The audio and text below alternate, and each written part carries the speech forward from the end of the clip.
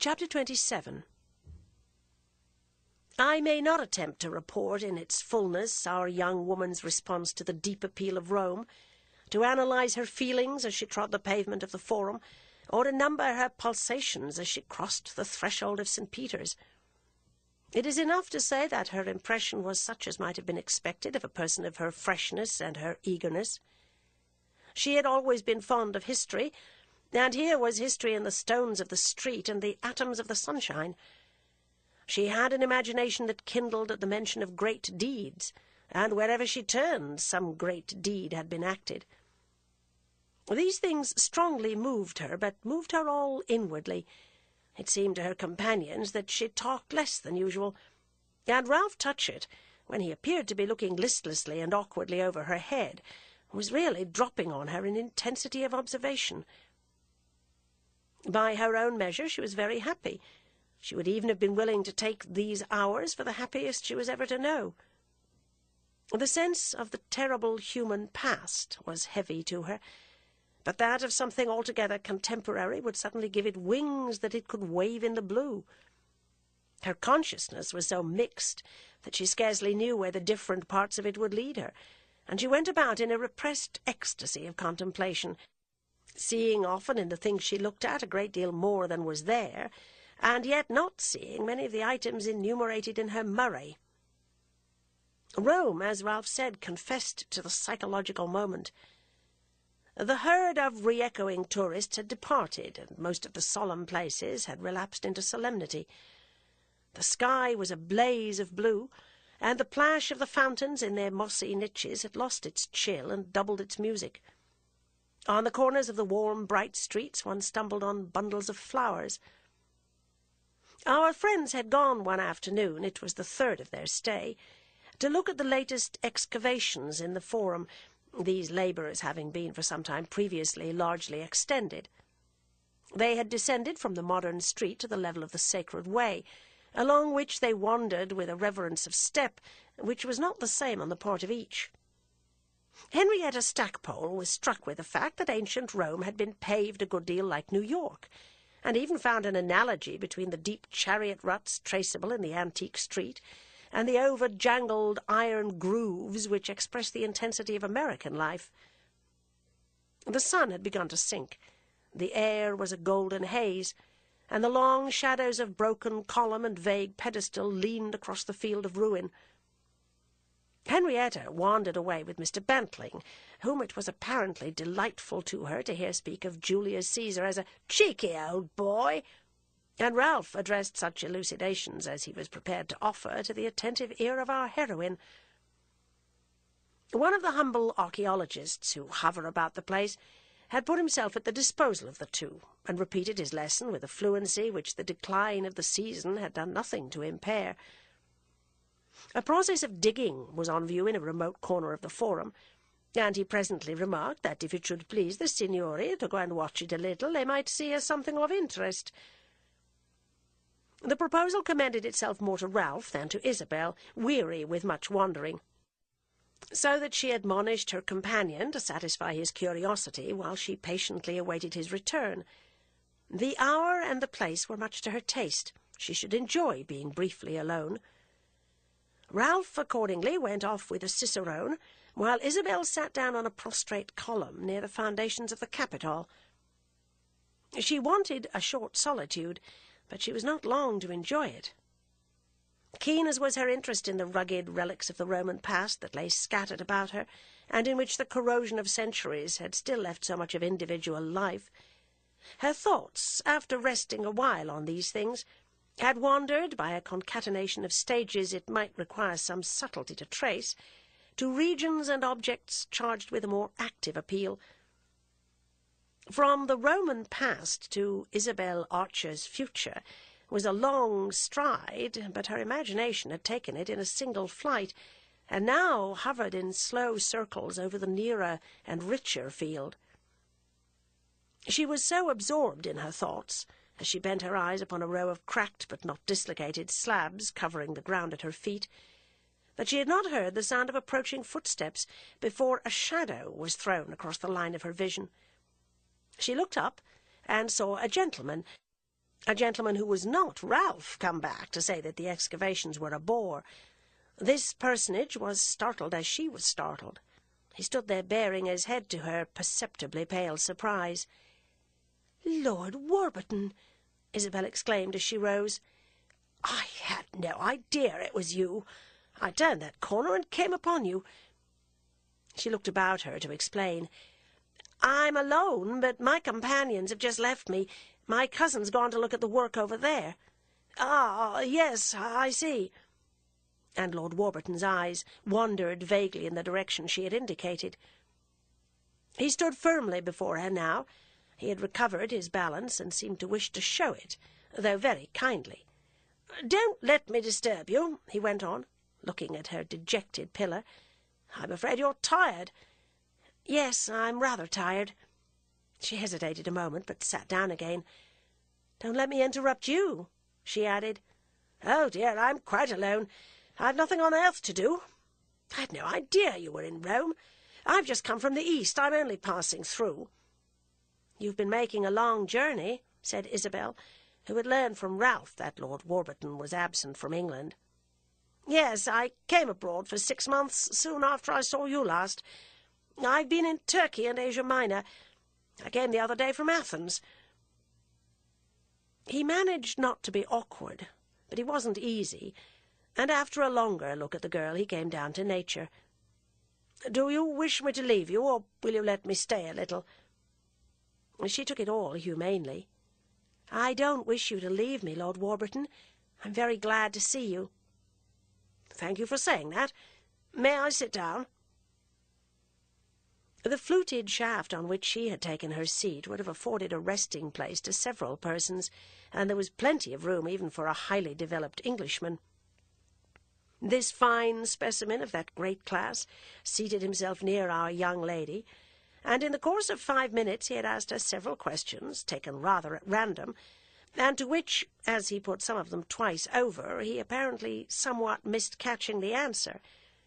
Had given her, too, some information about himself, which was not wasted upon her calmer feminine sense.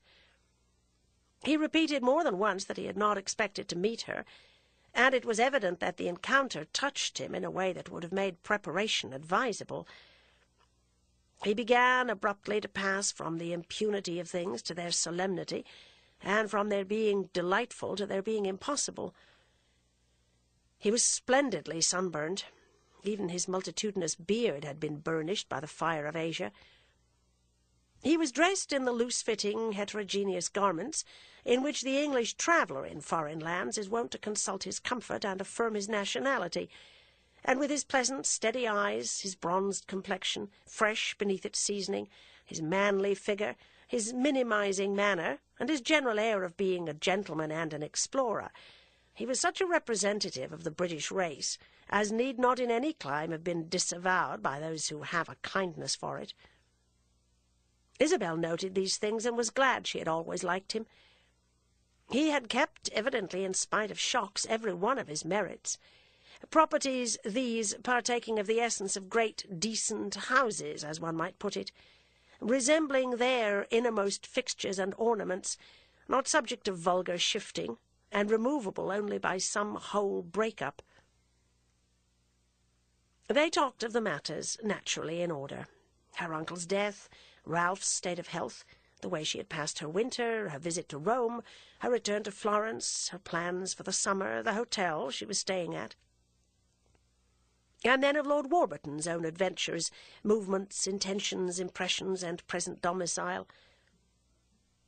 At last there was a silence, and it said so much more than either had said that it scarce needed his final words.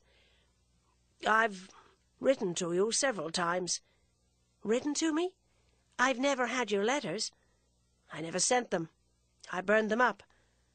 "Ah," laughed Isabel, "it was better that you should do that than I." "I thought you wouldn't care for them," he went on with a simplicity that touched her. "It seemed to me that after all I had no right to trouble you with letters." "I should have been very glad to have news of you. You know how I hoped that... But she stopped. There would be such a flatness in the utterance of her thought. I know what you're going to say. You hoped we should always remain good friends. This formula, as Lord Warburton uttered it, was certainly flat enough, but then he was interested in making it appear so. She found herself reduced simply to, "Please don't talk of all that," a speech which hardly struck her as improvement on the other. "It's a small consolation to allow me," her companion exclaimed with force. "I can't pretend to console you," said the girl, who, all still as she sat there, threw herself back with a sort of inward triumph on the answer that had satisfied him so little 6 months before. He was pleasant, he was powerful, he was gallant, there was no better man than he, but her answer remained. "It's very well you don't try to console me. It wouldn't be in your power," she heard him say through the medium of her strange elation. "I hoped we should meet again, because I had no fear you would attempt to make me feel I had wronged you. But when you do that, the pain's greater than the pleasure." And she got up with a small conscious majesty, looking for her companions. "I don't want to make you feel that. Of course I can't say that. I only just want you to know 1 or 2 things, in fairness to myself, as it were. I won't return to the subject again. I felt very strongly what I expressed to you last year. I couldn't think of anything else. I tried to forget. Energetically, systematically, I tried to take an interest in somebody else. I tell you this because I want you to know I did my duty. I didn't succeed. It was for the same purpose I went abroad, as far away as possible. They say travelling distracts the mind, but it didn't distract mine. I've thought of you perpetually ever since I last saw you. I'm exactly the same. I love you just as much, and everything I said to you then is just as true. This instant at which I speak to you shows me again exactly how, to my great misfortune, you just insuperably charm me. There, I can't say less. I don't mean, however, to insist. It's only for a moment. I may add that when I came upon you a few minutes since, without the smallest idea of seeing you, I was, upon my honour, in the very act of wishing I knew where you were." He had recovered his self-control, and while he spoke it became complete.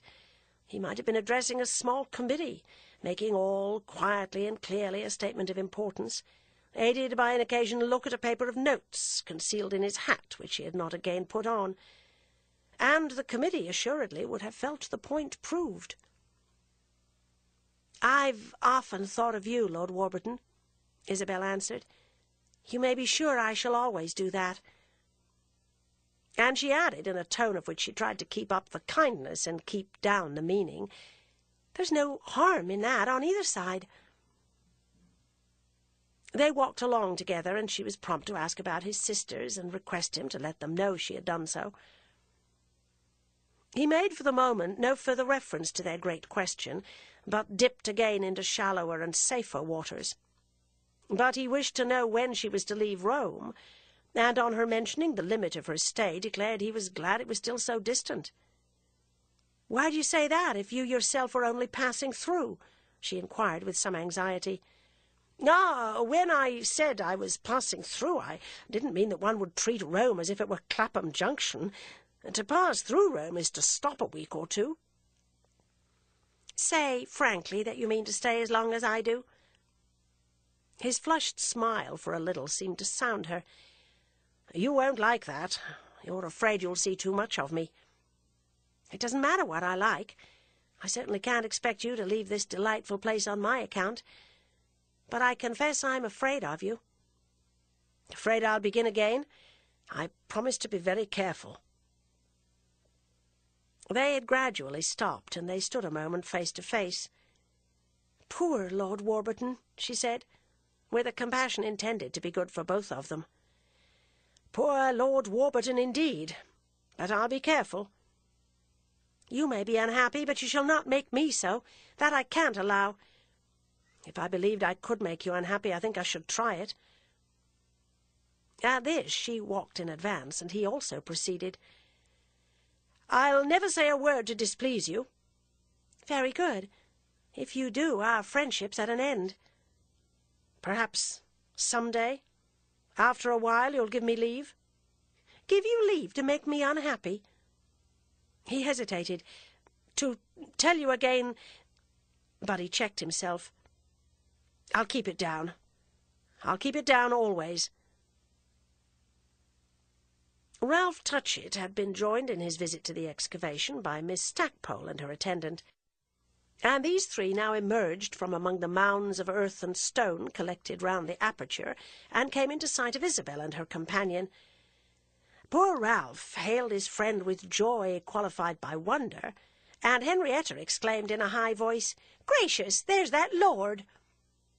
Ralph and his English neighbour greeted with the austerity with which, after long separations, English neighbours greet, and Miss Stackpole rested her large intellectual gaze upon the sunburnt traveller. But she soon established her relation to the crisis. "I don't suppose you remember me, sir?" "Indeed I do remember," said Lord Warburton. "I asked you to come and see me, and you never came." "I don't go everywhere I'm asked," Miss Stackpole answered coldly. "Ah, well, I won't ask you again," laughed the master of Lockleigh. "If you do, I'll go, so be sure." Lord Warburton, for all his hilarity, seemed sure enough. Mr. Bantling had stood by without claiming a recognition, but he now took occasion to nod to his lordship, who answered him with a friendly, "Oh, you here, Bantling?" and a handshake. "Well," said Henrietta, "I didn't know you knew him." "I guess you don't know everyone I know," Mr. Bantling rejoined facetiously. "I thought that when an Englishman knew a lord, he always told you." "Ah, I'm afraid Bantling was ashamed of me," Lord Warburton laughed again. Isabel took pleasure in that note. She gave a small sigh of relief as they kept their course homeward. The next day was Sunday. She spent her morning over 2 long letters, one to her sister Lily, the other to Madame Merle. But in neither of these epistles did she mention the fact that a rejected suitor had threatened her with another appeal. Of a Sunday afternoon, all good Romans, and the best Romans are often the northern barbarians, follow the custom of going to vespers at St. Peter's, and it had been agreed among our friends that they would drive together to the great church. After lunch, an hour before the carriage came, Lord Warburton presented himself at the Hôtel de Paris and paid a visit to the two ladies, Ralph Touchett and Mr. Bantling having gone out together. The visitors seemed to have wished to give Isabel a proof of his intention to keep the promise made her the evening before. He was both discreet and frank, not even dumbly importunate or remotely intense. He thus left her to judge what a mere good friend he could be. He talked about his travels, about Persia, about Turkey, and when Miss Stackpole asked him whether it would pay for her to visit those countries, assured her they offered a great field to female enterprise. Isabel did him justice, but she wondered what his purpose was, and what he expected to gain even by proving the superior strain of his sincerity. If he expected to melt her by showing what a good fellow he was, he might spare himself the trouble. She knew the superior strain of everything about him, and nothing he could do now was required to light the view. Moreover, his being in Rome at all affected her as a complication of the wrong sort. She liked so complications of the right. Nevertheless, when, on bringing his call to a close, he said he too should be at St. Peter's and should look out for her and her friends, she was obliged to reply that he must follow his convenience. In the church, as she strolled over its tessellated acres, he was the first person she encountered. She had not been one of the superior tourists who are disappointed in St. Peter's and find it smaller than its fame. The first time she passed beneath the huge leathern curtain that strains and bangs at the entrance, the first time she found herself beneath the far arching dome and saw the light drizzle down through the air, thickened with incense and with the reflections of marble and gilt, of mosaic and bronze, her conception of greatness rose and dizzily rose. After this it never lacked space to soar. She gazed and wondered like a child or a peasant. She paid her silent tribute to the seated sublime. Lord Warburton walked beside her and talked of St. Sophia of Constantinople. She feared, for instance, that he would end by calling attention to his exemplary conduct. The service had not yet begun, but at St. Peter's there is much to observe, and as there is something almost profane in the vastness of the place, which seems meant as much for physical as for spiritual exercise, the different figures and groups, the mingled worshippers and spectators, may follow their various intentions without conflict or scandal. In that splendid immensity, individual indiscretion carries but a short distance. Isabel and her companions, however, were guilty of none, for though Henrietta was obliged in candour to declare that Michelangelo's dome suffered by comparison with that of the Capitol at Washington, she addressed her protest chiefly to Mr. Bantling's ear, and reserved it in its more accentuated form for the columns of the Interviewer. Isabel made the circuit of the church with his lordship, and as they drew near the choir on the left of the entrance, the voices of the Pope's singers were borne to them over the heads of the large number of persons clustered outside the doors. They paused a while on the skirts of this crowd, composed in equal measure of Roman cockneys and inquisitive strangers, and while they stood there the sacred concert went forward. Ralph, with Henrietta and Mr. Bantling, was apparently within, where Isabel, looking beyond the dense group in front of her, saw the afternoon light, silvered by clouds of incense that seemed to mingle with a splendid chant, slope through the embossed recesses of high windows. After a while the singing stopped, and then Lord Warburton seemed disposed to move off with her. Isabel could only accompany him, whereupon she found herself confronted with Gilbert Osmond, who appeared to have been standing at a short distance behind her. He now approached with all the forms. He appeared to have multiplied them on this occasion to suit the place. "So you decided to come," she said as she put out her hand. "Yes, I came last night and called this afternoon at your hotel. They told me you had come here, and I looked about for you." "The others are inside," she decided to say. "I didn't come for the others," he promptly returned. She looked away. Lord Warburton was watching them. Perhaps he had heard this. Suddenly she remembered it to be just what he had said to her the morning he came to Garden Court to ask her to marry him. Mr. Osmond's words had brought the colour to her cheek, and this reminiscence had not the effect of dispelling it. She repaired any betrayal by mentioning to each companion the name of the other, and fortunately at this moment Mr. Bantling emerged from the choir, cleaving the crowd with British valour, and followed by Miss Stackpole and Ralph Touchett. I say fortunately, but this is perhaps a superficial view of the matter, since, on perceiving the gentleman from Florence, Ralph Touchett appeared to take the case as not committing him to joy. He didn't hang back, however, from civility, and presently observed to Isabel with due benevolence that she would soon have all her friends about her. Miss Stackpole had met Mr. Osmond in Florence, but she had already found occasion to say to Isabel that she liked him no better than her other admirers, than Mr. Touchett and Lord Warburton, and even than little Mr. Rosier in Paris. "I don't know what's in you," she had been pleased to remark, "but for a nice girl you do attract the most unnatural people. Mr. Goodwood's the only one I've any respect for, and he's just the one you don't appreciate." "What's your opinion of St. Peter's?" Mr. Osmond was meanwhile inquiring of our young lady. "It's very large and very bright," she contented herself with replying. "It's too large, and makes one feel like an atom." "Isn't that the right way to feel in the greatest of human temples?" she asked, with rather a liking for her phrase. "I suppose it's the right way to feel everywhere when one is nobody, but I like it in a church as little as anywhere else." "You ought indeed to be a pope," Isabel exclaimed, remembering something he had referred to in Florence. "Ah, I should have enjoyed that," said Gilbert Osmond. Lord Warburton, meanwhile, had joined Ralph Touchett, and the two strolled away together. "Who's the fellow speaking to Miss Archer?" his lordship demanded. "His name's Gilbert Osmond. He lives in Florence," Ralph said. "What is he besides?" "Nothing at all." "Oh, yes, he's an American, but one forgets that. He's so little of one." "Has he known Miss Archer long?" 3 or 4 weeks. "Does she like him?" "She's trying to find out." "And will she find out?" Ralph asked.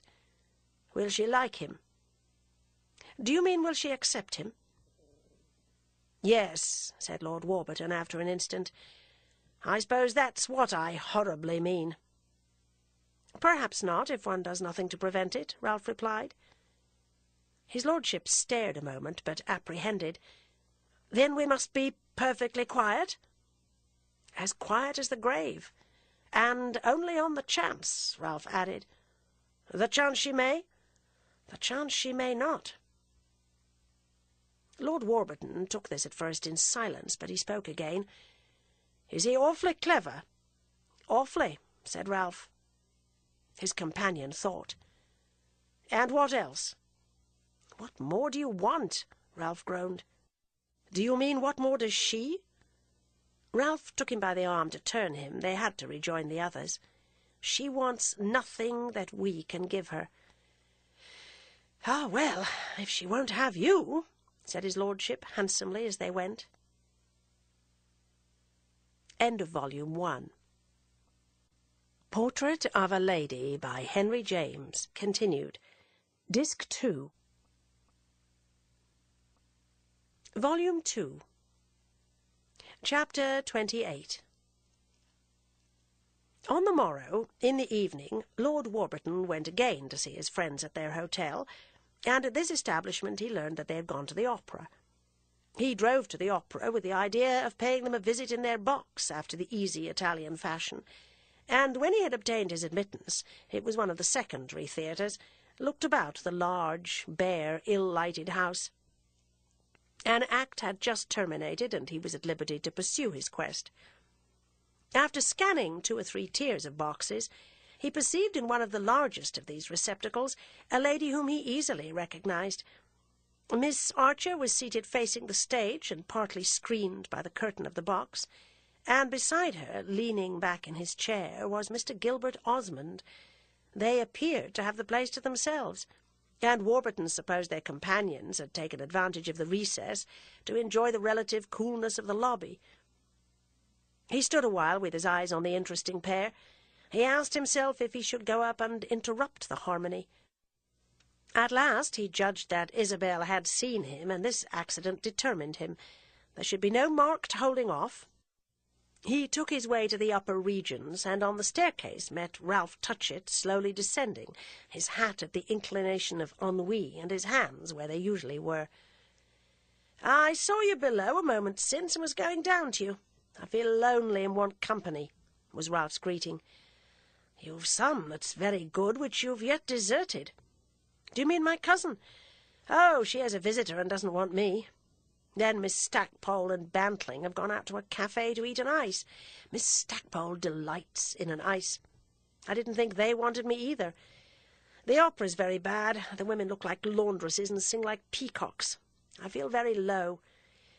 "You'd better go home," Lord Warburton said, without affectation. "And leave my young lady in this sad place? Oh, no, I must watch over her. She seems to have plenty of friends." "Yes, that's why I must watch," said Ralph, with the same large mock melancholy. "If she doesn't want you, it's probable she doesn't want me. No, you're different. Go to the box and stay there while I walk about." Lord Warburton went to the box, where Isabel's welcome was as to a friend so honourably old that he vaguely asked himself what queer temporal province she was annexing. He exchanged greetings with Mr. Osmond, to whom he had been introduced the day before, and who, after he came in, sat blandly apart and silent, as if repudiating competence in the subjects of allusion now probable.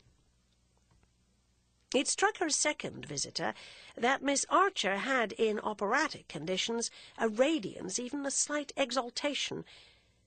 As she was, however, at all times a keenly glancing, quickly moving, completely animated young woman, he may have been mistaken on this point. Her talk with him, moreover, pointed to presence of mind. It expressed a kindness so ingenious and deliberate as to indicate that she was in undisturbed possession of her faculties. Poor Lord Warburton had moments of bewilderment. She had discouraged him formally as much as a woman could. What business had she then with such arts and such felicities, above all with such tones of reparation? Preparation? Her voice had tricks of sweetness, but why play them on him? The others came back. The bare, familiar, trivial opera began again.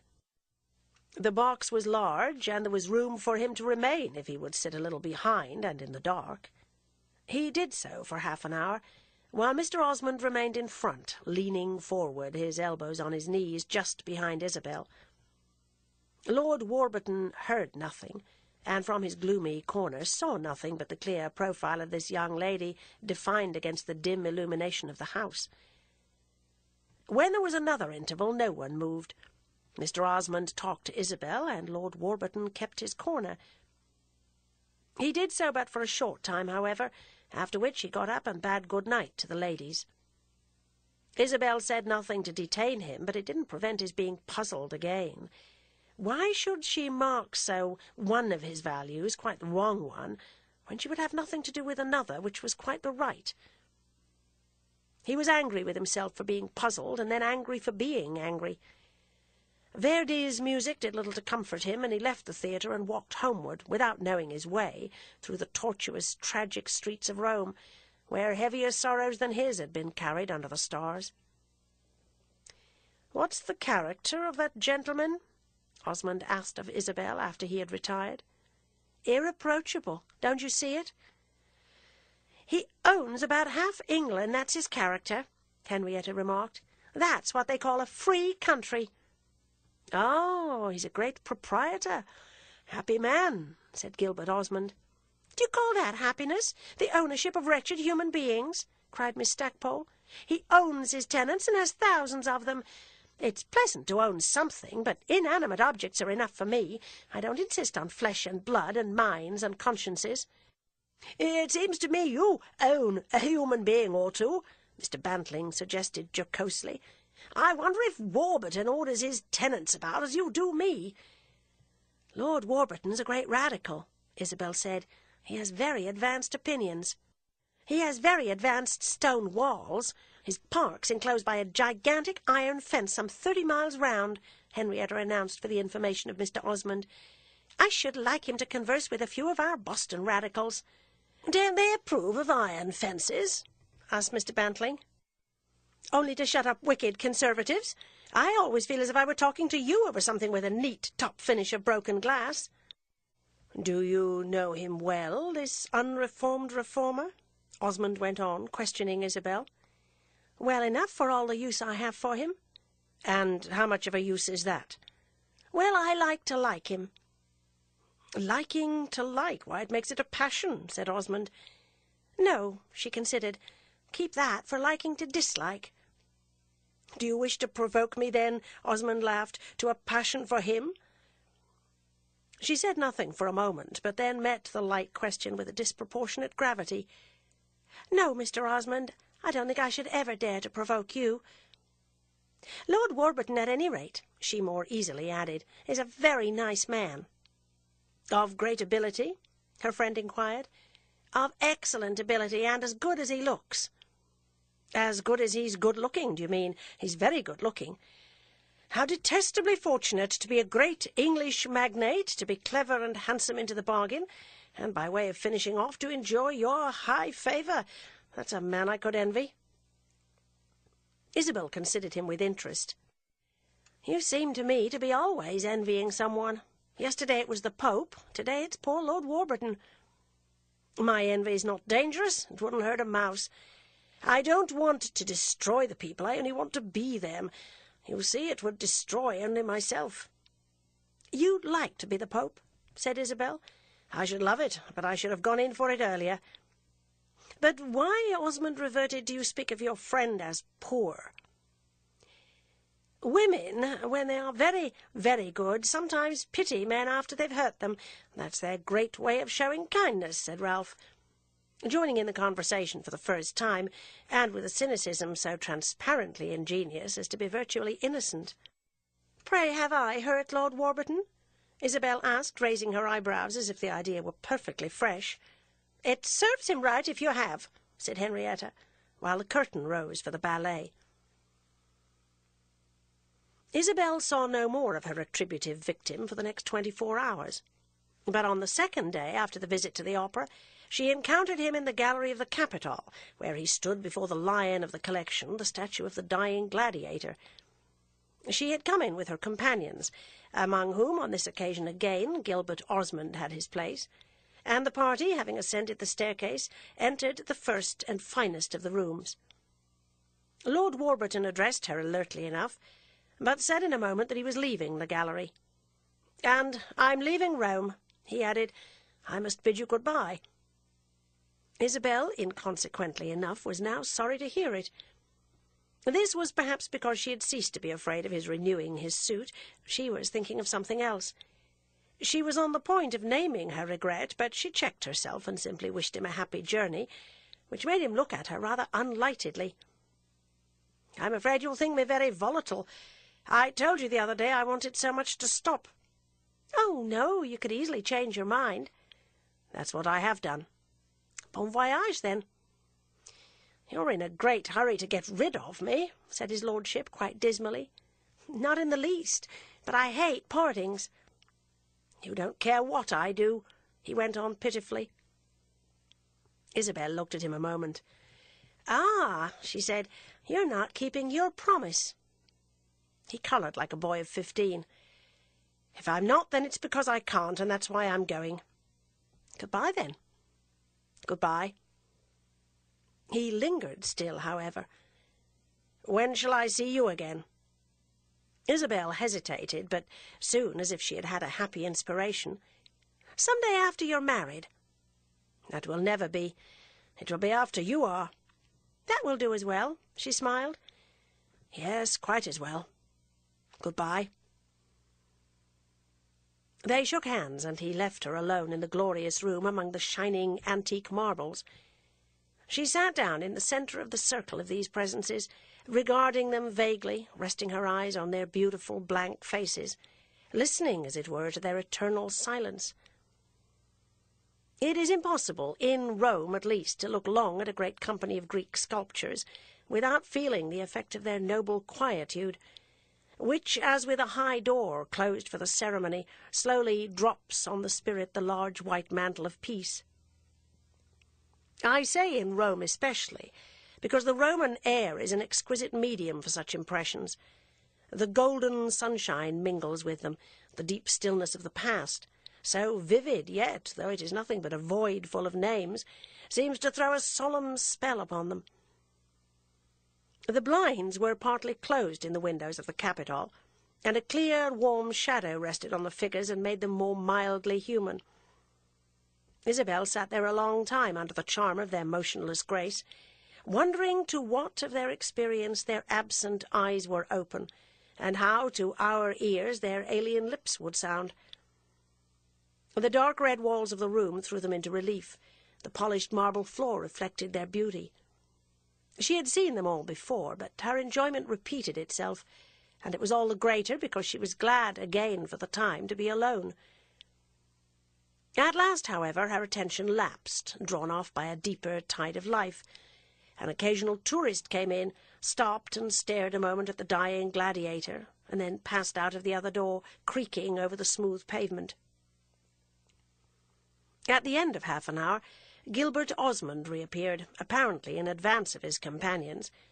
He strolled toward her slowly, with his hands behind him, and his usual inquiring yet not quite appealing smile.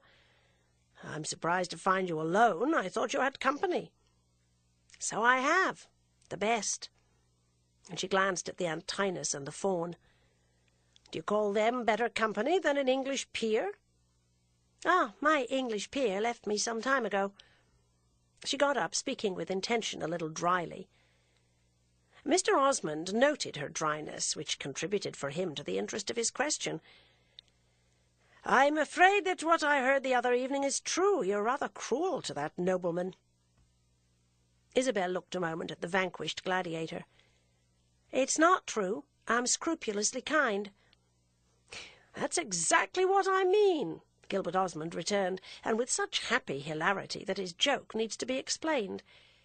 "We know that he was fond of originals, of rarities, of the superior and the exquisite, and now that he had seen Lord Warburton, whom he thought a very fine example of his race and order, he perceived a new attraction in the idea of taking to himself a young lady who had qualified herself to figure in his collection of choice objects by declining so noble a hand.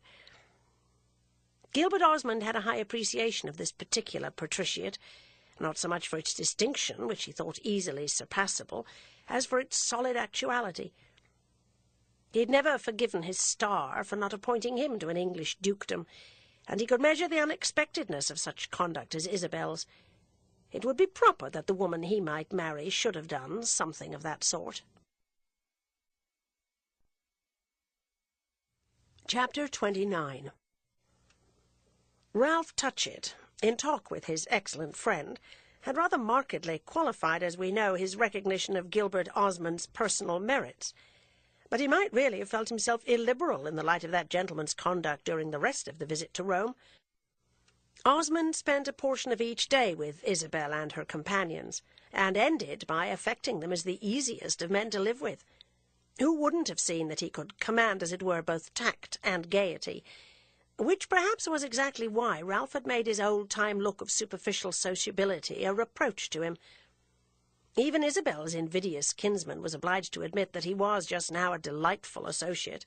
His good humour was imperturbable, his knowledge of the right fact, his production of the right word, as convenient as the friendly flicker of a match for your cigarette. Clearly he was amused as a man could be who was so little ever surprised, and that made him almost applausive. It was not that his spirits were visibly high. He would never, in the concert of pleasure, touch the big drum by so much as a knuckle. He had a mortal dislike to the high, ragged note, to what he called random ravings. He thought Miss Archer sometimes of too precipitate a readiness. It was a pity she had that fault, because if she had not had it, she would really have had none. She would have been as smooth to his general need of her as handled ivory to the palm.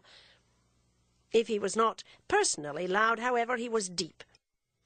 And during these closing days of the Roman May, he knew a complacency that matched with slow, irregular walks under the pines of the Villa Borghese, among the small, sweet meadow flowers and the mossy marbles. He was pleased with everything.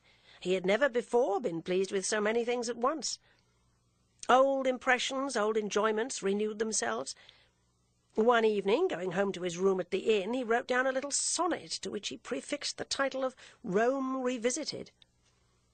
A day or two later he showed this piece of correct and ingenious verse to Isabel, explaining to her that it was an Italian fashion to commemorate the occasions of life by a tribute to the Muse. He took his pleasures in general singly.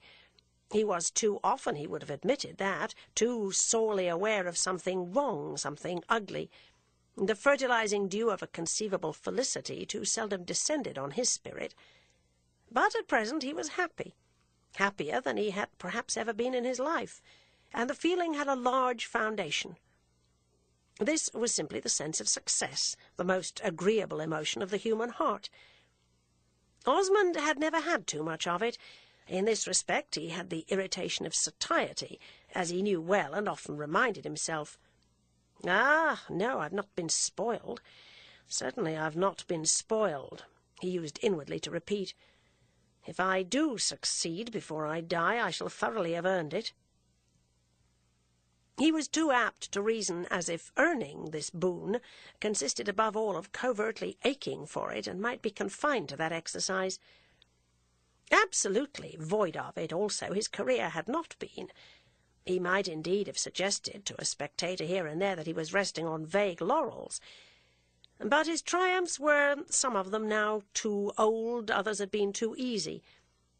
The present one had been less arduous than might have been expected, but had been easy, that is, had been rapid, only because he had made an altogether exceptional effort, a greater effort than he had believed it in him to make. The desire to have something or other to show for his parts, to show somehow or other, had been the dream of his youth.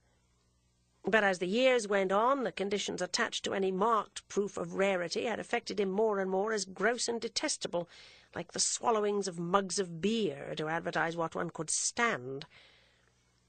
If an anonymous drawing on a museum wall had been conscious and watchful, it might have known this peculiar pleasure of being at last and all of a sudden identified, as from the hand of a great master, by the so high and so unnoticed fact of style. His style was what the girl had discovered, with a little help. And now, beside herself enjoying it, she should publish it to the world without his having any of the trouble.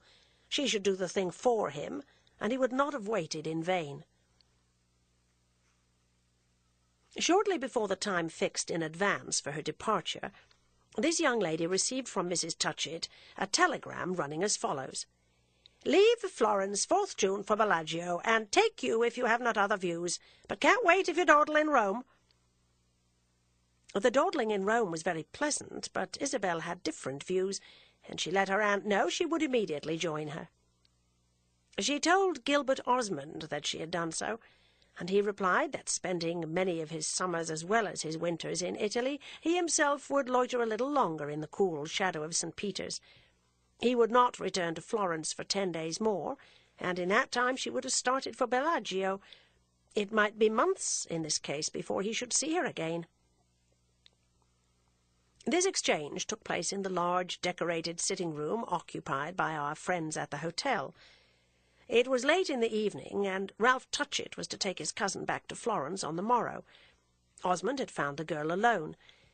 Miss Stackpole had contracted a friendship with a delightful American family on the 4th floor, and had mounted the interminable staircase to pay them a visit.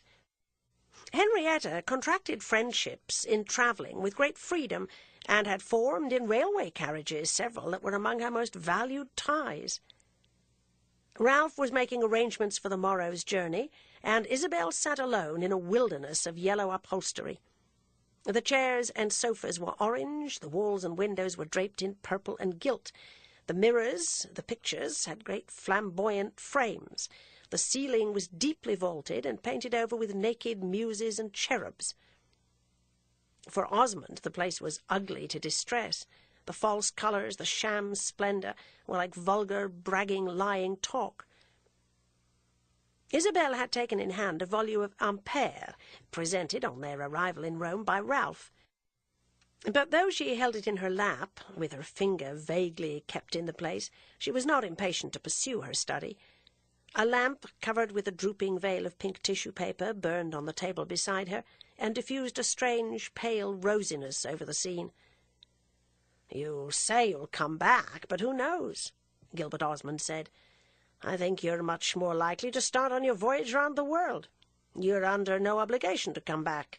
You can do exactly what you choose. You can roam through space." "Well, Italy's a part of space," Isabel answered. "I can take it on the way." "On the way round the world? No, don't do that. Don't put us in a parenthesis. Give us a chapter to ourselves.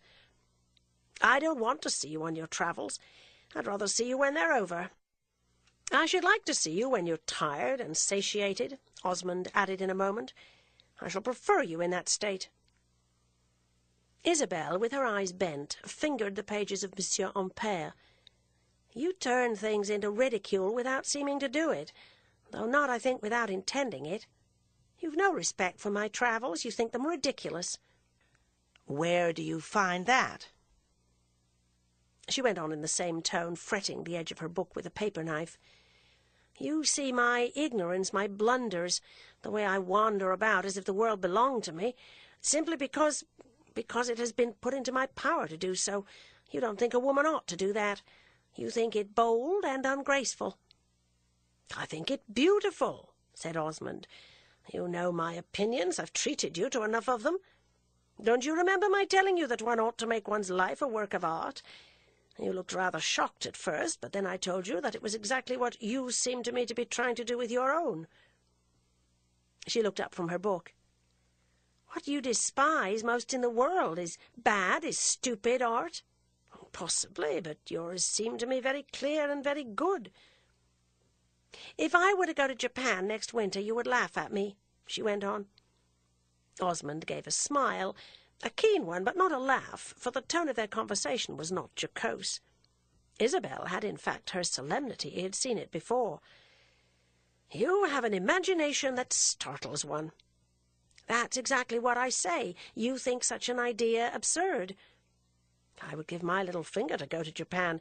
It's one of the countries I want most to see. Can't you believe that, with my taste for old lacquer? I haven't a taste for old lacquer to excuse me, said Isabel. You've a better excuse, the means of going. You're quite wrong in your theory that I laugh at you. I don't know what has put it into your head.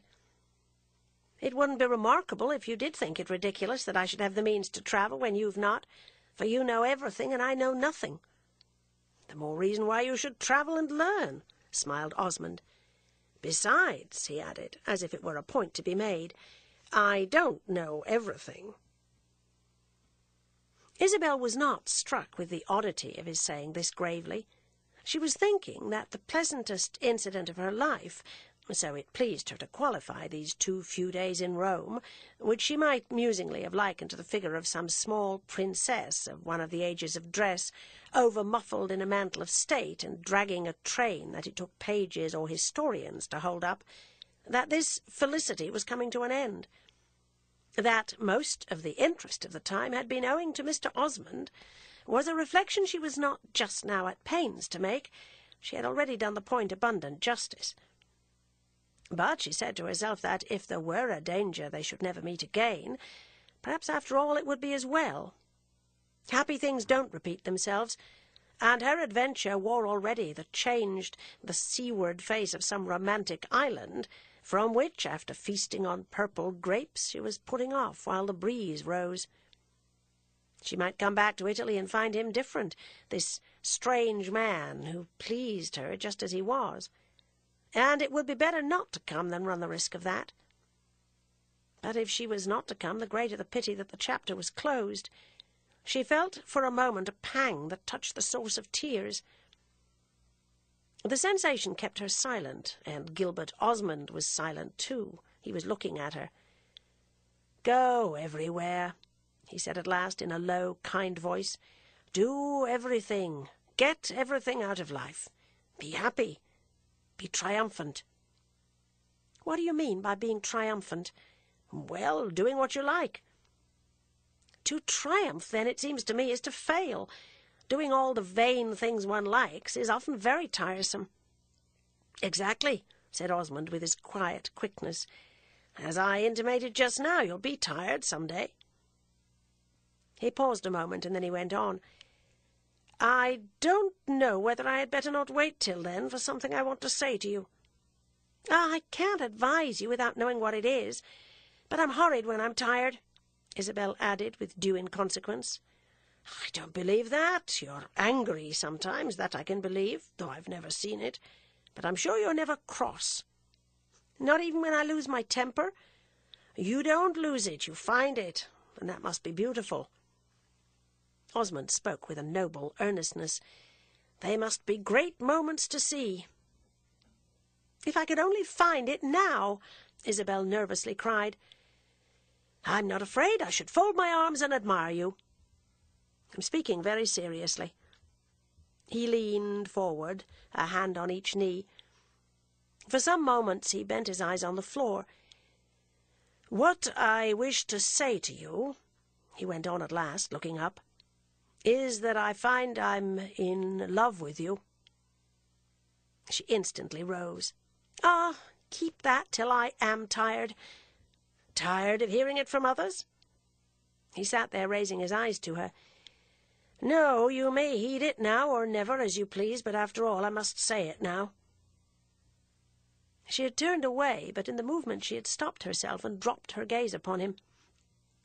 The two remained a while in this situation, exchanging a long look, the large, conscious look of the critical hours of life. Then he got up and came near her, deeply respectful, as if he were afraid he had been too familiar. "I'm absolutely in love with you." He had repeated the announcement in a tone of almost impersonal discretion, like a man who expected very little from it, but who spoke for his own needed relief. The tears came into her eyes. This time they obeyed the sharpness of the pang that suggested to her somehow the slipping of a fine bolt. Backward, forward, she couldn't have said which. The words he had uttered made him, as he stood there, beautiful and generous, invested him as with the golden air of early autumn. But morally speaking, she retreated before them, facing him still, as she had retreated in the other cases before a like encounter. "Oh, don't say that, please," she answered with an intensity that expressed the dread of having, in this case too, to choose and decide. What made her dread great was precisely the force which, as it would seem, ought to have banished all dread, the sense of something within herself, deep down, that she supposed to be inspired and trustful passion. It was there, like a large sum stored in a bank, which there was a terror in having to begin to spend. If she touched it, it would all come out. "I haven't the idea that it will matter much to you," said Osmond. "I've too little to offer you. What I have, it's enough for me, but it's not enough for you. I've neither fortune nor fame, nor extrinsic advantages of any kind. So I offer nothing. I only tell you because I think it can't offend you, and some day or other it may give you pleasure." "It gives me pleasure, I assure you," he went on, standing there before her, considerately inclined to her, turning his hat, which he had taken up, slowly round, with a movement which had all the decent tremor of awkwardness and none of its oddity, and presenting to her his firm, refined, slightly ravaged face. "It gives me no pain, because it's perfectly simple. For me, you'll always be the most important woman in the world." Isabel looked at herself in the character, looked intently, thinking she filled it with a certain grace. But what she said was not an expression of any such complacency. "You don't offend me, but you ought to remember that without being offended one may be incommoded, troubled." Incommoded. She heard herself saying that, and it struck her as a ridiculous word, but it was what stupidly came to her. "I remember perfectly. Of course you're surprised and startled. But if it's nothing but that, it will pass away, and it will perhaps leave something that I may not be ashamed of." "I don't know what it may leave. You see, at all events, that I'm not overwhelmed," said Isabel with rather a pale smile.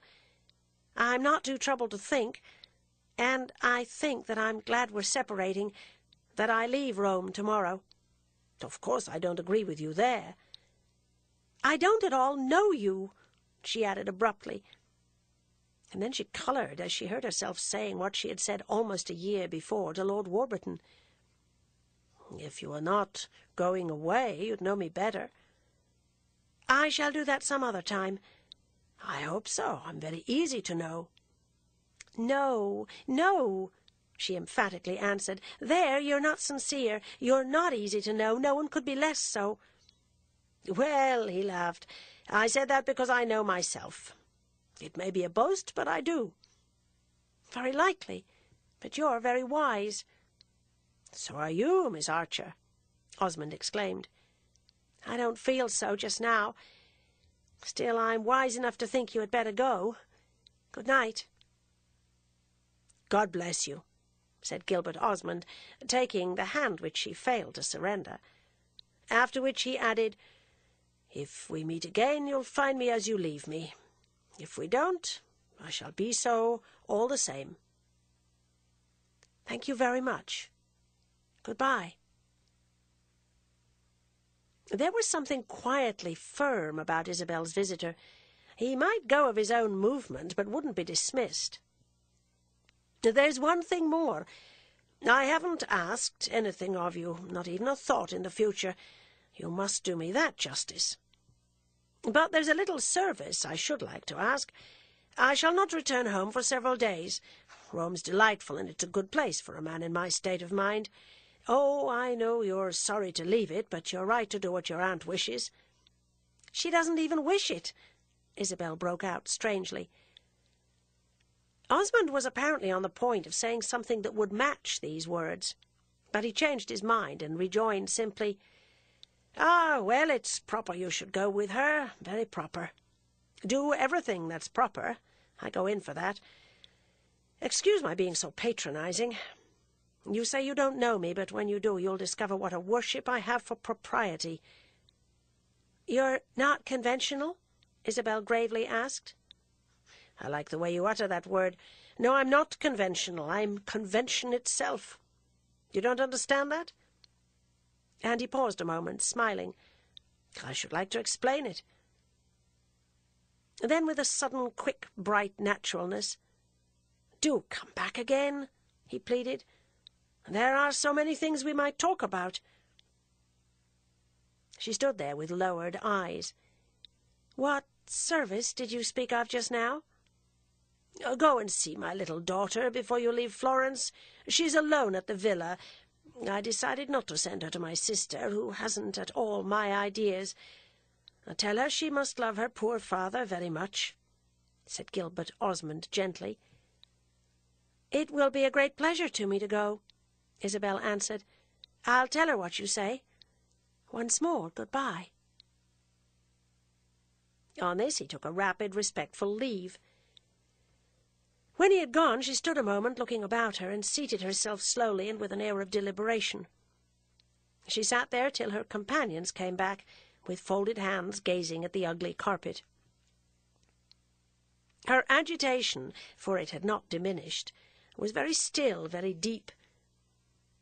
What had happened was something that for a week past her imagination had been going forward to meet. But here, when it came, she stopped. That sublime principle somehow broke down.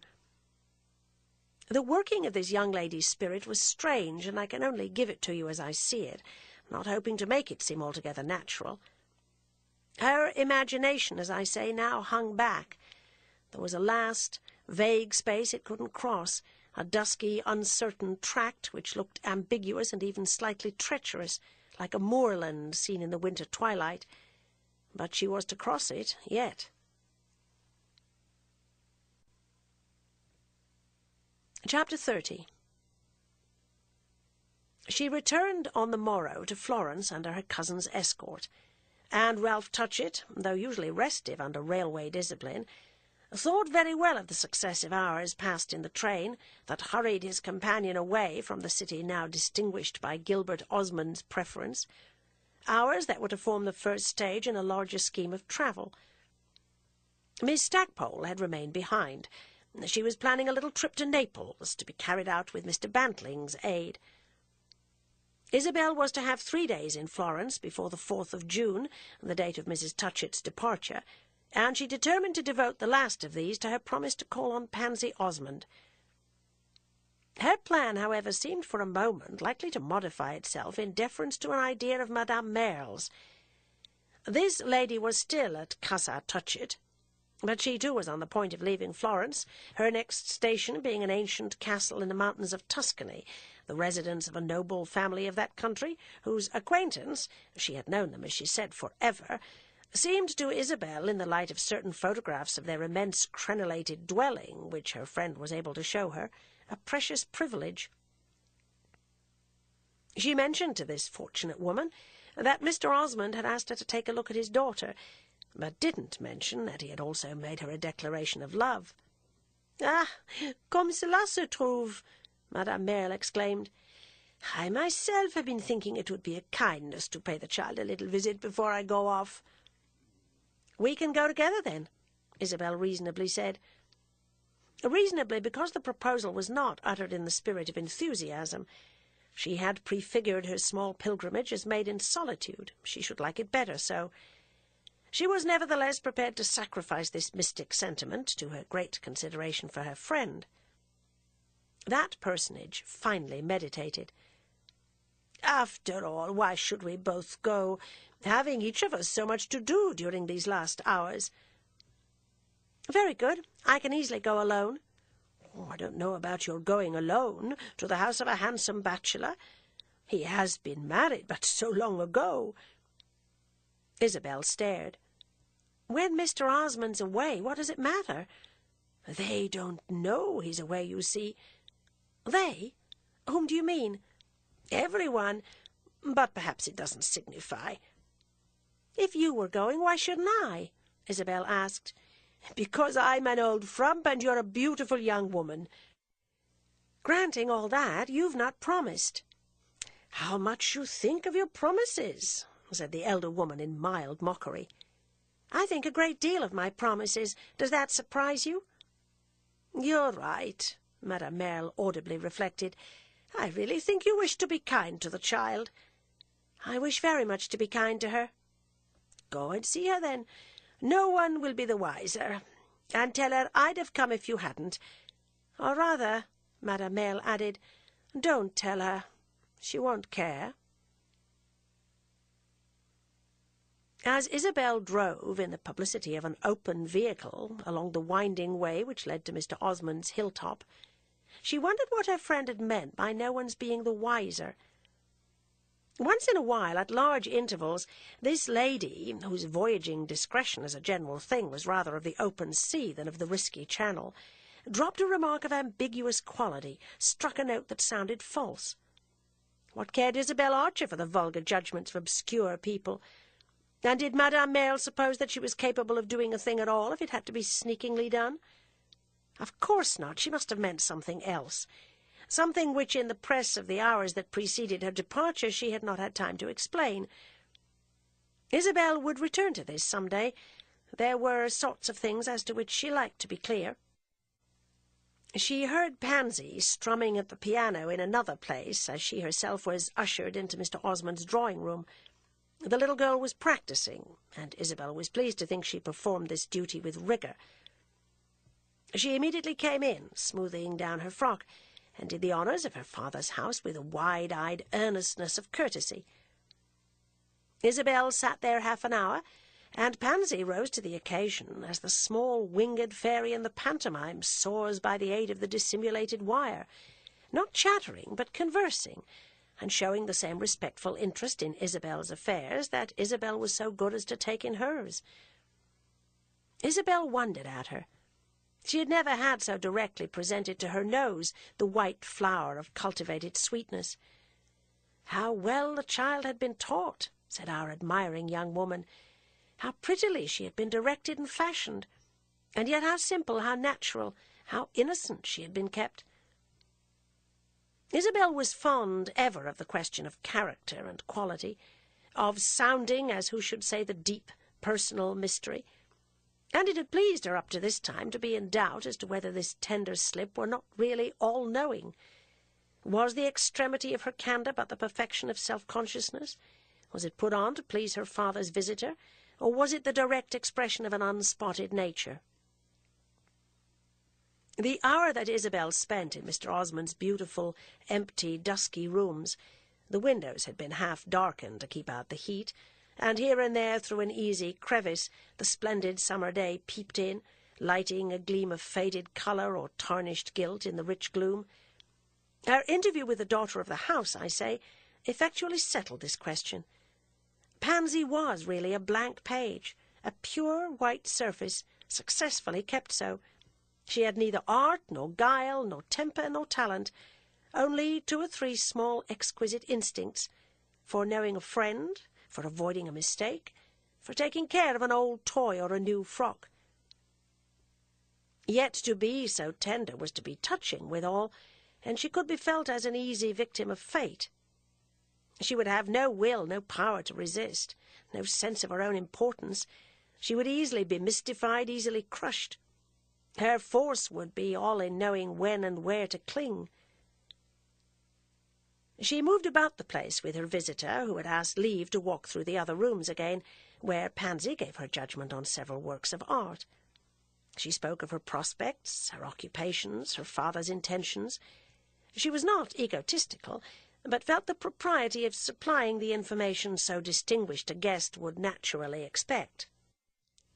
"Please tell me," she said, "did Papa in Rome go to see Madame Catherine?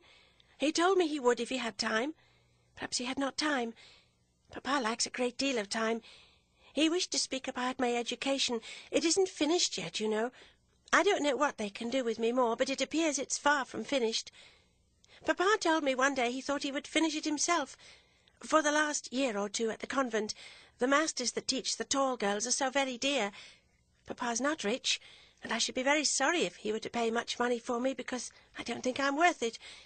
I don't learn quickly enough, and I have no memory. For what I'm told, yes, especially when it's pleasant, but not for what I learn in a book. There was a young girl who was my best friend, and they took her away from the convent when she was 14, to make... How do you say it in English? To make a dough. You don't say it in English? I hope it isn't wrong.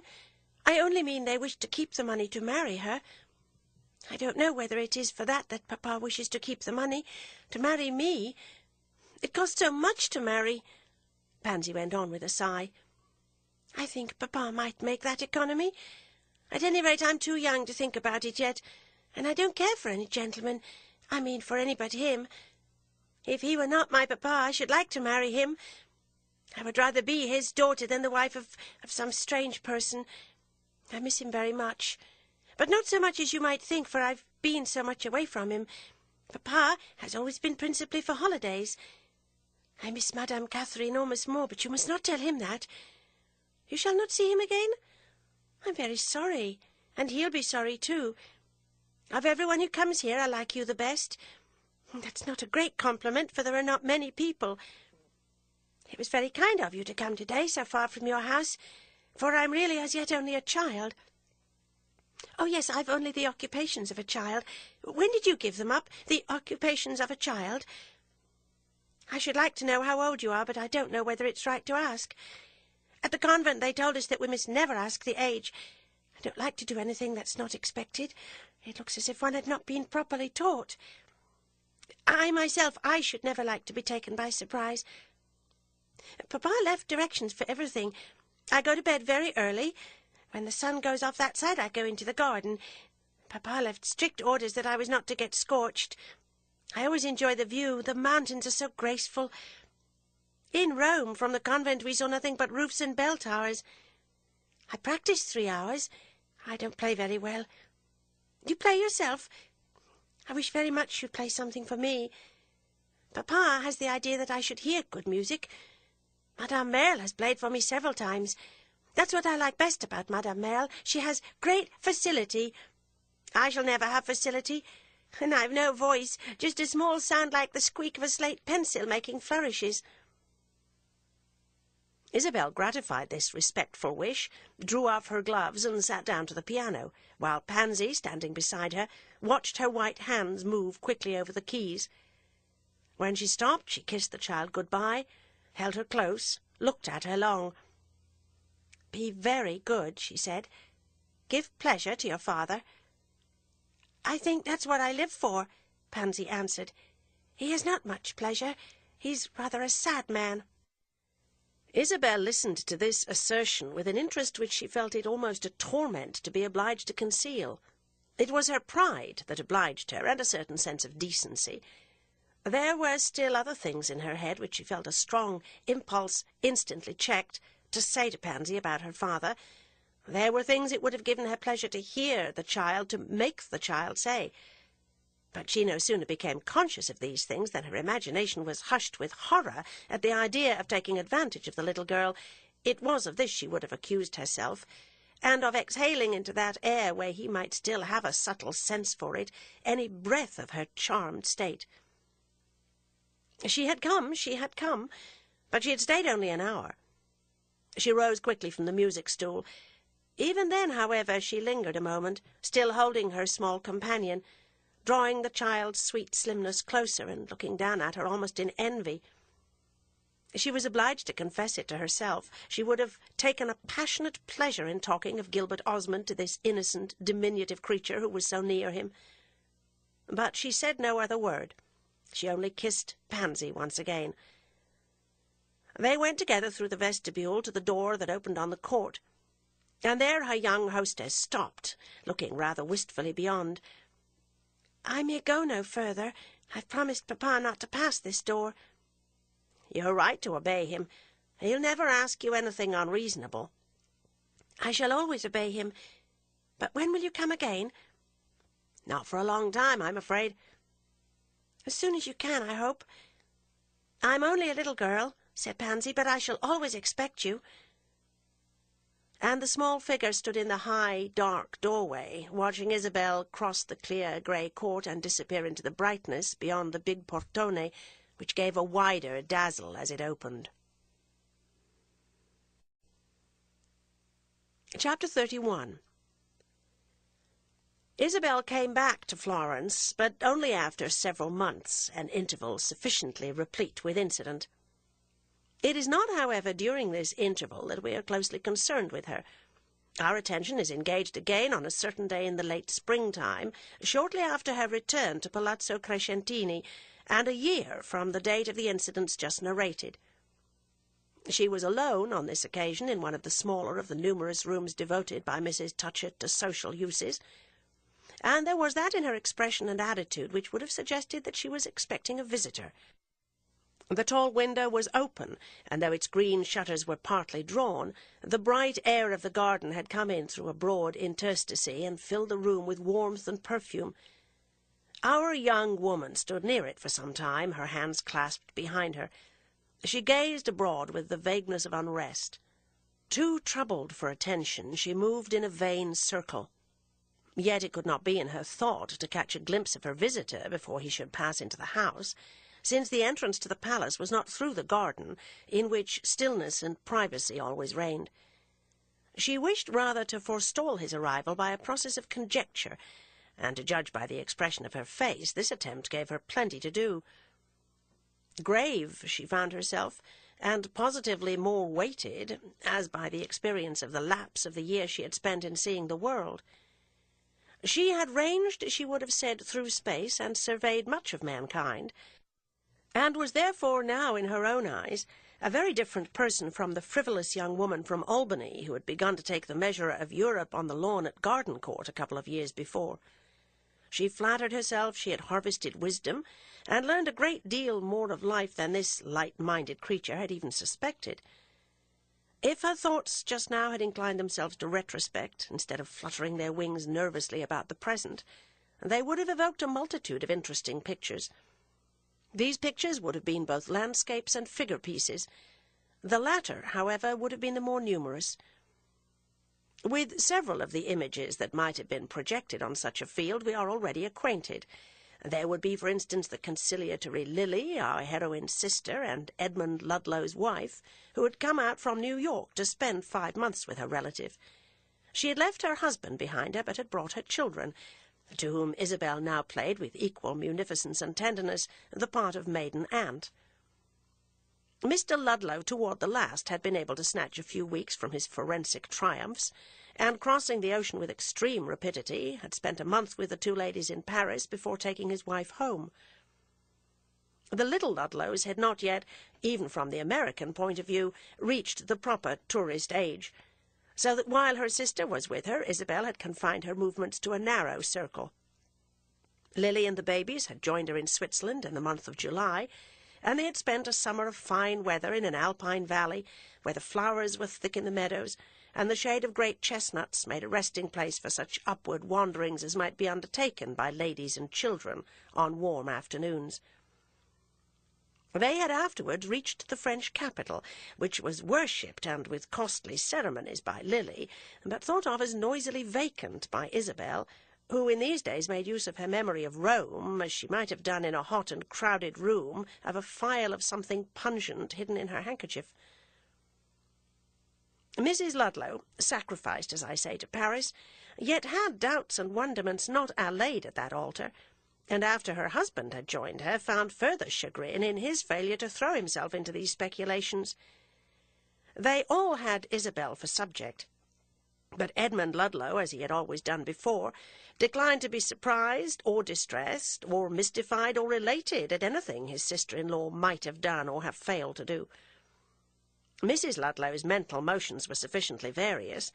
At one moment she thought it would be so natural for that young woman to come home and take a house in New York, the Rossiters, for instance, which had an elegant conservatory and was just round the corner from her own. At another she couldn't conceal her surprise at the girl's not marrying some member of one of the great aristocracies. On the whole, as I have said, she had fallen from high communion with the probabilities. She had taken more satisfaction in Isabel's accession of fortune than if the money had been left to herself. It had seemed to her to offer just the proper setting for her sister's slightly meagre but scarce the less eminent figure. Isabel had developed less, however, than Lily had thought likely.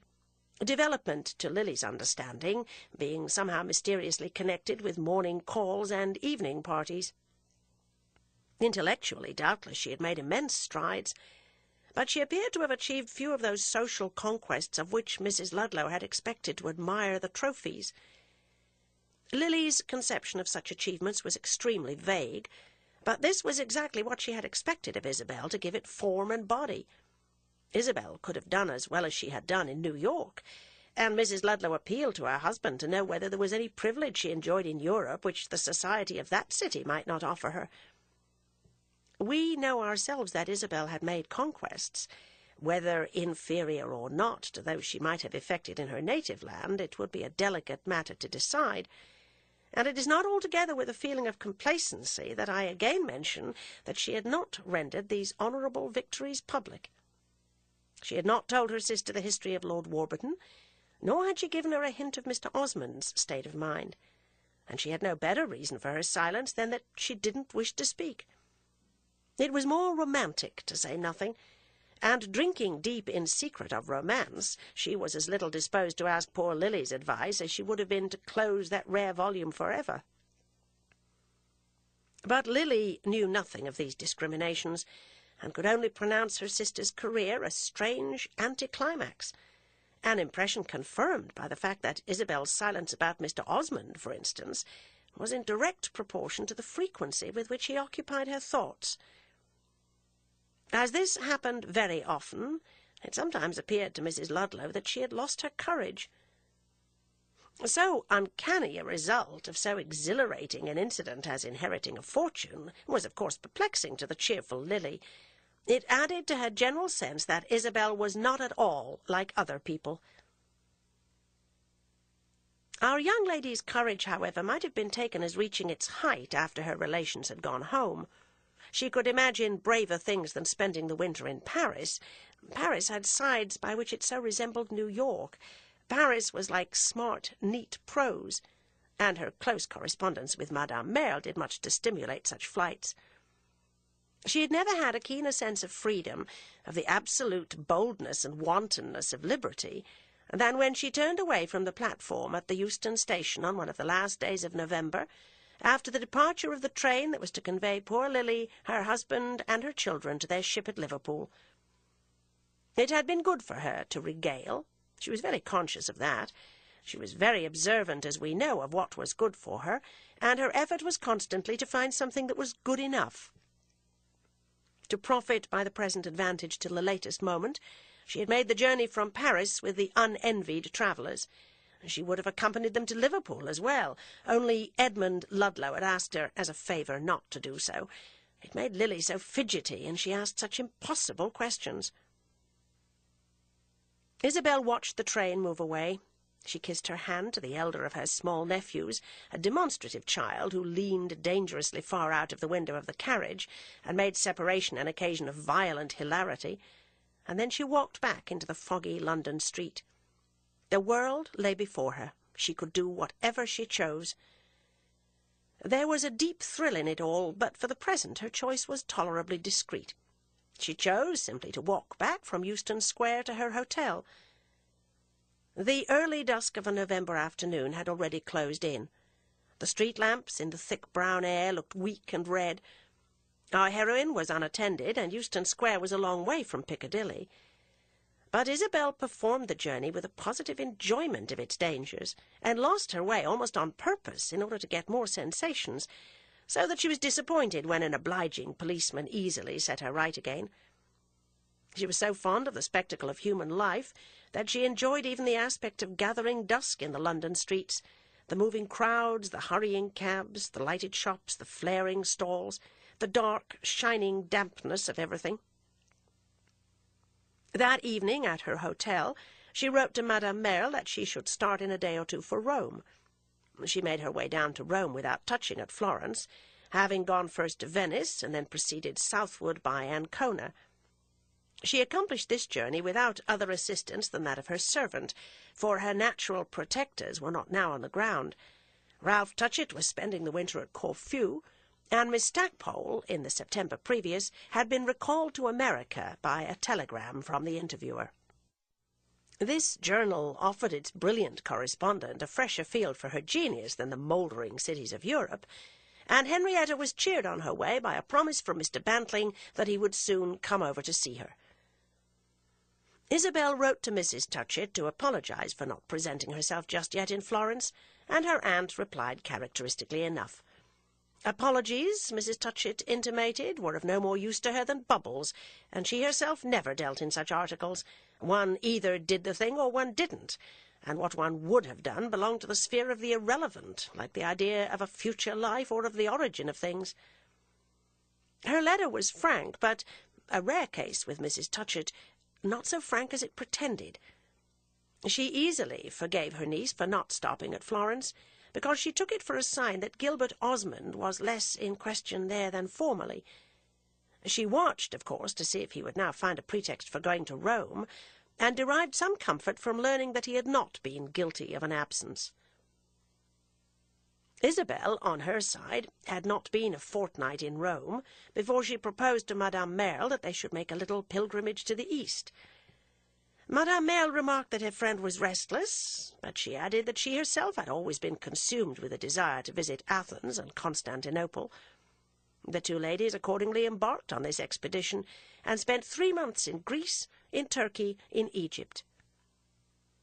Isabel found much to interest her in these countries, though Madame Merle continued to remark that even among the most classic sights, the scenes most calculated to suggest repose and reflection, a certain incoherence prevailed in her. Isabel travelled rapidly and recklessly. She was like a thirsty person draining cup after cup. Madame Merle, meanwhile, as lady-in-waiting to a princess circulating incognita, panted a little in her rear. It was on Isabel's invitation she had come, and she imparted all due dignity to the girl's uncountenanced state. She played her part with the tact that might have been expected of her, effacing herself and accepting the position of a companion whose expenses were profusely paid. The situation, however, had no hardships, and people who met this reserved though striking pair on their travels would not have been able to tell you which was patroness and which client.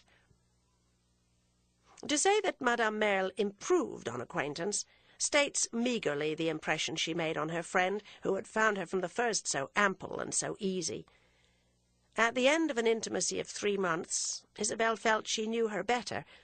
Her character had revealed itself, and the admirable woman had also at last redeemed her promise of relating her history from her own point of view, a consummation the more desirable as Isabel had already heard it related from the point of view of others. This history was so sad a one, in so far as it concerned the late Monsieur Merle, a positive adventurer, she might say, though originally so plausible, who had taken advantage years before of her youth and of an inexperience in which doubtless those who knew her only now would find it difficult to believe. It abounded so in startling and lamentable incidents that her companion wondered a person so éprouvée could have kept so much of her freshness, her interest in life. Into this freshness of Madame Merle's she obtained a considerable insight.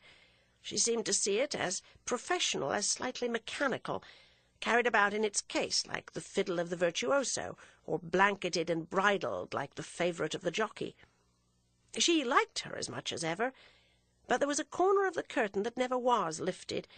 It was as if she had remained after all something of a public performer, condemned to emerge only in character and in costume. She had once said that she came from a distance, that she belonged to the old, old world, and Isabel never lost the impression that she was the product of a different moral or social clime from her own, that she had grown up under other stars. She believed then that at bottom she had a different morality. Of course, the morality of civilized persons has always much in common, but our young woman had a sense in her of values gone wrong, or, as they said at the shops, marked down. She considered, with the presumption of youth, that a morality differing from her own must be inferior to it, and this conviction was an aid to detecting an occasional flash of cruelty, an occasional lapse from candour, in the conversation of a person who had raised delicate kindness to an art, and whose pride was too high for the narrow ways of deception. Her conception of human motives might in certain lights have been acquired at the court of some kingdom in decadence, and there were several in her list of which our heroine had not even heard. She had not heard of everything, that was very plain, and there were evidently things in the world of which it was not advantageous to hear. She had once or twice had a positive scare, since it so affected her to have to exclaim of her friend, "Heaven forgive her, she doesn't understand me." Absurd as it may seem, this discovery operated as a shock, left her with a vague dismay in which there was even an element of foreboding. The dismay, of course, subsided in the light of some sudden proof of Madame Merle's remarkable intelligence, but it stood for a high water-mark in the ebb and flow of confidence. Madame Merle had once declared her belief that when a friendship ceases to grow, it immediately begins to decline, there being no point of equilibrium between liking more and liking less. A stationary affection, in other words, was impossible. It must move one way or the other. However that might be, the girl had in these days 1,000 uses for her sense of the romantic, which was more active than it had ever been.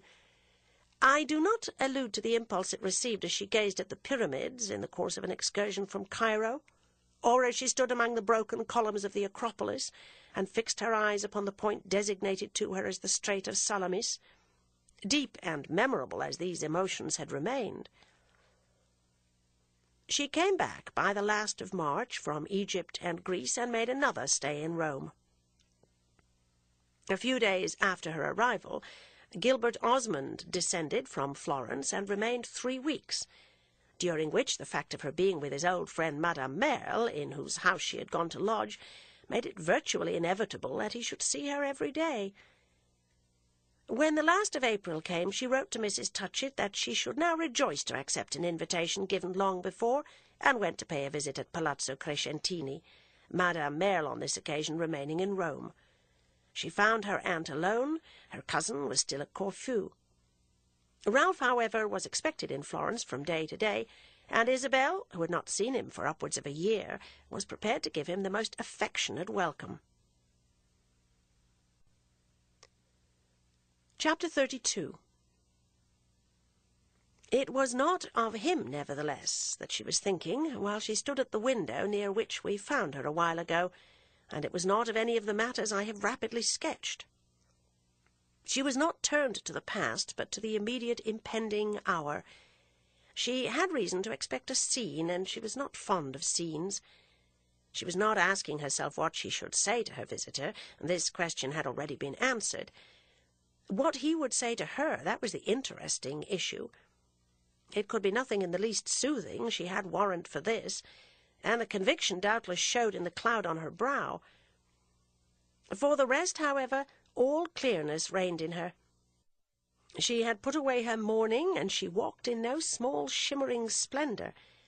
She only felt older, ever so much, and as if she were worth more for it, like some curious piece in an antiquary's collection.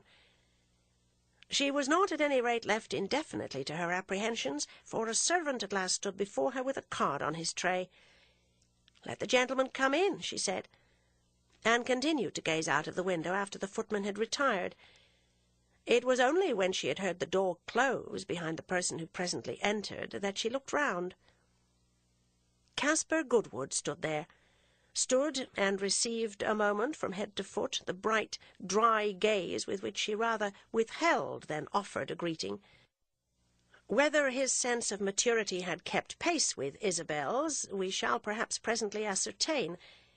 Let me say meanwhile that to her critical glance he showed nothing of the injury of time. Straight, strong, and hard, there was nothing in his appearance that spoke positively either of youth or of age. If he had neither innocence nor weakness, so he had no practical philosophy. His jaw showed the same voluntary cast as in earlier days, but a crisis like the present had in it, of course, something grim. He had the air of a man who had travelled hard. He said nothing at first, as if he had been out of breath. This gave Isabel time to make a reflection. Poor fellow, what great things he's capable of, and what a pity he should waste so dreadfully his splendid force. What a pity, too, that one can't satisfy everybody. It gave her time to do more, to say at the end of a minute, "I can't tell you how I hoped you wouldn't come." "I've no doubt of that." And he looked about him for a seat. Not only had he come, but he meant to settle. "You must be very tired," said Isabel, seating herself, and generously, as she thought, to give him his opportunity. "No, I'm not at all tired. Did you ever know me to be tired?" "Never. I wish I had. When did you arrive?" "Last night, very late, in a kind of snail train they call the Express. These Italian trains go at about the rate of an American funeral." "That's in keeping. You must have felt as if you were coming to bury me." And she forced a smile of encouragement to an easy view of their situation. She had reasoned the matter well out, making it perfectly clear that she broke no faith and falsified no contract. But for all this she was afraid of her visitor. She was ashamed of her fear, but she was devoutly thankful there was nothing else to be ashamed of. He looked at her with his stiff insistence, and insistence in which there was such a want of tact, especially when the dull, dark beam in his eye rested on her as a physical weight. "No, I didn't feel that. I couldn't think of you as dead. I wish I could," he candidly declared. "I thank you immensely." "I'd rather think of you as dead than as married to another man." "That's very selfish of you," she returned with the ardour of a real conviction. "If you're not happy yourself, others have yet a right to be." "Very likely it's selfish, but I don't in the least mind your saying so. I don't mind anything you can say now. I don't feel it. The cruellest things you could think of would be mere pinpricks. After what you've done, I shall never feel anything. I mean anything but that. That I shall feel all my life." Mr. Goodwood made these detached assertions with dry deliberateness in his hard, slow American tone, which flung no atmospheric colour over propositions intrinsically crude. The tone made Isabel angry rather than touched her, but her anger perhaps was fortunate, inasmuch as it gave her a further reason for controlling herself. It was under the pressure of this control that she became, after a little, irrelevant. "When did you leave New York?" He threw up his head as if calculating. 17 days ago. "You must have travelled fast in spite of your slow trains." "I came as fast as I could. I'd have come 5 days ago if I'd been able." "It wouldn't have made any difference, Mr. Goodwood," she coldly smiled. "Not to you, no, but to me." "You gain nothing that I see." "That's for me to judge." "Of course. To me it seems that you only torment yourself." And then, to change the subject, she asked him if he had seen Henrietta Stackpole. He looked as if he had not come from Boston to Florence to talk of Henrietta Stackpole, but he answered distinctly enough that this young lady had been with him just before he left America. "She came to see you?" Isabel then demanded. "Yes, she was in Boston, and she called at my office. It was the day I had got your letter." "Did you tell her?" Isabel asked with a certain anxiety. "Oh, no," said Caspar Goodwood simply. "I didn't want to do that. She'll hear it quick enough. She hears everything." "I shall write to her, and then she'll write to me and scold me," Isabel declared, trying to smile again. Caspar, however, remained sternly grave. "I guess she'll come right out," he said. "On purpose to scold me?" "I don't know. She seemed to think she had not seen Europe thoroughly." "I'm glad you tell me that," Isabel said. "I must prepare for her." Mr. Goodwood fixed his eyes for a moment on the floor, then, at last, raising them, "Does she know Mr. Osmond?" he inquired. "A little, and she doesn't like him. But of course I don't marry to please Henrietta," she added. It would have been better for poor Caspar if she had tried a little more to gratify Miss Stackpole, but he didn't say so. He only asked presently when her marriage would take place, to which she made answer that she didn't know yet. "I can only say it will be soon. I've told no one but yourself and one other person, an old friend of Mr. Osmond's." "Is it a marriage your friends won't like?" he demanded. "I really haven't an idea. As I say, I don't marry for my friends." He went on, making no exclamation, no comment, only asking questions, doing it quite without delicacy. "Who and what, then, is Mr. Gilbert Osmond?" "Who and what? Nobody and nothing but a very good and very honourable man. He's not in business," said Isabel. "He's not rich. He's not known for anything in particular." She disliked Mr. Goodwood's questions, but she said to herself that she owed it to him to satisfy him as far as possible. The satisfaction poor Caspar exhibited was, however, small. He sat very upright, gazing at her. "Where does he come from? Where does he belong?" She had never been so little pleased with the way he said belong. "He comes from nowhere. He spent most of his life in Italy." "You said in your letter he was American. Hasn't he a native place?"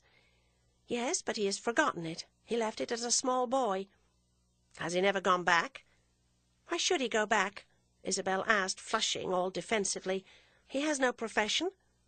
"He might have gone back for his pleasure. Doesn't he like the United States?" "He doesn't know them. Then he's very quiet and very simple. He contents himself with Italy."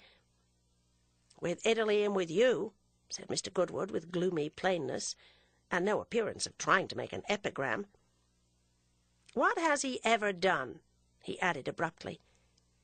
"That I should marry him? Nothing at all," Isabel replied, while her patience helped itself by turning a little to hardness. "If he had done great things, would you forgive me any better? Give me up, Mr. Goodwood. I'm marrying a perfect nonentity. Don't try to take an interest in him. You can't."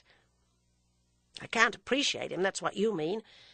And you don't mean in the least that he's a perfect nonentity. You think he's grand. You think he's great, though no one else thinks so." Isabel's colour deepened. She felt this really acute of her companion, and it was certainly a proof of the aid that passion might render perception she had never taken for fine. "Why do you always come back to what others think?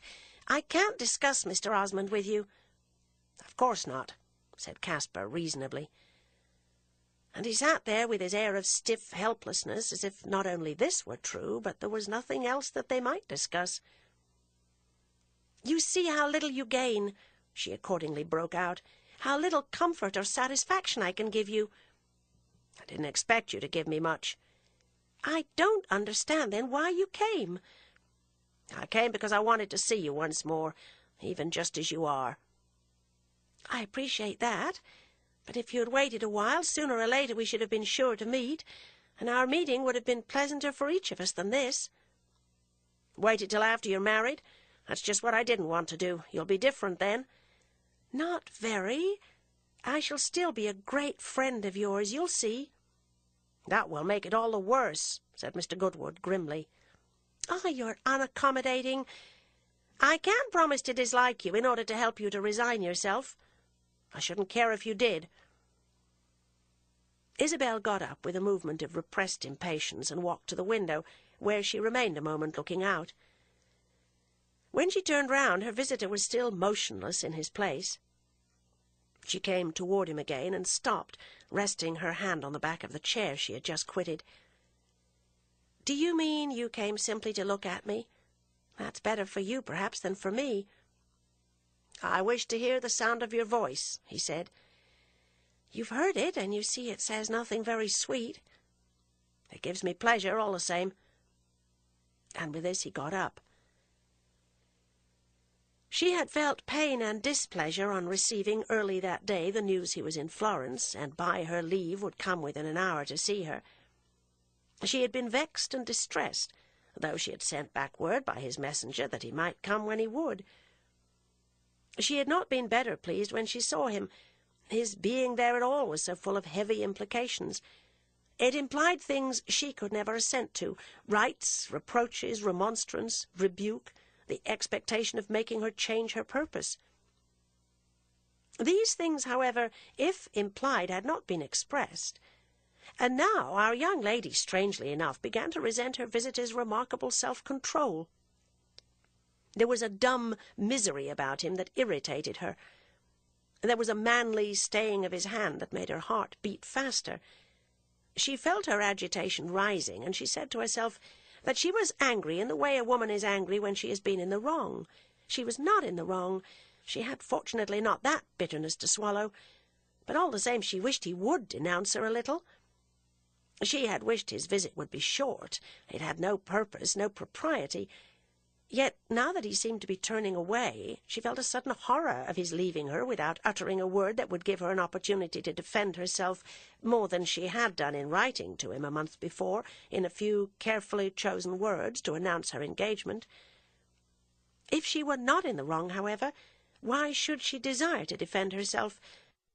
It was an excess of generosity on Isabel's part to desire that Mr. Goodwood should be angry, and if he had not meanwhile held himself hard, it might have made him so to hear the tone in which she suddenly exclaimed, as if she were accusing him of having accused her, "I've not deceived you. I was perfectly free."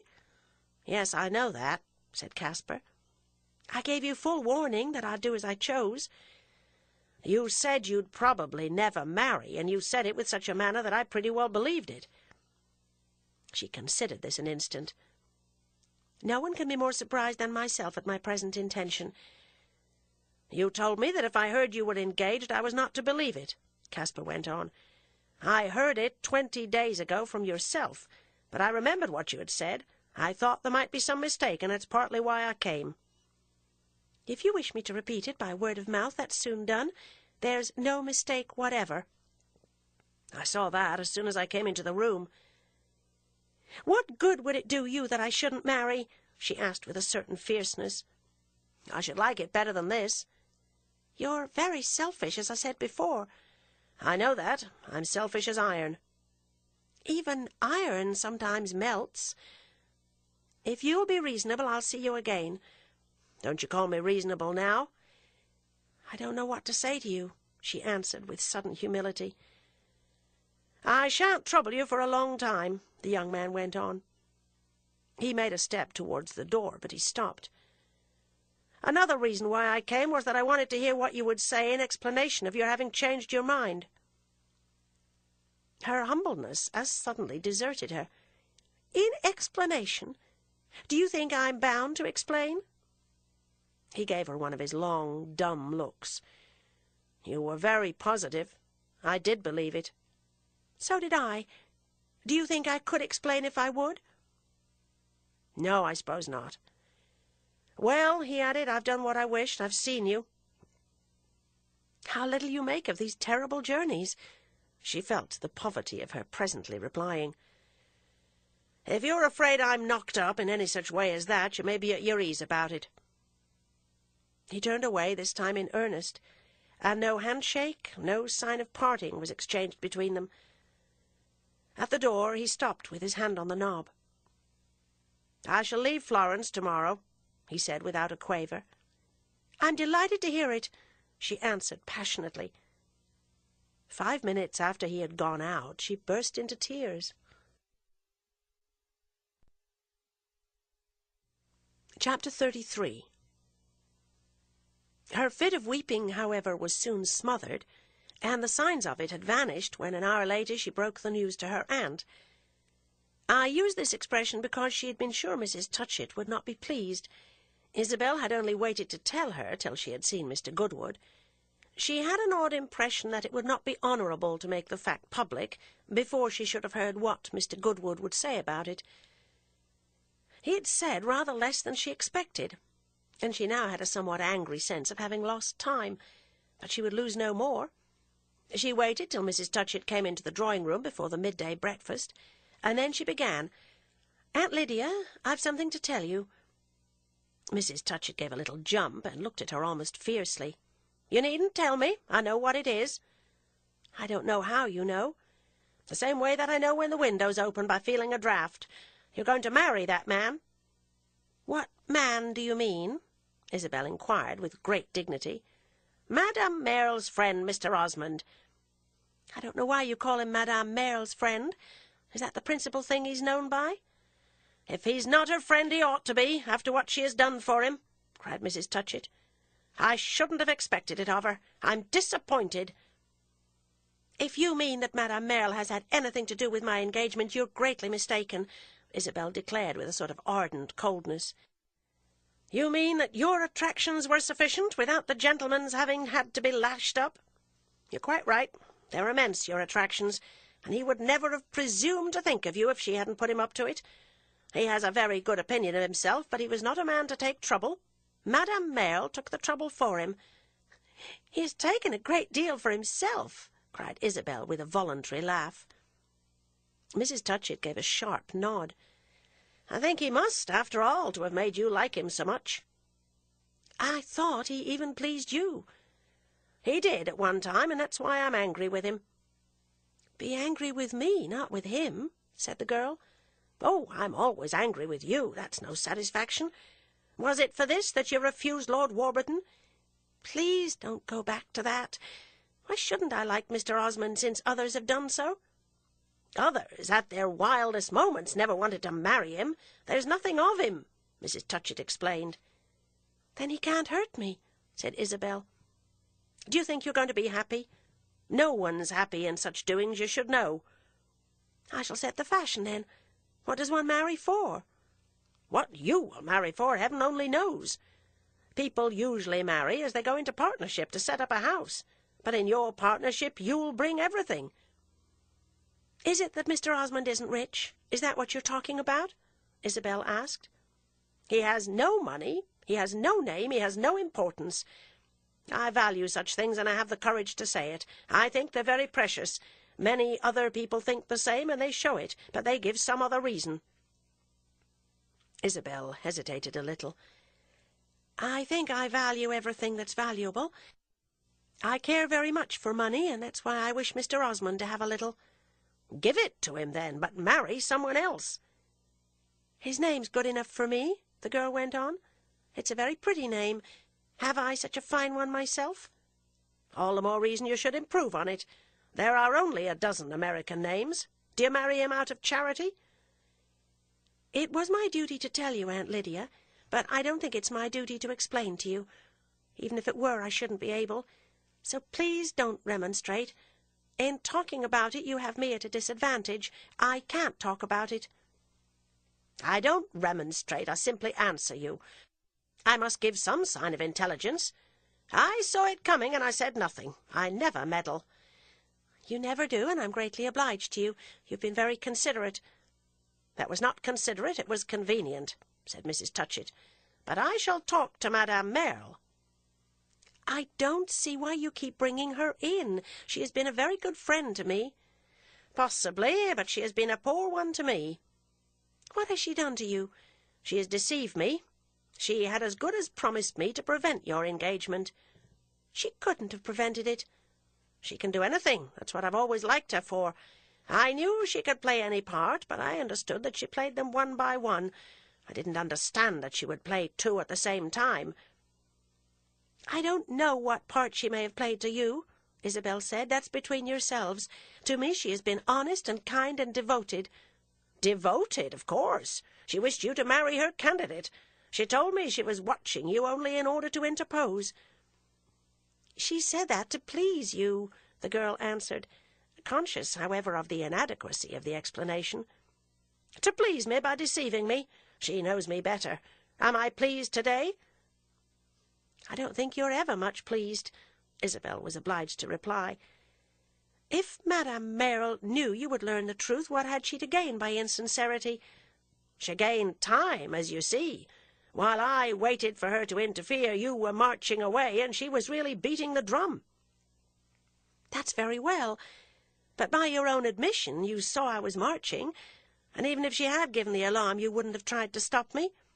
"No, but someone else would." "Whom do you mean?" Isabel asked, looking very hard at her aunt.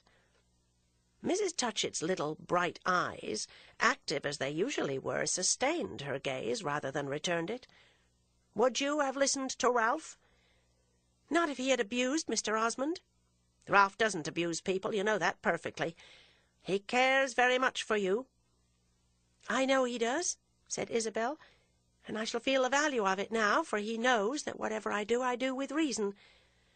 "He never believed you would do this. I told him you were capable of it, and he argued the other way." "He did it for the sake of argument," the girl smiled. "You don't accuse him of having deceived you. Why should you accuse Madame Merle?"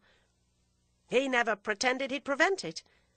"I'm glad of that," cried Isabel gaily. "I wish very much," she presently added, "that when he comes you tell him first of my engagement." "Of course I'll mention it," said Mrs. Touchett. "I shall say nothing more to you about it, but I give you notice I shall talk to others." "That's as you please. I only meant that it's rather better the announcement should come from you than from me." "I quite agree with you. It's much more proper." And on this the aunt and the niece went to breakfast, where Mrs. Touchett, as good as her word, made no allusion to Gilbert Osmond. After an interval of silence, however, she asked her companion from whom she had received a visit an hour before. "From an old friend, an American gentleman," Isabel said, with a colour in her cheek. An American gentleman, of course. It's only an American gentleman who calls at 10 o'clock in the morning." "It was 10:30. He was in a great hurry. He goes away this evening."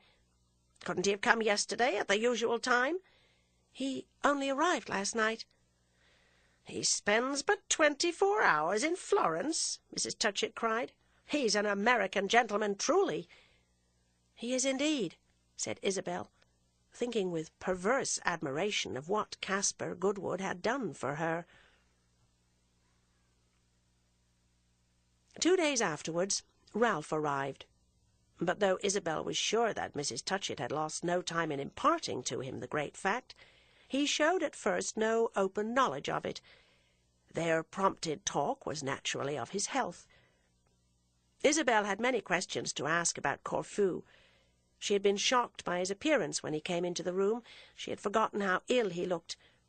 In spite of Corfu, he looked very ill today, and she wondered if he were really worse, or if she were simply disaccustomed to living with an invalid. Poor Ralph made no nearer approach to conventional beauty as he advanced in life, and the now apparently complete loss of his health had done little to mitigate the natural oddity of his person. Blighted and battered, but still responsive and still ironic, his face was like a lighted lantern, patched with paper and unsteadily held.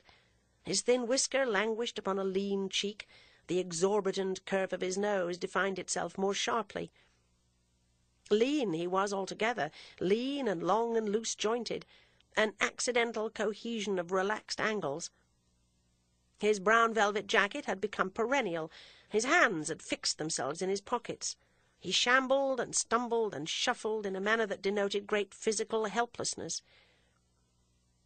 It was perhaps this whimsical gait that helped to mark his character more than ever as that of the humorous invalid, the invalid for whom even his own disabilities are part of the general joke. They might well, indeed, with Ralph, have been the chief cause of the want of seriousness marking his view of a world in which the reason for his own continued presence was past finding out. Isabel had grown fond of his ugliness. His awkwardness had become dear to her. They had been sweetened by association. They struck her as the very terms on which it had been given him to be charming. He was so charming that her sense of being ill had hitherto had a sort of comfort in it. The state of his health had seemed not a limitation, but a kind of intellectual advantage. It absolved him from all professional and official emotions, and left him the luxury of being exclusively personal. The personality so resulting was delightful. He had remained proof against the staleness of disease. He had had to consent to be deplorably ill, yet had somehow escaped being formally sick. Such had been the girl's impression of her cousin, and when she had pitied him it was only on reflection. As she reflected a good deal, she had allowed him a certain amount of compassion, but she always had a dread of wasting that essence, a precious article, worth more to the giver than to anyone else. Now, however, it took no great sensibility to feel that poor Ralph's tenure of life was less elastic than it should be. He was a bright, free, generous spirit. He had all the illumination of wisdom and none of its pedantry, and yet he was distressfully dying. Isabel noted afresh that life was certainly hard for some people, and she felt a delicate glow of shame as she thought how easy it now promised to become for herself. She was prepared to learn that Ralph was not pleased with her engagement, but she was not prepared, in spite of her affection for him, to let this fact spoil the situation. She was not even prepared, or so she thought, to resent his want of sympathy, for it would be his privilege, it would be indeed his natural line, to find fault with any step she might take toward marriage. One's cousin always pretended to hate one's husband. That was traditional, classical. It was a part of one's cousin's always pretending to adore one. Ralph was nothing if not critical, and though she would certainly, other things being equal, have been as glad to marry to please him as to please anyone, it would be absurd to regard as important that her choice should square with his views. What were his views, after all? He had pretended to believe she had better have married Lord Warburton, but this was only because she had refused that excellent man. If she had accepted him, Ralph would certainly have taken another tone. He always took the opposite. You could criticize any marriage. It was the essence of a marriage to be open to criticism. How well she herself, should she only give her mind to it, might criticize this union of her own. She had other employment, however, and Ralph was welcome to relieve her of the care. Isabel was prepared to be most patient and most indulgent. He must have seen that, and this made it the more odd he should say nothing. After 3 days had elapsed without his speaking, our young woman wearied of waiting. Dislike it as he would, he might at least go through the form. We, who know more about poor Ralph than his cousin, may easily believe that during the hours that followed his arrival at Palazzo Crescentini, he had privately gone through many forms. His mother had literally greeted him with the great news, which had been even more sensibly chilling than Mrs. Touchett's maternal kiss. Ralph was shocked and humiliated. His calculations had been false, and the person in the world in whom he was most interested was lost.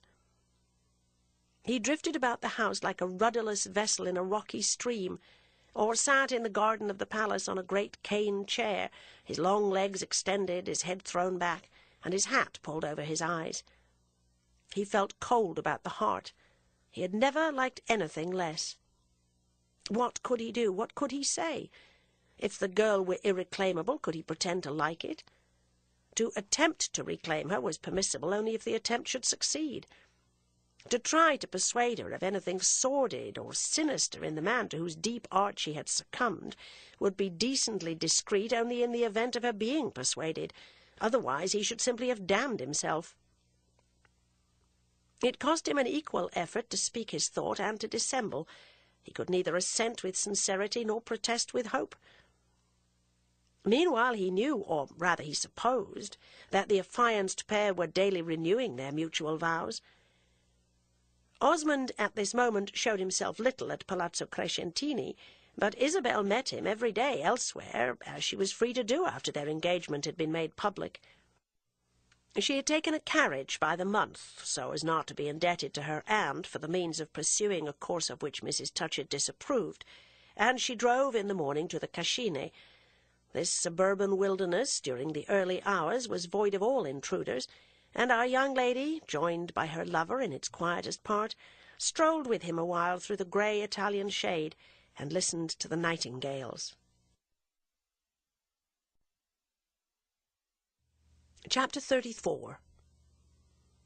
One morning, on her return from her drive, some half-hour before luncheon, she quitted her vehicle in the court of the palace, and instead of ascending the great staircase, crossed the court, passed beneath another archway, and entered the garden. A sweeter spot at this moment could not have been imagined.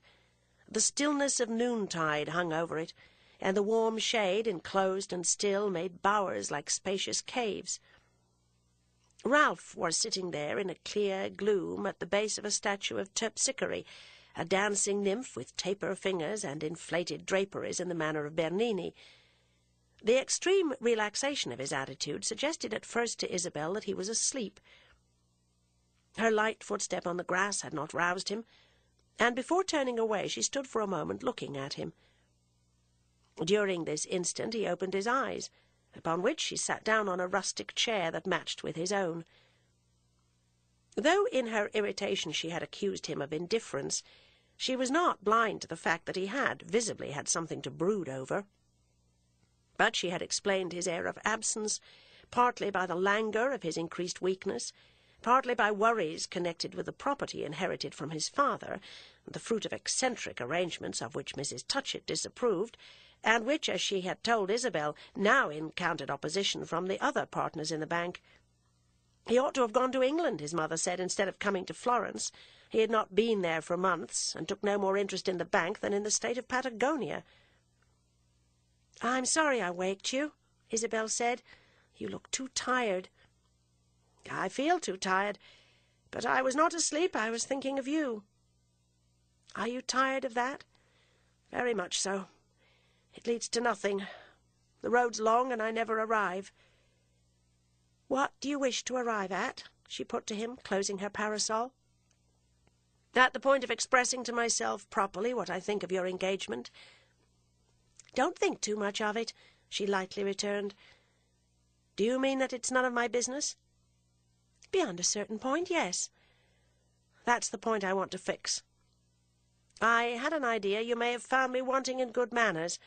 I've never congratulated you." "Of course I've noticed that. I wondered why you were silent." "There have been a good many reasons. I'll tell you now," Ralph said. He pulled off his hat and laid it on the ground. Then he sat looking at her. He leaned back under the protection of Bernini, his head against his marble pedestal, his arms dropped on either side of him, his hands laid upon the rests of his wide chair. He looked awkward, uncomfortable. He hesitated long. Isabel said nothing. When people were embarrassed, she was usually sorry for them, but she was determined not to help Ralph to utter a word that should not be to the honour of her high decision. "I think I've hardly got over my surprise," he went on at last. "You were the last person I expected to see caught. I don't know why you call it caught." "Because you're going to be put into a cage." "If I like my cage, that needn't trouble you," she answered. "That's what I wonder at. That's what I've been thinking of." "If you've been thinking, you may imagine how I've thought. I'm satisfied that I'm doing well." "You must have changed immensely. A year ago you valued your liberty beyond everything. You wanted only to see life." "I've seen it," said Isabel. "It doesn't look to me now, I admit, such an inviting expanse." "I don't pretend it is. Only I had an idea that you took a genial view of it and wanted to survey the whole field." "I've seen that one can't do anything so general. One must choose a corner and cultivate that." "That's what I think. And one must choose as good a corner as possible. I had no idea all winter, while I read your delightful letters, that you were choosing. You said nothing about it, and your silence put me off my guard." "It was not a matter I was likely to write to you about. Besides, I knew nothing of the future. It has all come lately." "If you had been on your guard, however," Isabel asked, "what would you have done?" "I should have said, wait a little longer." "Wait for what?" "Well, for a little more light," said Ralph, with rather an absurd smile, while his hands found their way into his pockets. "Where should my light have come from? From you?" "I might have struck a spark or two." Isabel had drawn off her gloves. She smoothed them out as they lay upon her knee. The mildness of this movement was accidental, for her expression was not conciliatory. "You're beating about the bush, Ralph. You wish to say you don't like Mr. Osmond, and yet you're afraid." "Willing to wound and yet afraid to strike. I'm willing to wound him, yes, but not to wound you. I'm afraid of you, not of him. If you marry him, it won't be a fortunate way for me to have spoken." "If I marry him? Have you had any expectation of dissuading me?" "Of course that seems to you too fatuous." "No," said Isabel after a little. "It seems to me too touching." "That's the same thing. It makes me so ridiculous that you pity me." She stroked out her long gloves again. "I know you've a great affection for me. I can't get rid of that. For heaven's sake, don't try. Keep that well in sight. It will convince you how intensely I want you to do well. And how little you trust me." There was a moment's silence. The warm noontide seemed to listen. "I trust you, but I don't trust him," said Ralph. She raised her eyes and gave him a wide, deep look. "You've said it now, and I'm glad you've made it so clear, but you'll suffer by it." "Not if you're just." "I'm very just," said Isabel. "What better proof of it can there be than that I'm not angry with you? I don't know what's the matter with me, but I'm not. I was when you began, but it has passed away. Perhaps I ought to be angry, but Mr. Osmond wouldn't think so. He wants me to know everything. That's what I like him for. You've nothing to gain, I know that. I've never been so nice to you as a girl that you should have had much reason for wishing me to remain one. You give very good advice. You've often done so. No, I'm very quiet. I've always believed in your wisdom, she went on, boasting of her quietness, yet speaking with a kind of contained exultation. It was her passionate desire to be just. It touched Ralph to the heart, affected him like a caress from a creature he had injured. He wished to interrupt, to reassure her. For a moment he was absurdly inconsistent. He would have retracted what he had said. But she gave him no chance. She went on, having caught a glimpse, as she thought, of the heroic line, and desiring to advance in that direction. "I see you've some special idea. I should like very much to hear it. I'm sure it's disinterested, I feel that. It seems a strange thing to argue about, and of course I ought to tell you definitely that if you expect to dissuade me, you may give it up. You'll not move me an inch. It's too late. As you say, I'm caught.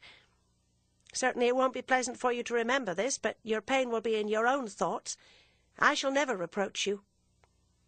"I don't think you ever will," said Ralph. "It's not in the least the sort of marriage I thought you'd make." "What sort of marriage was that, pray?" "Well, I can hardly say. I hadn't exactly a positive view of it, but I had a negative. I didn't think you'd decide for that type." "What's the matter with Mr. Osmond's type, if it be one? His being so independent, so individual, is what I most see in him," the girl declared. "What do you know against him? You know him scarcely at all." "Yes," Ralph said, "I know him very little. And I confess I haven't facts and items to prove him a villain. But all the same I can't help feeling that you're running a grave risk." "Marriage is always a grave risk, and his risk's as grave as mine." "That's his affair. If he's afraid, let him back out. I wish to God he would." Isabel reclined in her chair, folding her arms and gazing a while at her cousin. "I don't think I understand you," she said at last coldly. "I don't know what you're talking about." "I believed you'd marry a man of more importance." Cold, I say, her tone had been, but at this a colour like a flame leaped into her face. "Of more importance to whom?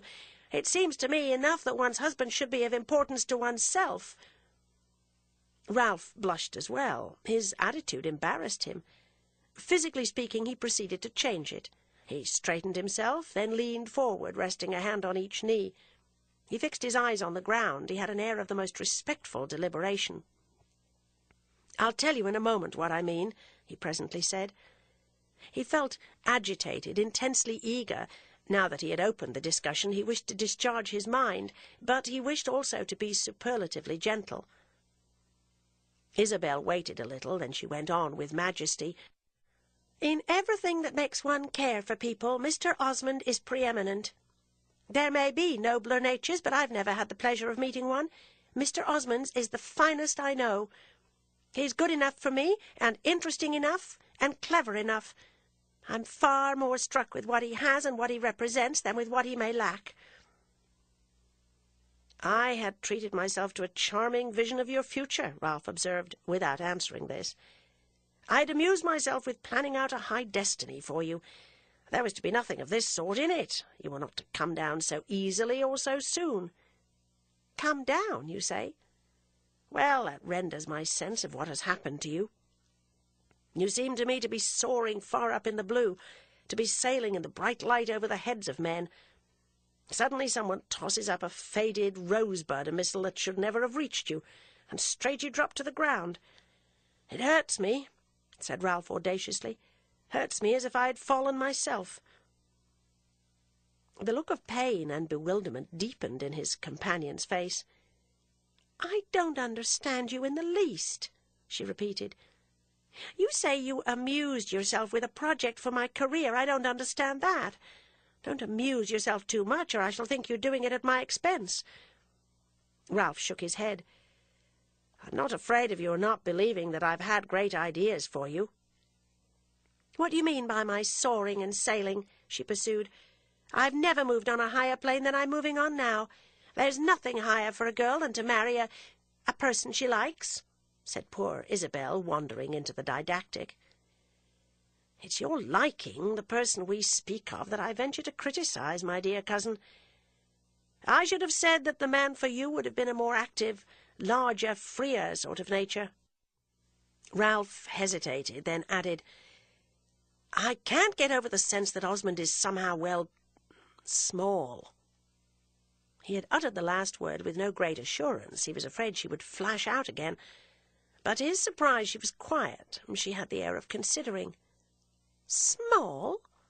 She made it sound immense. "I think he's narrow, selfish. He takes himself so seriously." "He has a great respect for himself. I don't blame him for that," said Isabel. "It makes one more sure to respect others." Ralph, for a moment, felt almost reassured by her reasonable tone. "Yes, but everything is relative. One ought to feel one's relation to things, to others. I don't think Mr. Osmond does that." "I've chiefly to do with his relation to me. In that he's excellent." "He's the incarnation of taste," Ralph went on, thinking hard how he could best express Gilbert Osmond's sinister attributes without putting himself in the wrong by seeming to describe him coarsely. He wished to describe him impersonally, scientifically. "He judges and measures, approves and condemns altogether by that." "It's a happy thing, then, that his taste should be exquisite." "It's exquisite indeed, since it has led him to select you as his bride. But have you ever seen such a taste, a really exquisite one, ruffled?" "I hope it may never be my fortune to fail to gratify my husband's." At these words a sudden passion leaped to Ralph's lips. "Oh, that's wilful, that's unworthy of you. You are not meant to be measured in that way. You were meant for something better than to keep guard over the sensibilities of a sterile dilettante." Isabel rose quickly, and he did the same, so that they stood for a moment looking at each other as if he had flung down a defiance or an insult. But, "You go too far," she simply breathed. "I've said what I had on my mind, and I've said it because I love you." Isabel turned pale. Was he too on that tiresome list? She had a sudden wish to strike him off. "Ah, then you are not disinterested." "I love you, but I love without hope," said Ralph quickly, forcing a smile and feeling that in that last declaration he had expressed more than he intended. Isabel moved away and stood looking into the sunny stillness of the garden, but after a little she turned back to him. "I'm afraid your talk, then, is the wildness of despair. I don't understand it, but it doesn't matter. I'm not arguing with you. It's impossible I should. I've only tried to listen to you. I'm much obliged to you for attempting to explain," she said gently, as if the anger with which she had just sprung up had already subsided. "It's very good of you to try to warn me if you're really alarmed. But I won't promise to think of what you've said. I shall forget it as soon as possible. Try and forget it yourself. You've done your duty, and no man can do more. I can't explain to you what I feel, what I believe, and I wouldn't if I could." She paused a moment, and then went on with an inconsequence that Ralph observed even in the midst of his eagerness to discover some symptom of concession. "I can't enter into your idea of Mr. Osmond. I can't do it justice, because I see him in quite another way. He's not important. No, he's not important. He's a man to whom importance is supremely indifferent. If that's what you mean when you call him small, then he's as small as you please. I call that large. It's the largest thing I know. I won't pretend to argue with you about a person I'm going to marry," Isabel repeated. "I'm not in the least concerned to defend Mr. Osmond. He's not so weak as to need my defence. I should think it would seem strange even to yourself that I should talk of him so quietly and coldly as if he were anyone else. I wouldn't talk of him at all to anyone but you. And you, after what you've said, I may just answer you once for all. Pray, would you wish me to make a mercenary marriage, what they call a marriage of ambition? I've only one ambition, to be free to follow out a good feeling. I had others once, but they've passed away. Do you complain of Mr. Osmond because he's not rich? That's just what I like him for. I've fortunately money enough. I've never felt so thankful for it as today. There have been moments when I should like to go and kneel down by your father's grave. He did perhaps a better thing than he knew when he put it into my power to marry a poor man, a man who was born his poverty with such dignity, with such indifference. Mr. Osmond has never scrambled nor struggled. He has cared for no worldly prize. If that's to be narrow, if that's to be selfish, then it's very well. I'm not frightened by such words. I'm not even displeased. I'm only sorry that you should make a mistake. Others might have done so, but I'm surprised that you should. You might know a gentleman when you see one. You might know a fine mind. Mr. Osmond makes no mistakes. He knows everything. He understands everything. He has the kindest, gentlest, highest spirit. You've got hold of some false idea. It's a pity, but I can't help it. It regards you more than me." Isabel paused a moment, looking at her cousin with an eye illumined by a sentiment which contradicted the careful calmness of her manner, a mingled sentiment to which the angry pain excited by his words, and the wounded pride of having needed to justify the choice of which she felt only the nobleness and purity, equally contributed. Though she paused, Ralph said nothing. He saw she had more to say. She was grand, but she was highly solicitous. She was indifferent, but she was all in a passion. "What sort of a person should you have liked me to marry?" she asked suddenly. "You talk about one soaring and sailing, but if one marries at all, one touches the earth. One has human feelings and needs, one has a heart in one's bosom, and one must marry a particular individual. Your mother has never forgiven me for not having come to a better understanding with Lord Warburton, and she's horrified at my contenting myself with a person who has none of his great advantages. No property, no title, no honours, no houses, nor lands, nor position, nor reputation, nor brilliant belongings of any sort. It's the total absence of all these things that pleases me. Mr. Osmond's simply a very lonely, a very cultivated, and a very honest man. He's not a prodigious proprietor." Ralph had listened with great attention, as if everything she said merited deep consideration, but in truth he was only half thinking of the things she said. He was, for the rest, simply accommodating himself to the weight of his total impression, the impression of her ardent good faith. She was wrong, but she believed. She was deluded, but she was dismally consistent. It was wonderfully characteristic of her that, having invented a fine theory about Gilbert Osmond, she loved him not for what he really possessed, but for his very poverties dressed out as honours. Ralph remembered what he had said to his father about wishing to put it into her power to meet the requirements of her imagination. He had done so, and the girl had taken full advantage of the luxury. Poor Ralph felt sick. He felt ashamed. Isabel had uttered her last words with a low solemnity of conviction which virtually terminated the discussion, and she closed it formally by turning away and walking back to the house. Ralph walked beside her, and they passed into the court together and reached the big staircase.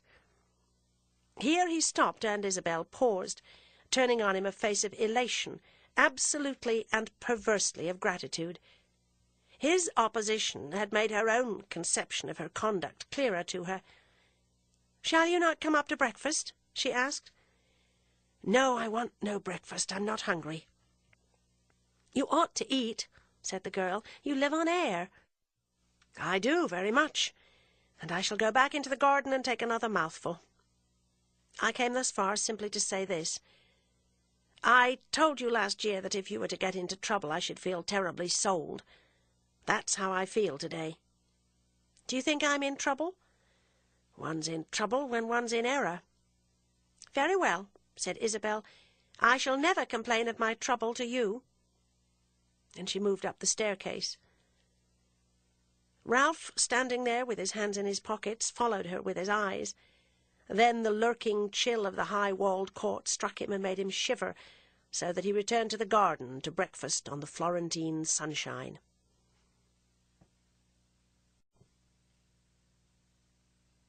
Chapter 35. Isabel, when she strolled in the Cascine with her lover, felt no impulse to tell him how little he was approved at Palazzo Crescentini.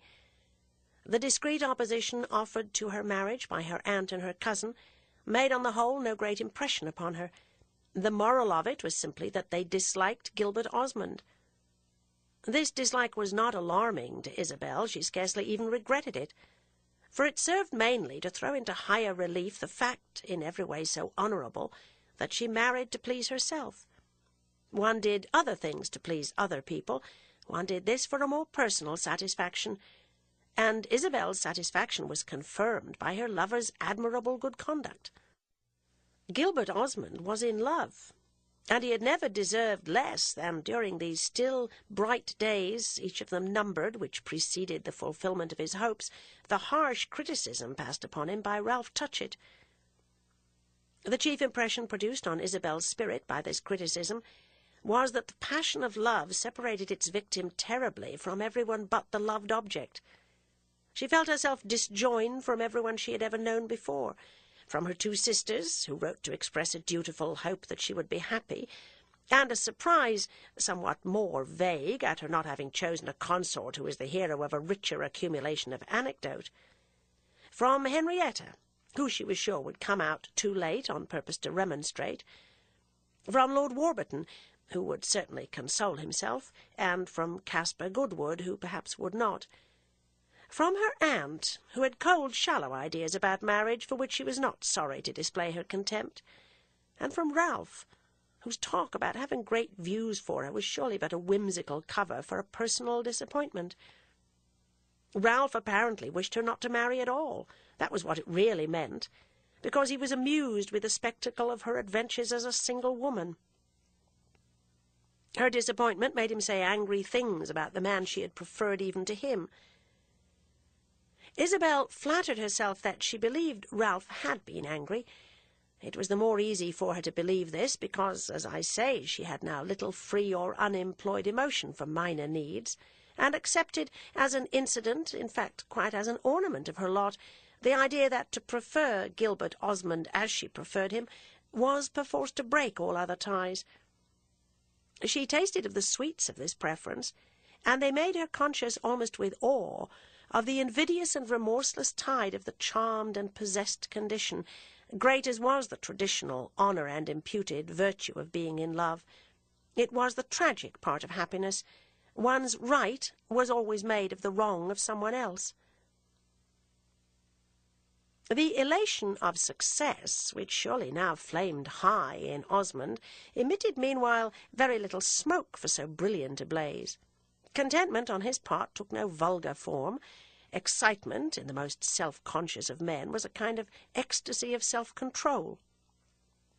This disposition, however, made him an admirable lover.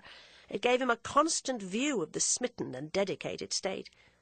He never forgot himself, as I say, and so he never forgot to be graceful and tender, to wear the appearance, which presented indeed no difficulty, of stirred senses and deep intentions. He was immensely pleased with his young lady. Madame Merle had made him a present of incalculable value. What could be a finer thing to live with than a high spirit attuned to softness? For would not the softness be all for oneself, and the strenuousness for society, which admired the air of superiority? What could be a happier gift in a companion than a quick, fanciful mind, which saved one repetitions and reflected one's thought on a polished, elegant surface? Osmond hated to see his thought reproduced literally. That made it look stale and stupid.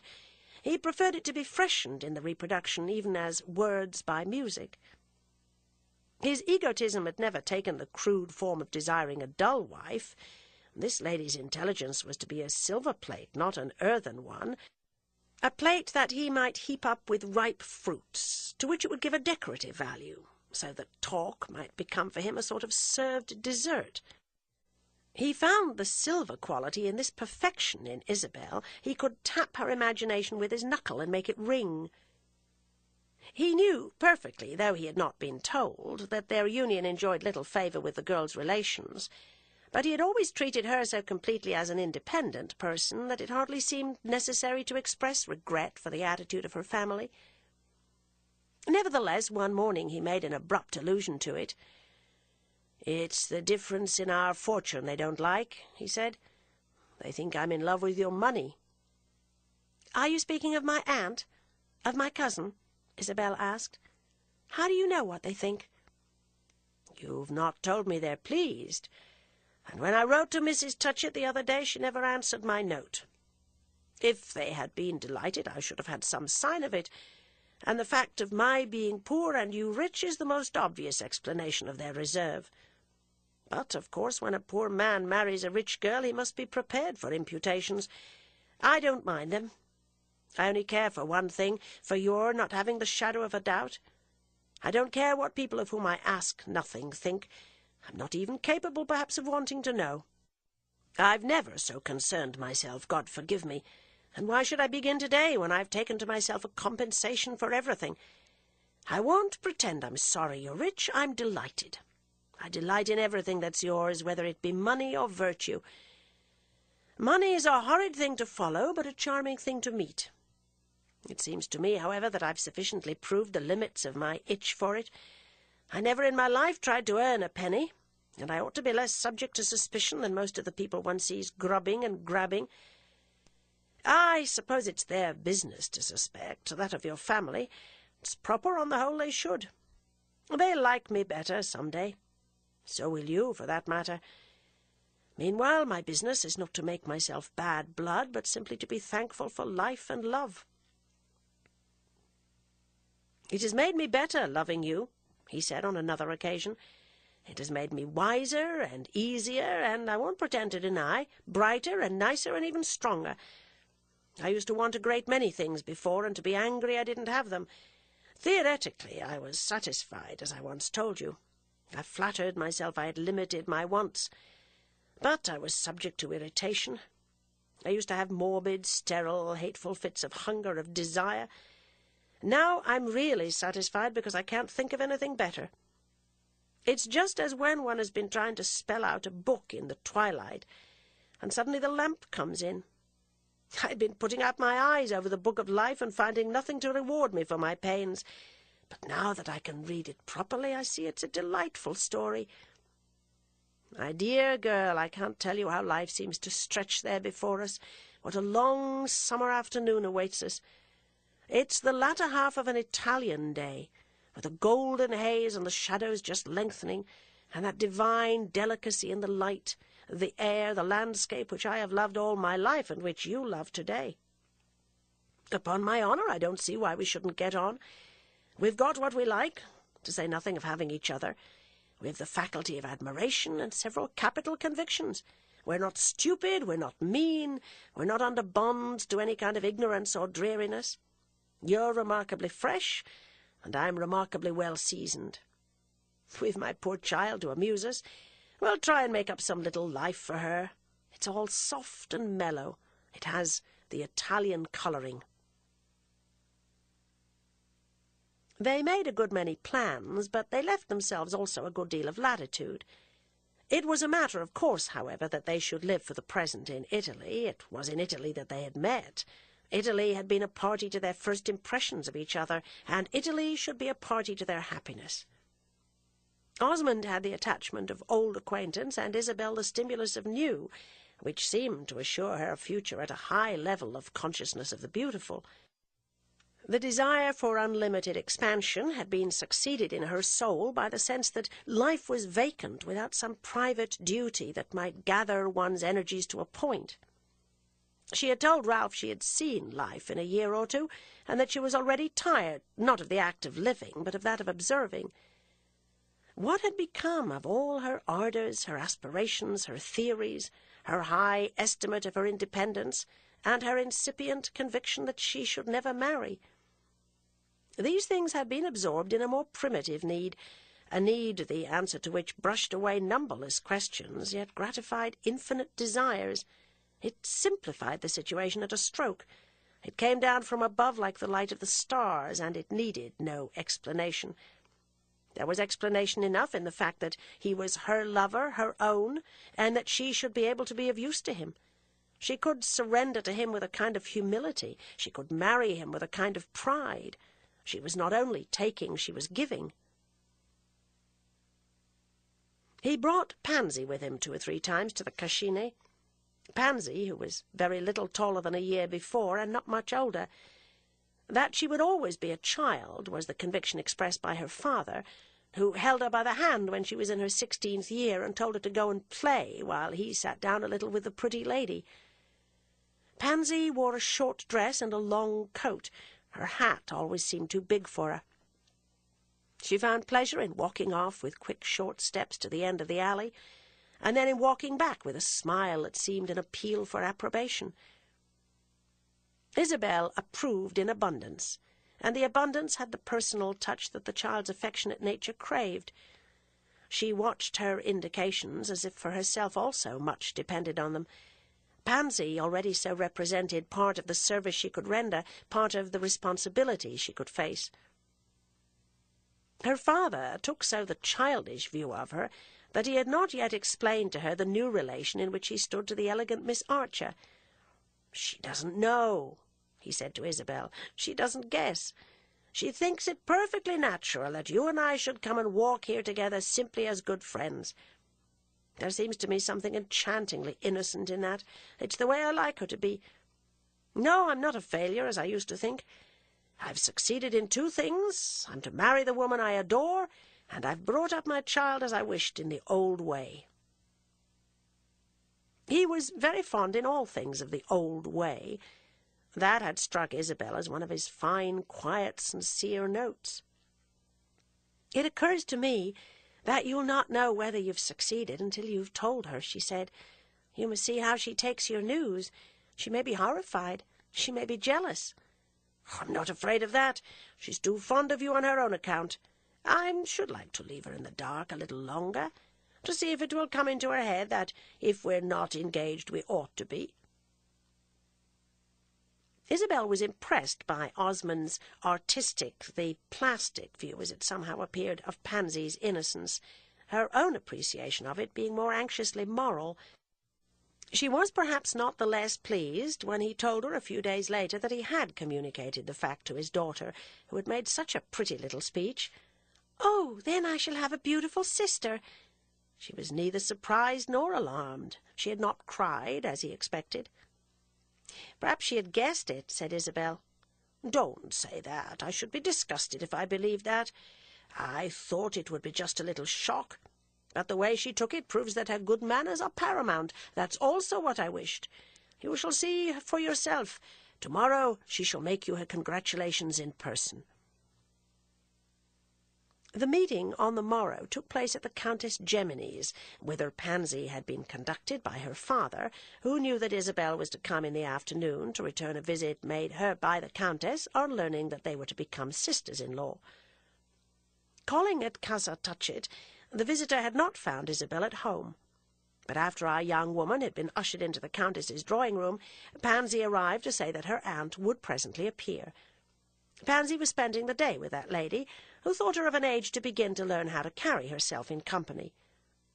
It was Isabel's view that the little girl might have given lessons in deportment to her relative, and nothing could have justified this conviction more than the manner in which Pansy acquitted herself while they waited together for the Countess. Her father's decision the year before had finally been to send her back to the convent to receive the last graces, and Madame Catherine had evidently carried out her theory that Pansy was to be fitted for the great world. "Papa has told me that you've kindly consented to marry him," said this excellent woman's pupil. "It's very delightful. I think you'll suit very well." "You think I shall suit you?" "You'll suit me beautifully. But what I meant is that you and Papa will suit each other. You're both so quiet and so serious. You're not so quiet as he, or even as Madame Merle, but you're more quiet than many others. He should not, for instance, have a wife like my aunt. She's always in motion, in agitation. Today especially. You'll see when she comes in. They told us at the convent it was wrong to judge our elders, but I suppose there's no harm if we judge them favourably. You'll be a delightful companion for Papa." "For you too, I hope," Isabel said. "I speak first of him on purpose. I've told you already what I myself think of you. I liked you from the first.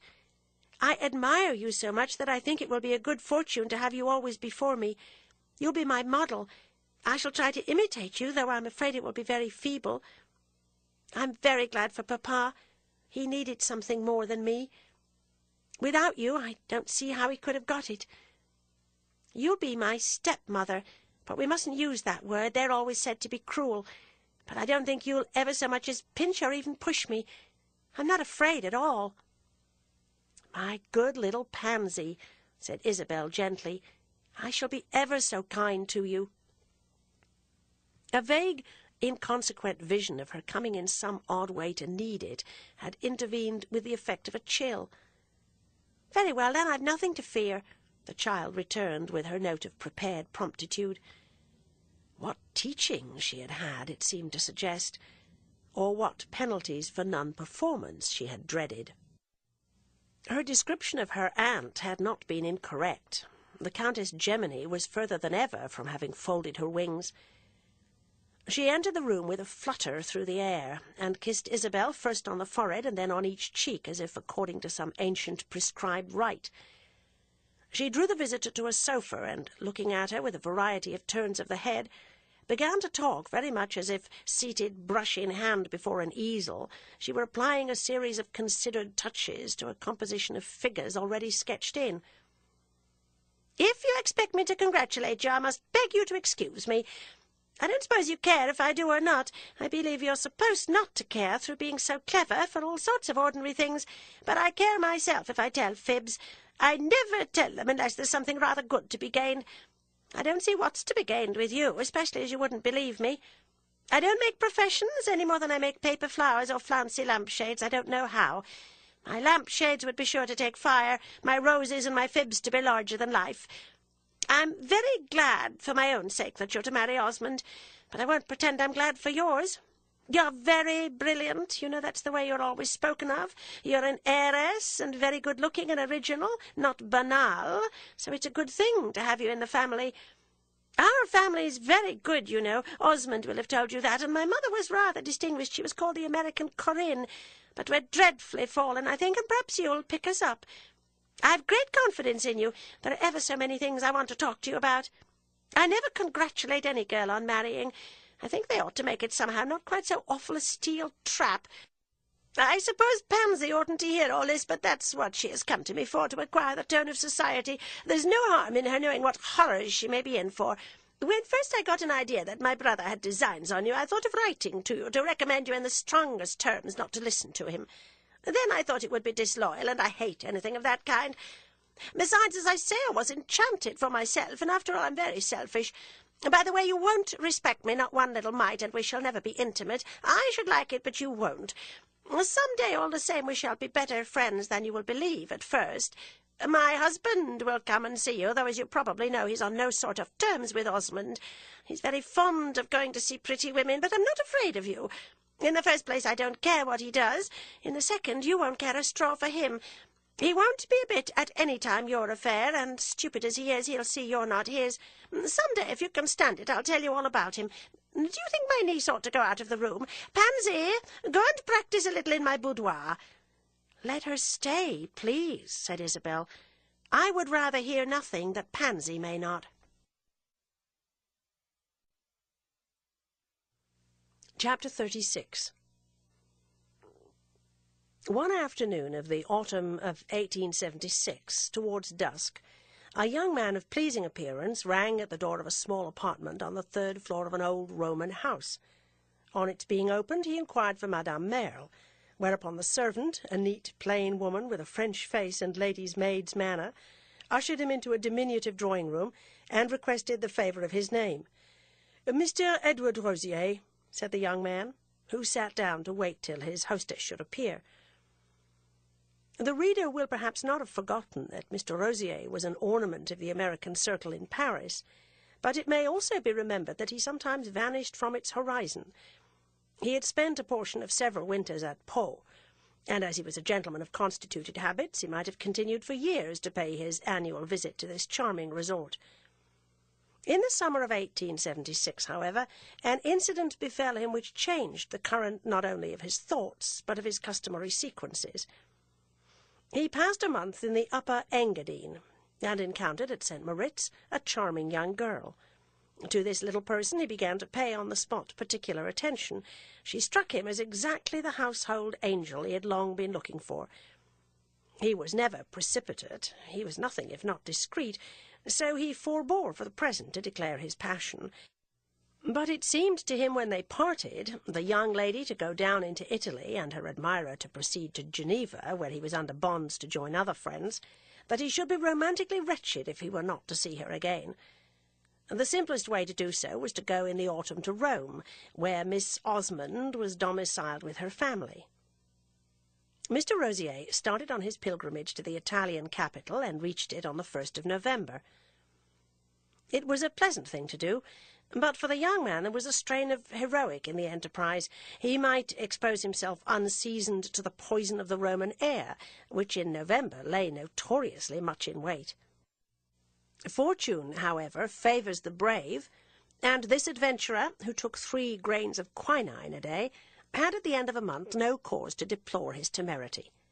He had made to a certain extent good use of his time. He had devoted it in vain to finding a flaw in Pansy Osmond's composition. She was admirably finished. She had had the last touch. She was really a consummate piece.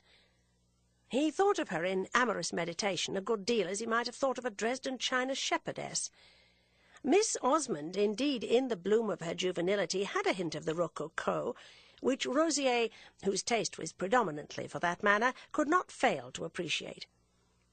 That he esteemed the productions of comparatively frivolous periods would have been apparent from the attention he bestowed upon Madame Merle's drawing-room, which, although furnished with specimens of every style, was especially rich in articles of the last 2 centuries.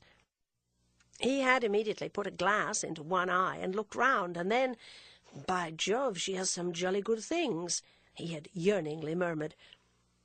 The room was small and densely filled with furniture. It gave an impression of faded silk and little statuettes which might totter if one moved.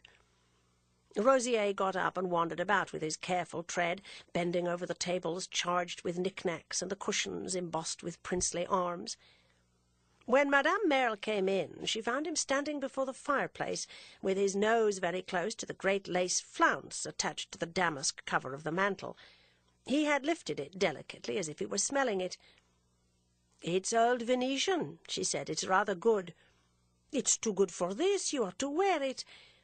"They tell me you have some better in Paris in the same situation." "Ah, but I can't wear mine," smiled the visitor. "I don't see why you shouldn't. I've better lace than that to wear." His eyes wandered lingeringly round the room again. "You've some very good things." "Yes, but I hate them." "Do you want to get rid of them?" the young man quickly asked. "No, it's good to have something to hate. One works it off." "I love my things," said Mr. Rosier, as he sat there, flushed with all his recognitions. "But it's not about them, nor about yours, that I came to talk to you." He paused a moment, and then, with greater softness, "I care more for Miss Osmond than for all the bibelots in Europe." Madame Merle opened wide eyes. "Did you come to tell me that?" "I came to ask your advice." She looked at him with a friendly frown, stroking her chin with her large white hand. "A man in love, you know, doesn't ask advice." "Why not, if he's in a difficult position? That's often the case with a man in love. I've been in love before, and I know, but never so much as this time, really, never so much. I should like particularly to know what you think of my prospects. I'm afraid that for Mr. Osmond I'm not, well, a real collector's piece." "Do you wish me to intercede?"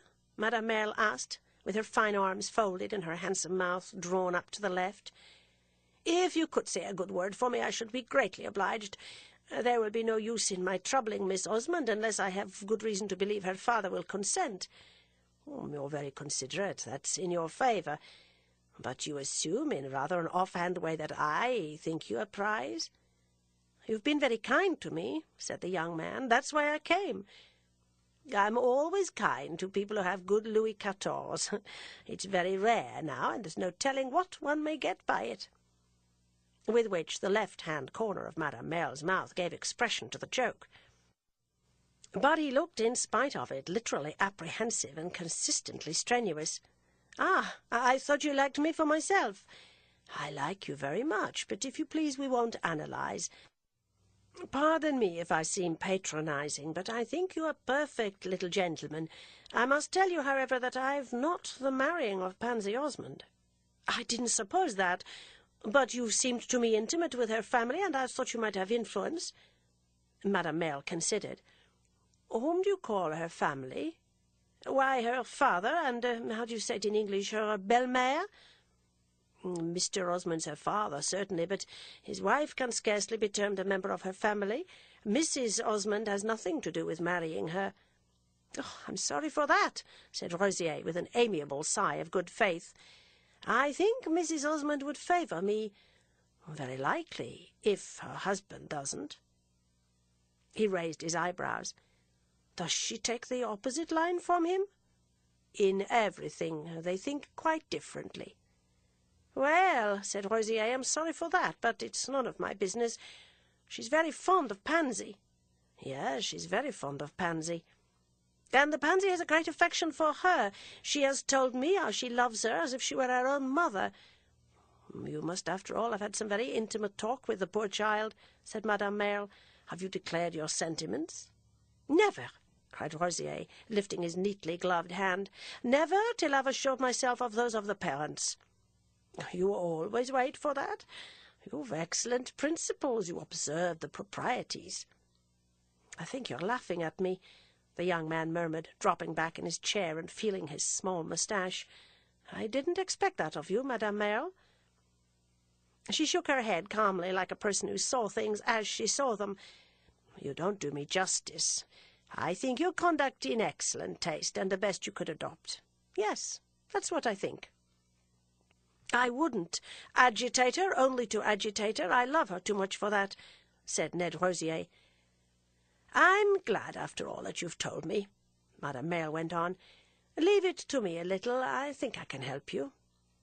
I said you were the person to come to, her visitor cried with prompt elation.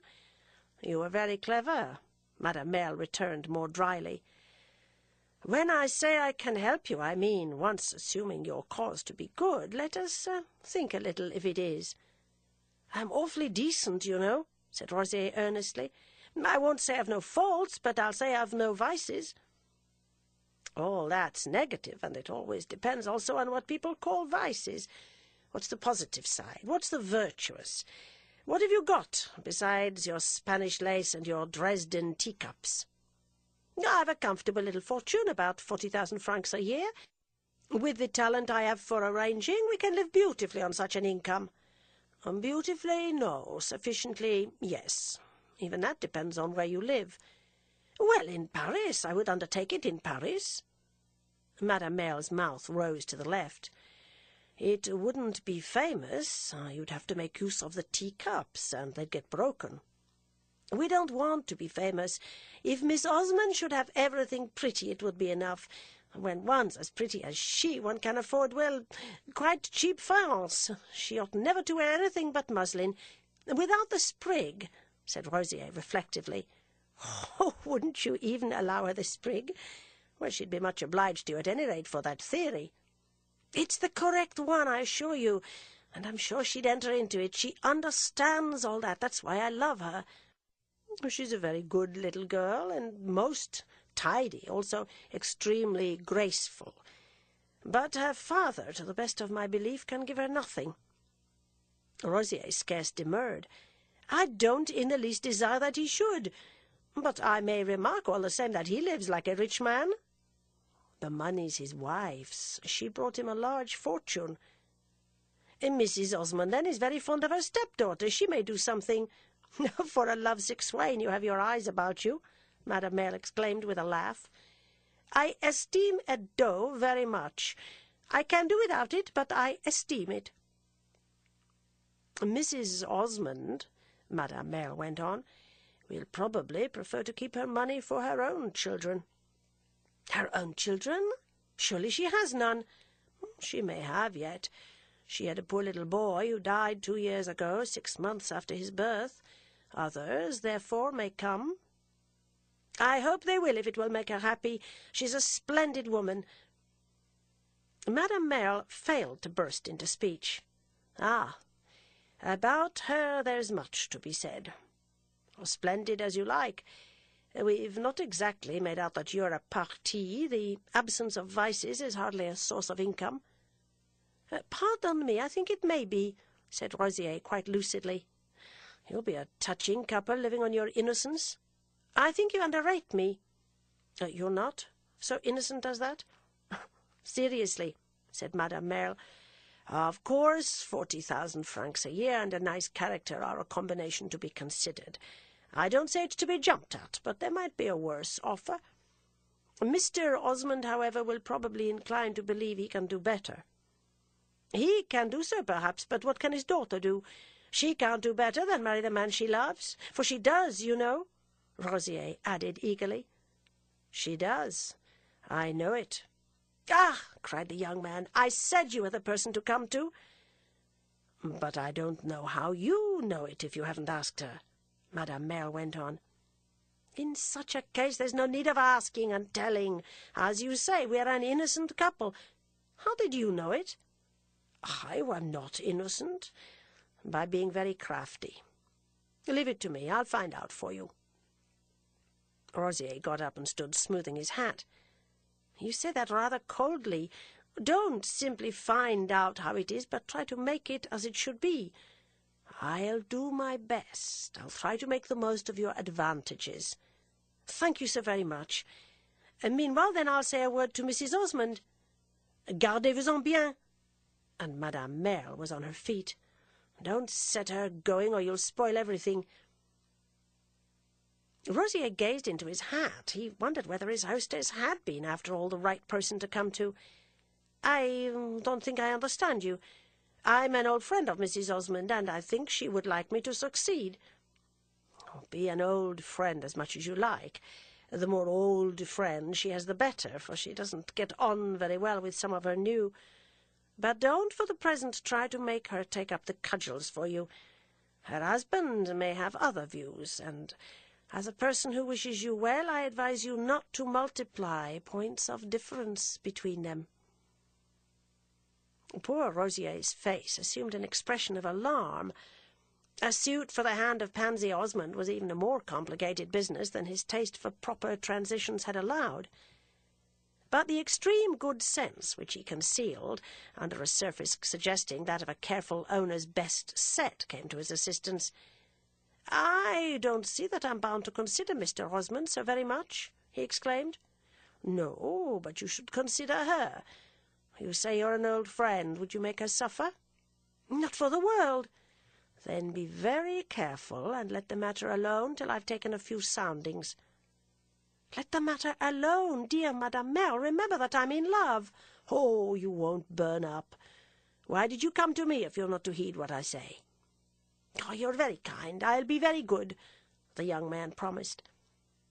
"But I'm afraid Mr. Osmond's pretty hard," he added in his mild voice as he went to the door. Madame Merle gave a short laugh. "It has been said before, but his wife isn't easy either." "Ah, she's a splendid woman," Ned Rosier repeated for departure. He resolved that his conduct should be worthy of an aspirant who was already a model of discretion, but he saw nothing in any pledge he had given Madame Merle that made it improper he should keep himself in spirits by an occasional visit to Miss Osmond's home. He reflected constantly on what his adviser had said to him, and turned over in his mind the impression of her rather circumspect tone. He had gone to her de confiance, as they put it in Paris, but it was possible he had been precipitate. He found difficulty in thinking of himself as rash. He had incurred this reproach so rarely. But it certainly was true that he had known Madame Merle only for the last month, and that his thinking her a delightful woman was not, when one came to look into it, a reason for assuming that she would be eager to push Pansy Osmond into his arms, gracefully arranged as these members might be to receive her. She had indeed shown him benevolence, and she was a person of consideration among the girl's people, where she had a rather striking appearance — Rosier had more than once wondered how she managed it — of being intimate without being familiar. But possibly he had exaggerated these advantages. There was no particular reason why she should take trouble for him. A charming woman was charming to everyone, and Rosier felt rather a fool when he thought of his having appealed to her on the ground that she had distinguished him. Very likely, although she had appeared to say it in joke, she was really only thinking of his bibelot. Had it come into her head that he might offer her 2 or 3 of the gems of his collection? If she would only help him to marry Miss Osmond, he would present her with his whole museum. He could hardly say so to her outright. It would seem too gross a bribe, but he should like her to believe it. It was with these thoughts that he went again to Mrs. Osmond's. Mrs. Osmond having an evening, she had taken the Thursday of each week, when his presence could be accounted for on general principles of civility. The object of Mr. Rosier's well-regulated affection dwelt in a high house in the very heart of Rome, a dark and massive structure overlooking a sunny piazzetta in the neighbourhood of the Farnese Palace. In a palace, too, little Pansy lived. A palace by Roman measure, but a dungeon to poor Rosier's apprehensive mind. It seemed to him of evil omen that the young lady he wished to marry, and whose fastidious father he doubted of his ability to conciliate, should be immured in a kind of domestic fortress, a pile which bore a stern old Roman name, which smelt of historic deeds, of crime and craft and violence, which was mentioned in Murray and visited by tourists who looked, on a vague survey, disappointed and depressed, and which had frescoes by Caravaggio in the Piano Nobile, and a row of mutilated statues and dusty urns in the wide, nobly arched loggia overhanging the damp court where a fountain gushed out of a mossy niche. In a less preoccupied frame of mind he could have done justice to the Palazzo Roccanera. He could have entered into the sentiment of Mrs. Osmond, who had once told him that on settling themselves in Rome, she and her husband had chosen this habitation for the love of local colour. It had local colour enough, and though he knew less about architecture than about Limoges enamels, he could see that the proportions of the windows and even the details of the cornice had quite the grand air. But Rosier was haunted by the conviction that at picturesque periods young girls had been shut up there to keep them from their true loves, and then, under the threat of being thrown into convents, had been forced into unholy marriages. There was one point, however, to which he always did justice, when once he found himself in Mrs. Osmond's warm, rich-looking reception-rooms, which were on the 2nd floor. He acknowledged that these people were very strong in good things. It was a taste of Osmond's own, not at all of hers. This she had told him the first time he came to the house, when, after asking himself for a quarter of an hour whether they had even better French than he in Paris, he was obliged on the spot to admit that they had, very much, and vanquished his envy, as a gentleman should, to the point of expressing to his hostess his pure admiration of her treasures. He learned from Mrs. Osmond that her husband had made a large collection before their marriage, and that, though he had annexed a number of fine pieces within the last 3 years, he had achieved his greatest finds at a time when he had not the advantage of her advice. Rosier interpreted this information according to principles of his own. For advice, read Cash, he said to himself. And the fact that Gilbert Osmond had landed his highest prices during his impecunious season confirmed his most cherished doctrine, the doctrine that a collector may freely be poor if he be only patient. In general, when Rosier presented himself on a Thursday evening, his first recognition was for the walls of the saloon. There were 3 or 4 objects his eyes really yearned for. But after his talk with Madame Merle, he felt the extreme seriousness of his position, and now, when he came in, he looked about for the daughter of the house, with such eagerness as might be permitted a gentleman whose smile, as he crossed a threshold, always took everything comfortable for granted. Chapter 37. Pansy was not in the first of the rooms, a large apartment with a concave ceiling and walls covered with old red damask. It was here Mrs. Osmond usually sat, though she was not in her most customary place tonight, and that a circle of more especial intimates gathered about the fire. The room was flushed with subdued, diffused brightness. It contained the larger things, and almost always an odour of flowers. Pansy, on this occasion, was presumably in the next of the series, the resort of younger visitors, where tea was served. Osmond stood before the chimney, leaning back with his hands behind him. He had one foot up and was warming the sole. Half a dozen persons scattered near him were talking together, but he was not in the conversation.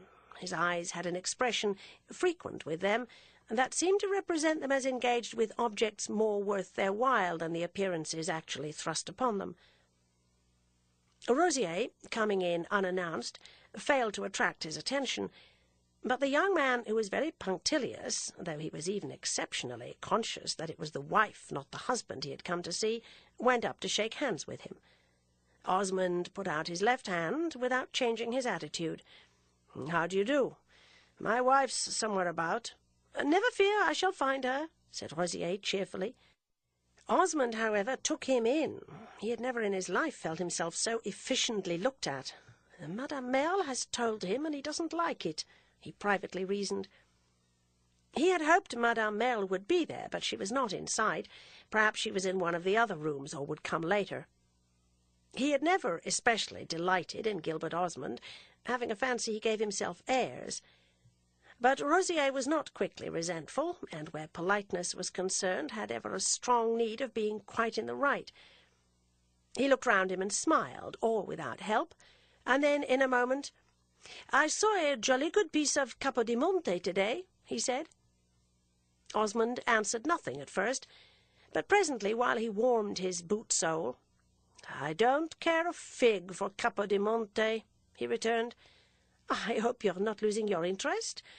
"In old pots and plates, yes, I'm losing my interest." Rosier for an instant forgot the delicacy of his position. "You're not thinking of parting with a piece or two?" "No, I'm not thinking of parting with anything at all, Mr. Rosier," said Osmond, with his eyes still on the eyes of his visitor. "Ah, you want to keep but not to add," Rosier remarked brightly. "Exactly. I've nothing I wish to match." Poor Rosier was aware he had blushed. He was distressed at his want of assurance. "Well, I have," was all he could murmur, and he knew his murmur was partly lost as he turned away. He took his course to the adjoining room, and met Mrs. Osmond coming out of the deep doorway. She was dressed in black velvet. She looked high and splendid, as he had said, and yet, oh, so radiantly gentle. We know what Mr. Rosier thought of her, and the terms in which to Madame Merle he had expressed his admiration. Like his appreciation of her dear little stepdaughter, it was based partly on his eye for decorative character, his instinct for authenticity, but also on a sense for uncatalogued values, for that secret of a lustre beyond any recorded losing or rediscovering, which his devotion to brittle wares had still not disqualified him to recognize. Mrs. Osmond at present might well have gratified such tastes. The years had touched her only to enrich her. The flower of her youth had not faded, it only hung more quietly on its stem. She had lost something of that quick eagerness to which her husband had privately taken exception. She had more the air of being able to wait. Now, at all events, framed in the gilded doorway, she struck our young man as the picture of a gracious lady. "You see, I'm very regular," he said, "but who should be if I'm not? Yes, I've known you longer than anyone here, but we mustn't indulge in tender reminiscences. I want to introduce you to a young lady." "Ah, please, what young lady?" Rosier was immensely obliging, but this was not what he had come for. "She sits there by the fire in pink and has no one to speak to." Rosier hesitated a moment. "Can't Mr. Osmond speak to her? He's within 6 feet of her." Mrs. Osmond also hesitated. "She's not very lively, and he doesn't like dull people. But she's good enough for me? Now that's hard." "I only meant that you've ideas for two, and then you're so obliging." "So is your husband." "No, he's not, to me." And Mrs. Osmond vaguely smiled. "That's a sign he should be doubly so to other women." "So I tell him," she said, still smiling. "You see, "I want some tea," Rosier went on, looking wistfully beyond. "That's perfect. Go and give some to my young lady." "Very good, but after that I'll abandon her to her fate. The simple truth is I'm dying to have a little talk with Miss Osmond." "Ah," said Isabel, turning away, "I can't help you there." 5 minutes later, while he handed a teacup to the damsel in pink whom he had conducted into the other room, he wondered whether in making to Mrs. Osmond the profession I have just quoted, he had broken the spirit of his promise to Madame Merle. Such a question was capable of occupying this young man's mind for a considerable time. At last, however, he became, comparatively speaking, reckless. He cared little what promises he might break. The fate to which he had threatened to abandon the damsel in pink proved to be none so terrible, for Pansy Osmond, who had given him the tea for his companion — Pansy was as fond as ever of making tea — presently came and talked to her. Into this mild colloquy Edward Rosier entered little. He sat by moodily, watching his small sweetheart. If we look at her now through his eyes, we shall at first not see much to remind us of the obedient little girl who at Florence 3 years before was sent to walk short distances in the Cascine, while her father and Miss Archer talked together of matters sacred to elder people. But after a moment we shall perceive that, if at 19 Pansy has become a young lady, she doesn't really fill out the part; that if she has grown very pretty, she lacks in a deplorable degree the quality known and esteemed in the appearance of females as style, and that if she is dressed with great freshness, she wears her smart attire with an undisguised appearance of saving it very much as if it were lent her for the occasion. Edward Rosier, it would seem, would have been just the man to note these defects, and in point of fact there was not a quality of this young lady of any sort that he had not noted. Only he called her qualities by names of his own, some of which, indeed, were happy enough. "No, she's unique, she's absolutely unique," he used to say to himself, and you may be sure that not for an instant would he have admitted to you that she was wanting in style. Style! Why, she had the style of a little princess. If you couldn't see it, you had no eye. It was not modern, it was not conscious, it would produce no impression in Broadway. The small, serious damsel in her stiff little dress only looked like an Infanta of Velasquez. This was enough for Edward Rosier, who thought her delightfully old-fashioned. Her anxious eyes, her charming lips, her slip of a figure, were as touching as a childish prayer. He had now an acute desire to know just to what point she liked him, a desire which made him fidget as he sat in his chair. It made him feel hot, so that he had to pat his forehead with his handkerchief. He had never been so uncomfortable. She was such a perfect jeune fille, and one couldn't make of a jeune fille the inquiry requisite for throwing light on such a point. A jeune fille was what Rosier had always dreamed of, a jeune fille who should yet not be French, for he had felt that this nationality would complicate the question. He was sure Pansy had never looked at a newspaper, and that in the way of novels, if she had read Sir Walter Scott, it was the very most. An American jeune fille, what could be better than that? She would be frank and gay, and yet would not have walked alone, nor have received letters from men, nor have been taken to the theatre to see the Comedy of Manners. Rosier could not deny that, as the matter stood, it would be a breach of hospitality to appeal directly to this unsophisticated creature, but he was now in imminent danger of asking himself if hospitality were the most sacred thing in the world. Was not the sentiment that he entertained for Miss Osmond of infinitely greater importance? Of greater importance to him, yes, but not, probably, to the master of the house. There was one comfort. Even if this gentleman had been placed on his guard by Madame Merle, he would not have extended the warning to Pansy. It would not have been part of his policy to let her know that a prepossessing young man was in love with her. But he was in love with her, the prepossessing young man, and all these restrictions of circumstance had ended by irritating him. What had Gilbert Osmond meant by giving him 2 fingers of his left hand? If Osmond was rude, surely he himself might be bold. He felt extremely bold after the dull girl in so vain a disguise of rose-colour had responded to the call of her mother, who came in to say with a significant simper at Rosier that she must carry her off to other triumphs. The mother and daughter departed together, and now it depended only upon him that he should be virtually alone with Pansy. He had never been alone with her before. He had never been alone with the jeune fille. It was a great moment. Poor Rosier began to pat his forehead again.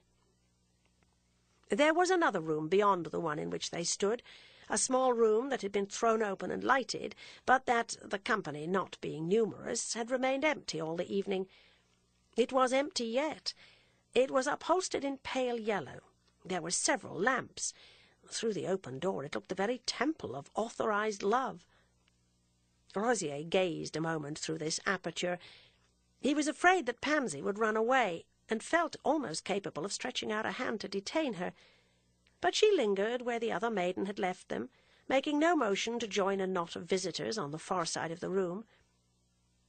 For a little it occurred to him that she was frightened, too frightened perhaps to move. But a second glance assured him she was not, and he then reflected that she was too innocent indeed for that. After a supreme hesitation, he asked her if he might go and look at the yellow room, which seemed so attractive yet so virginal. He had been there already with Osmond to inspect the furniture, which was of the first French Empire, and especially to admire the clock, which he didn't really admire, an immense classic structure of that period. He therefore felt that he had now begun to manoeuvre.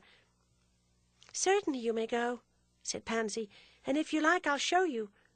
She was not in the least frightened. "Oh, that's just what I hoped you'd say. You're so very kind," Rosier murmured. They went in together. Rosier really thought the room very ugly, and it seemed cold. The same idea appeared to have struck Pansy. "It's not for winter evenings, it's more for summer," she said. "It's Papa's taste. He has so much." He had a good deal, Rosier thought, but some of it was very bad. He looked about him. He hardly knew what to say in such a situation. "Doesn't Mrs. Osmond care how her rooms are done? Has she no taste?" he asked. "Oh, yes, a great deal. But it's more for literature," said Pansy, "and for conversation. But Papa cares also for those things. I think he knows everything." Rosier was silent a little. "There's one thing I'm sure he knows," he broke out presently. "He knows that when I come here it's, with all respect to him, with all respect to Mrs. Osmond, who's so charming, it's really," said the young man, "to see you." "To see me?" And Pansy raised her vaguely troubled eyes. "To see you, that's what I come for," Rosier repeated, feeling the intoxication of a rupture with authority. Pansy stood looking at him simply, intently, openly. A blush was not needed to make her face more modest. "I thought it was for that." "And it was not disagreeable to you?" "I couldn't tell. I didn't know. You never told me," said Pansy. "I was afraid of offending you." "You don't offend me," the young girl murmured, smiling as if an angel had kissed her. "You like me then, Pansy?"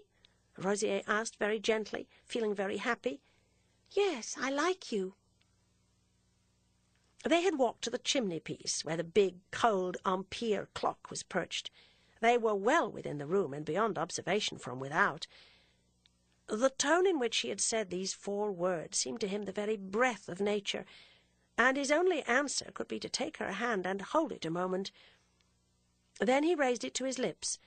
She submitted, still with her pure, trusting smile in which there was something ineffably passive.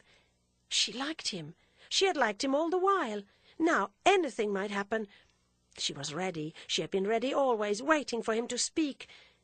If he had not spoken, she would have waited forever, but when the word came, she dropped like the peach from the shaken tree. Rosier felt that if he should draw her toward him and hold her to his heart, she would submit without a murmur, would rest there without a question. It was true that this would be a rash experiment in a yellow Empire Salotino. She had known it was for her he came, and yet like what a perfect little lady she had carried it off. "You're very dear to me," he murmured, trying to believe that there was, after all, such a thing as hospitality. She looked a moment at her hand where he had kissed it. "Did you say Papa knows?" "You told me just now he knows everything." "I think you must make sure," said Pansy. "Ah, my dear, when once I'm sure of you," Rosier murmured in her ear. Whereupon she turned back to the other rooms, with a little air of consistency which seemed to imply that their appeal should be immediate. The other rooms, meanwhile, had become conscious of the arrival of Madame Merle, who, wherever she went, produced an impression when she entered. How she did it, the most attentive spectator could not have told you, for she neither spoke loud, nor laughed profusely, nor moved rapidly, nor dressed with splendour, nor appealed in any appreciable manner to the audience. Large, fair, smiling, serene, there was something in her very tranquillity that diffused itself, and when people looked round it was because of a sudden quiet. On this occasion she had done the quietest thing she could do. After embracing Mrs. Osmond, which was more striking, she had sat down on a small sofa to commune with the master of the house. There was a brief exchange of commonplaces between these two. They always paid in public a certain formal tribute to the commonplace. And then Madame Merle, whose eyes had been wandering, asked if little Mr. Rosier had come this evening. "Oh, he came nearly an hour ago, but he has disappeared," Osmond said. "And where's Pansy?" "In the other room. There are several people there." "He's probably among them," said Madame Merle. "Do you wish to see him?" Osmond asked in a provokingly pointless tone. Madame Merle looked at him a moment.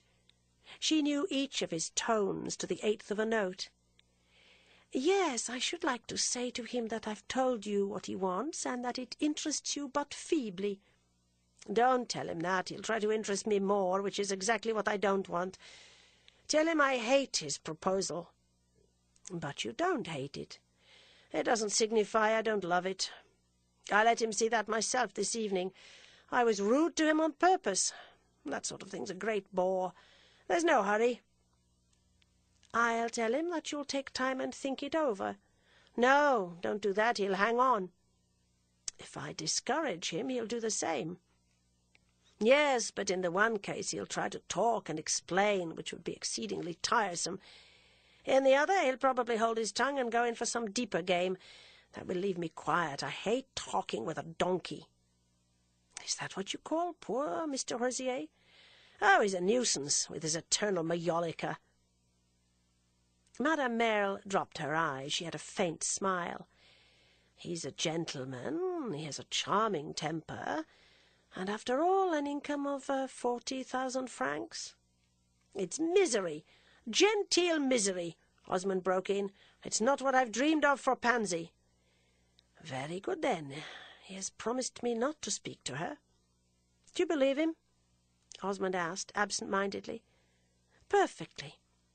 Pansy has thought a great deal about him, but I don't suppose you consider that matters."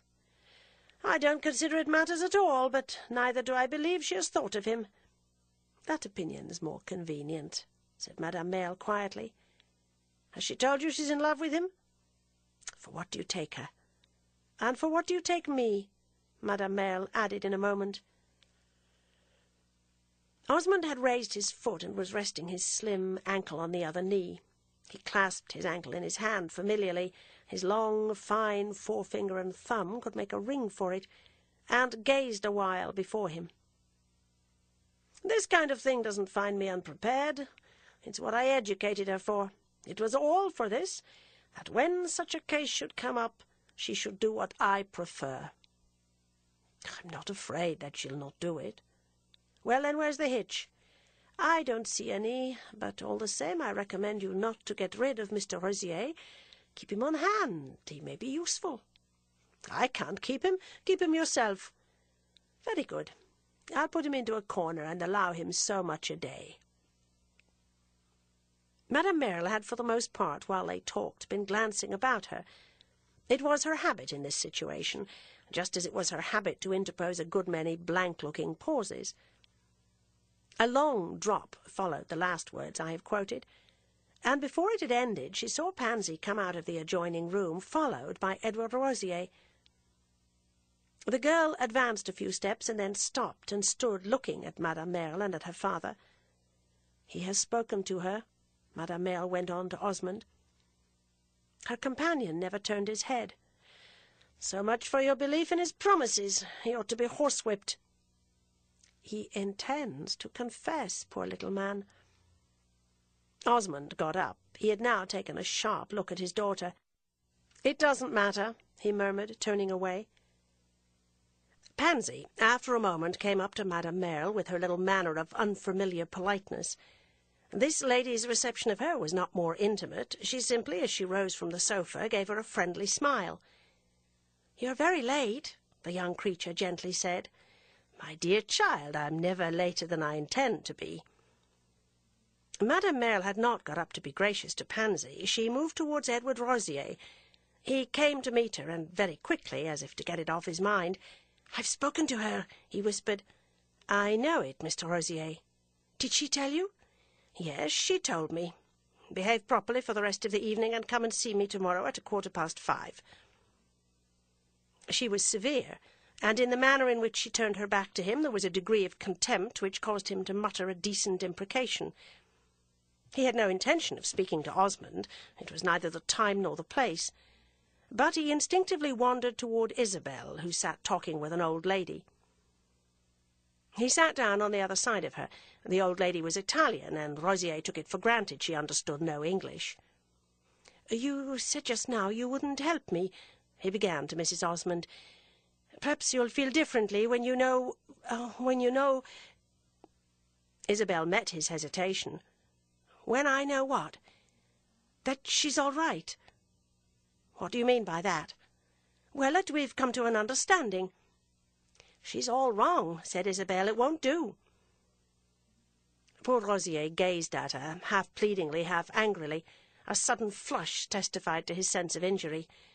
"I've never been treated so," he said. "What is there against me, after all? That's not the way I'm usually considered. I could have married 20 times. "It's a pity you didn't." "I don't mean 20 times, but once, comfortably," Isabel added, smiling kindly. "You're not rich enough for Pansy." "She doesn't care a straw for one's money." "No, but her father does." "Ah, yes, he has proved that," cried the young man. Isabel got up, turning away from him, leaving her old lady without ceremony, and he occupied himself for the next 10 minutes in pretending to look at Gilbert Osmond's collection of miniatures, which were neatly arranged on a series of small velvet screens. But he looked without seeing. His cheek burned. He was too full of his sense of injury. It was certain that he had never been treated that way before. He was not used to being thought not good enough. He knew how good he was, and if such a fallacy had not been so pernicious, he could have laughed at it. He searched again for Pansy, but she had disappeared, and his main desire was now to get out of the house. Before doing so, he spoke once more to Isabel. It was not agreeable to him to reflect that he had just said a rude thing to her, the only point that would now justify a low view of him. "I referred to Mr. Osmond as I shouldn't have done a while ago," he began, "but you must remember my situation." "I don't remember what you said," she answered coldly. "Ah, you're offended, and now you'll never help me." She was silent an instant, and then, with a change of tone, "It's not that I won't. I simply can't." Her manner was almost passionate. "If you could just a little, I'd never again speak of your husband save as an angel." "The inducement's great," said Isabel gravely, inscrutably, as he afterwards to himself called it, and she gave him straight in the eyes a look which was also inscrutable. It made him remember, somehow, that he had known her as a child, and yet it was keener than he liked, and he took himself off. Chapter 38. He went to see Madame Merle on the morrow, and to his surprise she let him off rather easily, but she made him promise that he would stop there till something should have been decided. Mr. Osmond had had higher expectations. It was very true that as he had no intention of giving his daughter a portion, such expectations were open to criticism, or even, if one would, to ridicule. But she would advise Mr. Rosier not to take that tone. If he would possess his soul in patience, he might arrive at his felicity. Mr. Osmond was not favourable to his suit, but it wouldn't be a miracle if he should gradually come round. Pansy would never defy her father, he might depend on that, so nothing was to be gained by precipitation.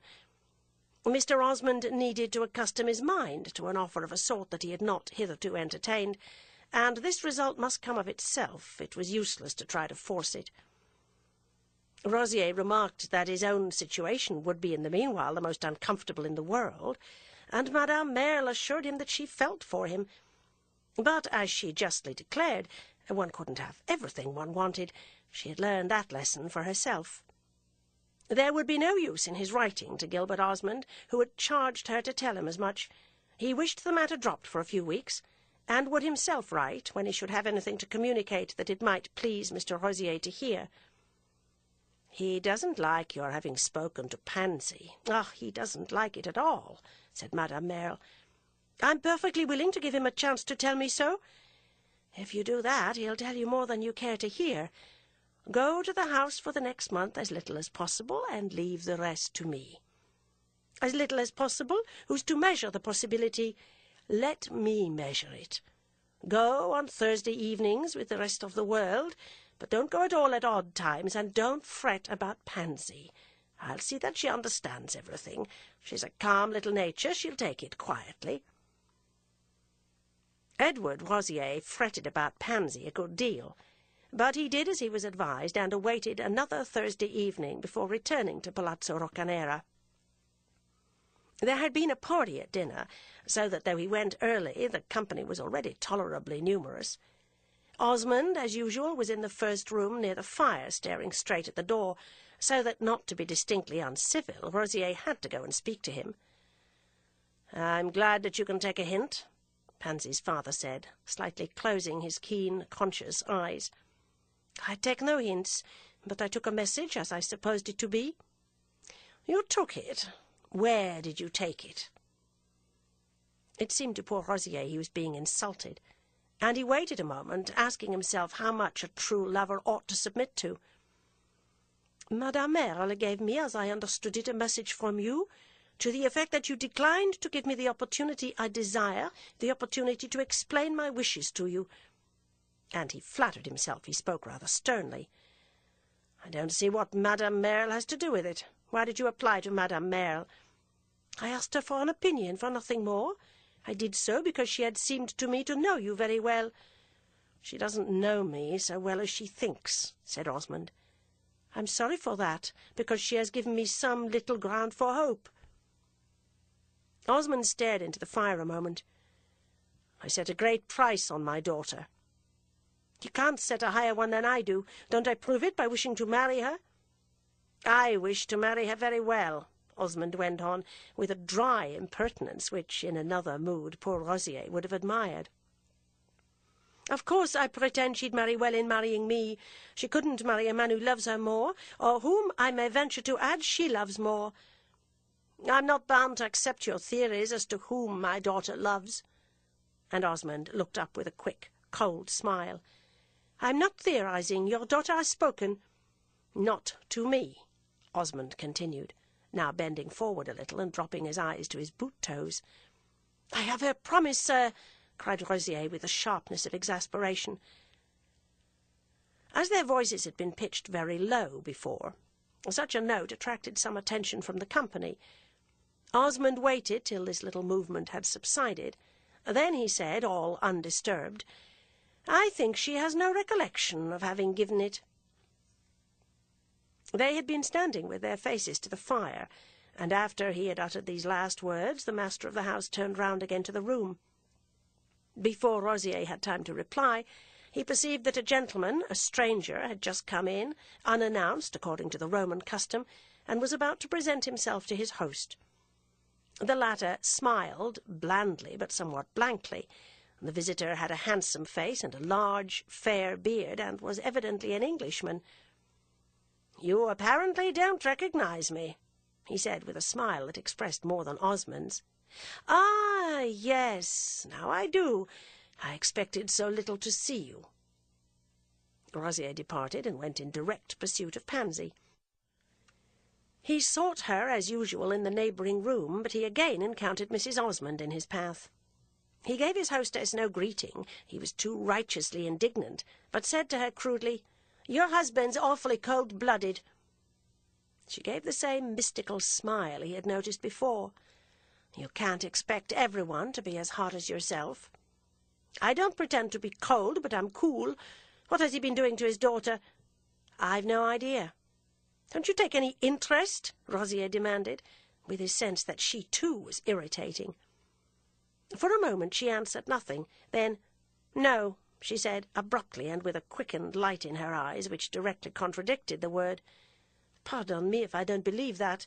Where's Miss Osmond?" "In the corner making tea. Please leave her there." Rosier instantly discovered his friend, who had been hidden by intervening groups. He watched her, but her own attention was entirely given to her occupation. "What on earth has he done to her?" he asked again imploringly. "He declares to me she has given me up." "She has not given you up," Isabel said in a low tone and without looking at him. "Ah, thank you for that. Now I'll leave her alone as long as you think proper." He had hardly spoken when he saw her change colour, and became aware that Osmond was coming toward her, accompanied by the gentleman who had just entered. He judged the latter, in spite of the advantage of good looks and evident social experience, a little embarrassed. "Isabel," said her husband, "I bring you an old friend." Mrs. Osmond's face, though it wore a smile, was, like her old friend's, not perfectly confident. "I'm very happy to see Lord Warburton," she said. Rosier turned away, and now that his talk with her had been interrupted, felt absolved from the little pledge he had just taken. He had a quick impression that Mrs. Osmond wouldn't notice what he did. Isabel, in fact, to do him justice, for some time quite ceased to observe him. She had been startled. She hardly knew if she felt a pleasure or a pain. Lord Warburton, however, now that he was face to face with her, was plainly quite sure of his own sense of the matter. Though his grey eyes had still their fine original property of keeping recognition and attestation strictly sincere, he was heavier than of yore and looked older. He stood there very solidly and sensibly. "I suppose you didn't expect to see me," he said. "I've but just arrived. Literally, I only got here this evening. You see, I've lost no time in coming to pay you my respects. I knew you were at home on Thursdays." "You see, the fame of your Thursdays has spread to England," Osmond remarked to his wife. "It's very kind of Lord Warburton to come so soon. We're greatly flattered," Isabel said. "Ah, well, it's better than stopping in one of those horrible inns," Osmond went on. "The hotel seems very good. I think it's the same at which I saw you 4 years since. You know it was here in Rome that we first met. It's a long time ago. Do you remember where I bade you good-bye?" his lordship asked of his hostess. "It was in the Capitol, in the first room." "I remember that myself," said Osmond. "I was there at the time." "Yes, I remember you there. I was very sorry to leave Rome. So sorry that somehow or other it became almost a dismal memory, and I've never cared to come back till today. But I knew you were living here," her old friend went on to Isabel, "and I assure you I've often thought of you. It must be a charming place to live in," he added, with a look round him at her established home, in which she might have caught the dim ghost of his old ruefulness. "We should have been glad to see you at any time," Osmond observed with propriety. "Thank you very much. I haven't been out of England since then. Till a month ago I really supposed my travels over." "I've heard of you from time to time," said Isabel, who had already, with her rare capacity for such inward feats, taken the measure of what meeting him again meant for her. "I hope you've heard no harm. My life has been a remarkably complete blank." "Like the good rains in history," Osmond suggested. He appeared to think his duties as a host now terminated. He had performed them so conscientiously. Nothing could have been more adequate, more nicely measured than his courtesy to his wife's old friend.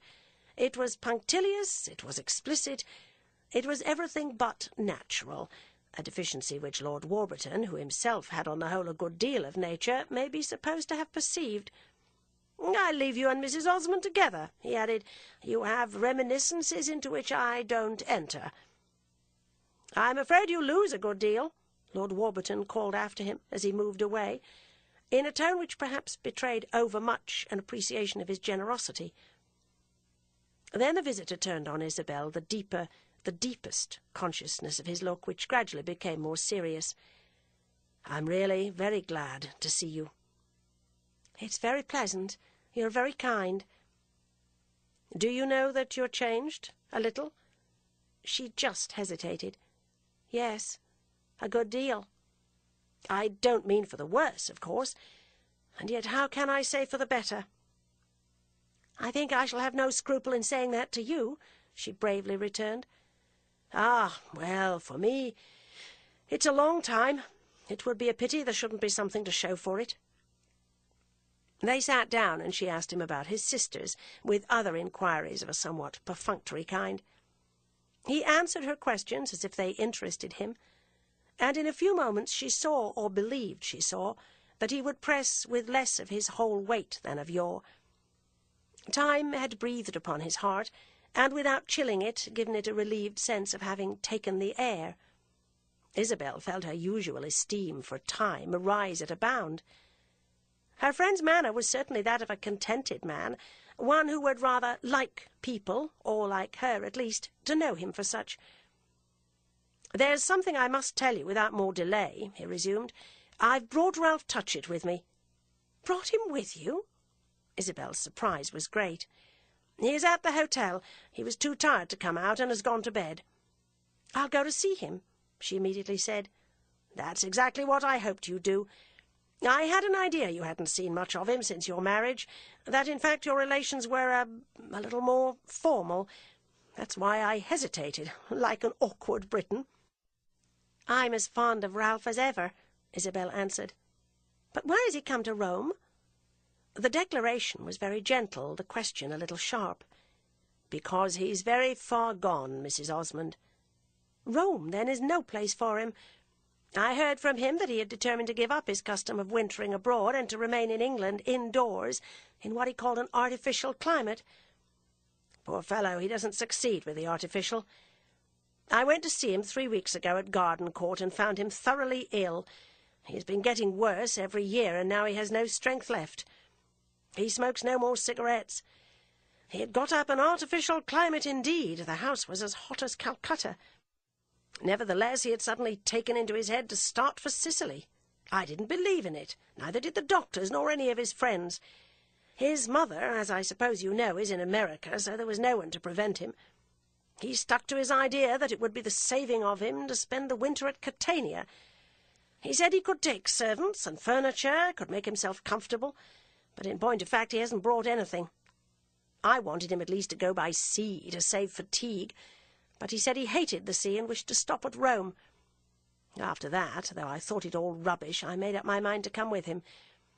I'm acting as, what do you call it in America, as a kind of moderator. Poor Ralph's very moderate now. We left England a fortnight ago, and he has been very bad on the way. He can't keep warm, and the further south we come, the more he feels the cold. He has got rather a good man, but I'm afraid he's beyond human help. I wanted him to take with him some clever fellow, some sharp young doctor, but he wouldn't hear of it. If you don't mind my saying so, I think it was a most extraordinary time for Mrs. Touchett to decide on going to America." Isabel had listened eagerly. Her face was full of pain and wonder. "My aunt does that at fixed periods and lets nothing turn her aside. When the date comes round, she starts. I think she'd have started if Ralph had been dying." "I sometimes think he is dying," Lord Warburton said. Isabel sprang up. "I'll go to him then now." He checked her. He was a little disconcerted at the quick effect of his words. "I don't mean I thought so tonight. On the contrary, today, in the train, he seemed particularly well. The idea of our reaching Rome, he's very fond of Rome, you know, gave him strength. An hour ago, when I bade him good night, he told me he was very tired but very happy. Go to him in the morning, that's all I mean. I didn't tell him I was coming here. I didn't decide to till after we had separated. Then I remembered he had told me you had an evening, and that it was this very Thursday. It occurred to me to come in and tell you he's here, and let you know you had perhaps better not wait for him to call. I think he said he hadn't written to you." There was no need of Isabel's declaring that she would act upon Lord Warburton's information. She looked, as she sat there, like a winged creature held back. "Let alone that I wanted to see you for myself," her visitor gallantly added. "I don't understand Ralph's plan. It seems to me very wild," she said. "I was glad to think of him between those thick walls at Gardencourt. He was completely alone there. The thick walls were his only company." "You went to see him. You've been extremely kind." "Oh, dear, I had nothing to do," said Lord Warburton. "We hear, on the contrary, that you are doing great things. Everyone speaks of you as a great statesman, and I'm perpetually seeing your name in the Times, which, by the way, doesn't appear to hold it in reverence. You are apparently as wild a radical as ever. I don't feel nearly so wild. You know, the world has come round to me. Touchett and I have kept up a sort of parliamentary debate all the way from London. I tell him he's the last of the Tories, and he calls me the King of the Goths. Says I have, down to the details of my personal appearance, every sign of the brute. So, you see, there's life in him yet." Isabel had many questions to ask about Ralph, but she abstained from asking them all. She would see for herself on the morrow. She perceived that after a little Lord Warburton would tire of that subject. He had a conception of other possible topics. She was more and more able to say to herself that he had recovered, and what is more to the point, she was able to say it without bitterness. He had been for her of old such an image of urgency, of insistence, of something to be resisted and reasoned with, that his reappearance at first menaced her with a new trouble. But she was now reassured. She could see he only wished to live with her on good terms, that she was to understand he had forgiven her, and was incapable of the bad taste of making pointed allusions. This was not a form of revenge, of course. She had no suspicion of his wishing to punish her by an exhibition of disillusionment. She did him the justice to believe it had simply occurred to him that she would now take a good-natured interest in knowing he was resigned. It was the resignation of a healthy, manly nature, in which sentimental wounds could never fester. British politics had cured him. She had known they would. She gave an envious thought to the happier lot of men who were always free to plunge into the healing waters of action. Lord Warburton, of course, spoke of the past, but he spoke of it without implications. He even went so far as to allude to their former meeting in Rome as a very jolly time. And he told her he had been immensely interested in hearing of her marriage, and that it was a great pleasure for him to make Mr. Osmond's acquaintance, since he could hardly be said to have made it on the other occasion. He had not written to her at the time of that passage in her history, but he didn't apologize to her for this. The only thing he implied was that they were old friends, intimate friends. It was very much as an intimate friend that he said to her suddenly, after a short pause, which he had occupied in smiling as he looked about him like a person amused at a provincial entertainment by some innocent game of guesses, "Well, now, I suppose you're very happy and all that sort of thing?" Isabel answered with a quick laugh. The tone of his remark struck her almost as the accent of comedy. "Do you suppose if I were not, I'd tell you?" "Well, I don't know. I don't see why not." "I do, then. Fortunately, however, I'm very happy." "You've got an awfully good house." "Yes, it's very pleasant. But that's not my merit, it's my husband's." "You mean he has arranged it?" "Yes, it was nothing when we came." "He must be very clever." "He has a genius for upholstery," said Isabel. "There's a great rage for that sort of thing now. But you must have a taste of your own." "I enjoy things when they're done, but I've no ideas. I can never propose anything." "Do you mean you accept what others propose?" "Very willingly, for the most part." "That's a good thing to know. I shall propose to you something." "It will be very kind." I must say, however, that I've in a few small ways a certain initiative. I should like, for instance, to introduce you to some of these people. Oh, please don't. I prefer sitting here, unless it be to that young lady in the blue dress. She has a charming face. The one talking to the rosy young man? That's my husband's daughter. Lucky man, your husband. What a dear little maid. You must make her acquaintance. In a moment, with pleasure. I like looking at her from here. He ceased to look at her, however, very soon. His eyes constantly reverted to Mrs. Osmond. "Do you know, I was wrong just now in saying you had changed," he presently went on. "You seem to me, after all, very much the same." "And yet I find it a great change to be married," said Isabel, with mild gaiety.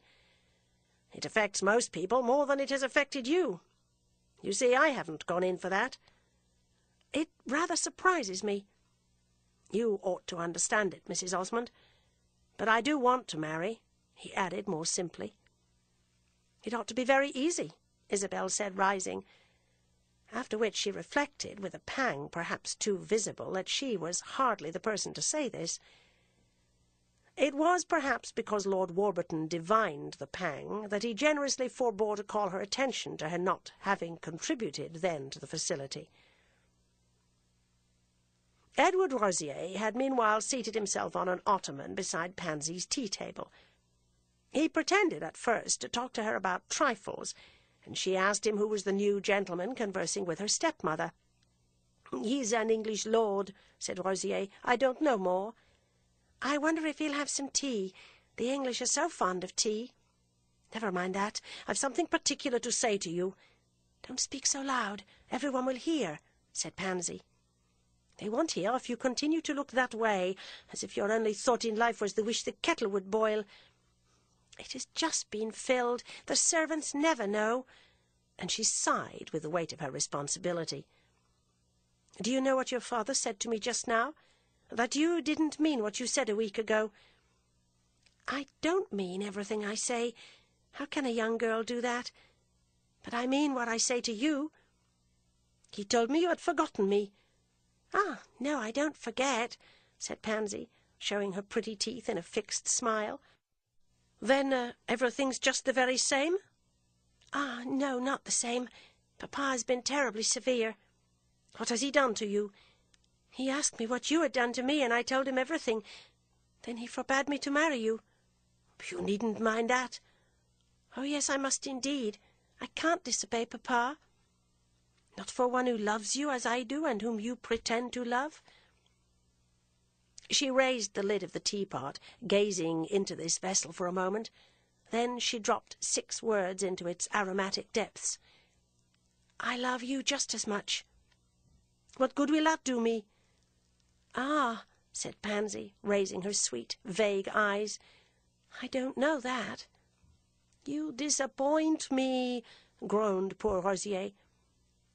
She was silent a little. She handed a teacup to a servant. "Please don't talk any more." "Is this to be all my satisfaction?" "Papa said I was not to talk with you." "Do you sacrifice me like that? Ah, it's too much." "I wish you'd wait a little," said the girl, in a voice just distinct enough to betray a quaver. "Of course I'll wait if you'll give me hope, but you take my life away." "I'll not give you up. Oh, no," Pansy went on. "He'll try and make you marry someone else." "I'll never do that." "What then are we to wait for?" She hesitated again. "I'll speak to Mrs. Osmond, and she'll help us." It was in this manner that she for the most part designated her stepmother. "She won't help us much. She's afraid." "Afraid of what?" "Of your father, I suppose." Pansy shook her little head. "She's not afraid of anyone. We must have patience." "Oh, that's an awful word," Rosier groaned. He was deeply disconcerted. Oblivious of the customs of good society, he dropped his head into his hands, and, supporting it with a melancholy grace, sat staring at the carpet. Presently he became aware of a good deal of movement about him, and as he looked up saw Pansy making a curtsy. It was still her little curtsy of the convent, to the English lord whom Mrs. Osmond had introduced. Chapter 39. It will probably not surprise the reflective reader that Ralph Touchett should have seen less of his cousin since her marriage than he had done before that event, an event of which he took such a view as could hardly prove a confirmation of intimacy.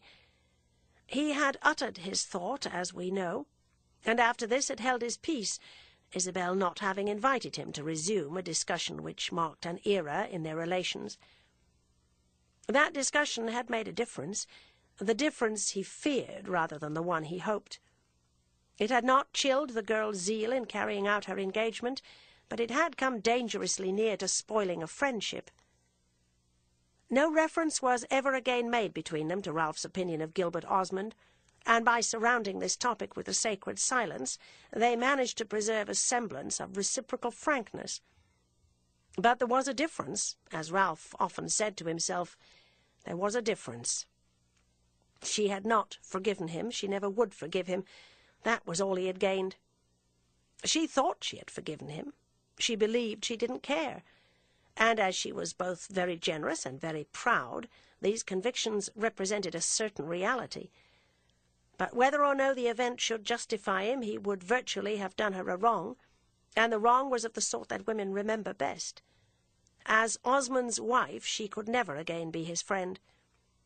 If in this character she should enjoy the felicity she expected, she would have nothing but contempt for the man who had attempted in advance to undermine a blessing so dear.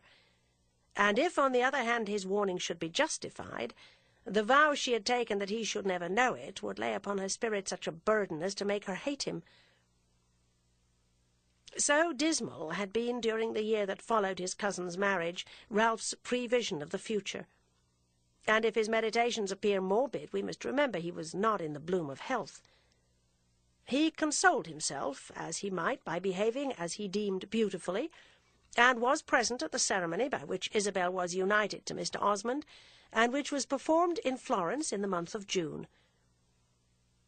He learned from his mother that Isabel at first had thought of celebrating her nuptials in her native land, but that, as simplicity was what she chiefly desired to secure, she had finally decided, in spite of Osmond's professed willingness to make a journey of any length, that this characteristic would be best embodied in their being married by the nearest clergyman in the shortest time. The thing was done, therefore, at the little American chapel, on a very hot day, in the presence only of Mrs. Touchett and her son, of Pansy, Osmond, and the Countess Gemini. That severity in the proceedings of which I just spoke was in part the result of the absence of two persons who might have been looked for on the occasion, and who would have lent it a certain richness. Madame Merle had been invited, but Madame Merle, who was unable to leave Rome, had written a gracious letter of excuses. Henrietta Stackpole had not been invited, as her departure from America, announced to Isabel by Mr. Goodwood, was in fact frustrated by the duties of her profession. But she had sent a letter, less gracious than Madame Merle's, intimating that had she been able to cross the Atlantic, she would have been present not only as a witness but as a critic. Her return to Europe had taken place somewhat later, and she had effected a meeting with Isabel in the autumn in Paris, when she had indulged, perhaps a trifle too freely, her critical genius.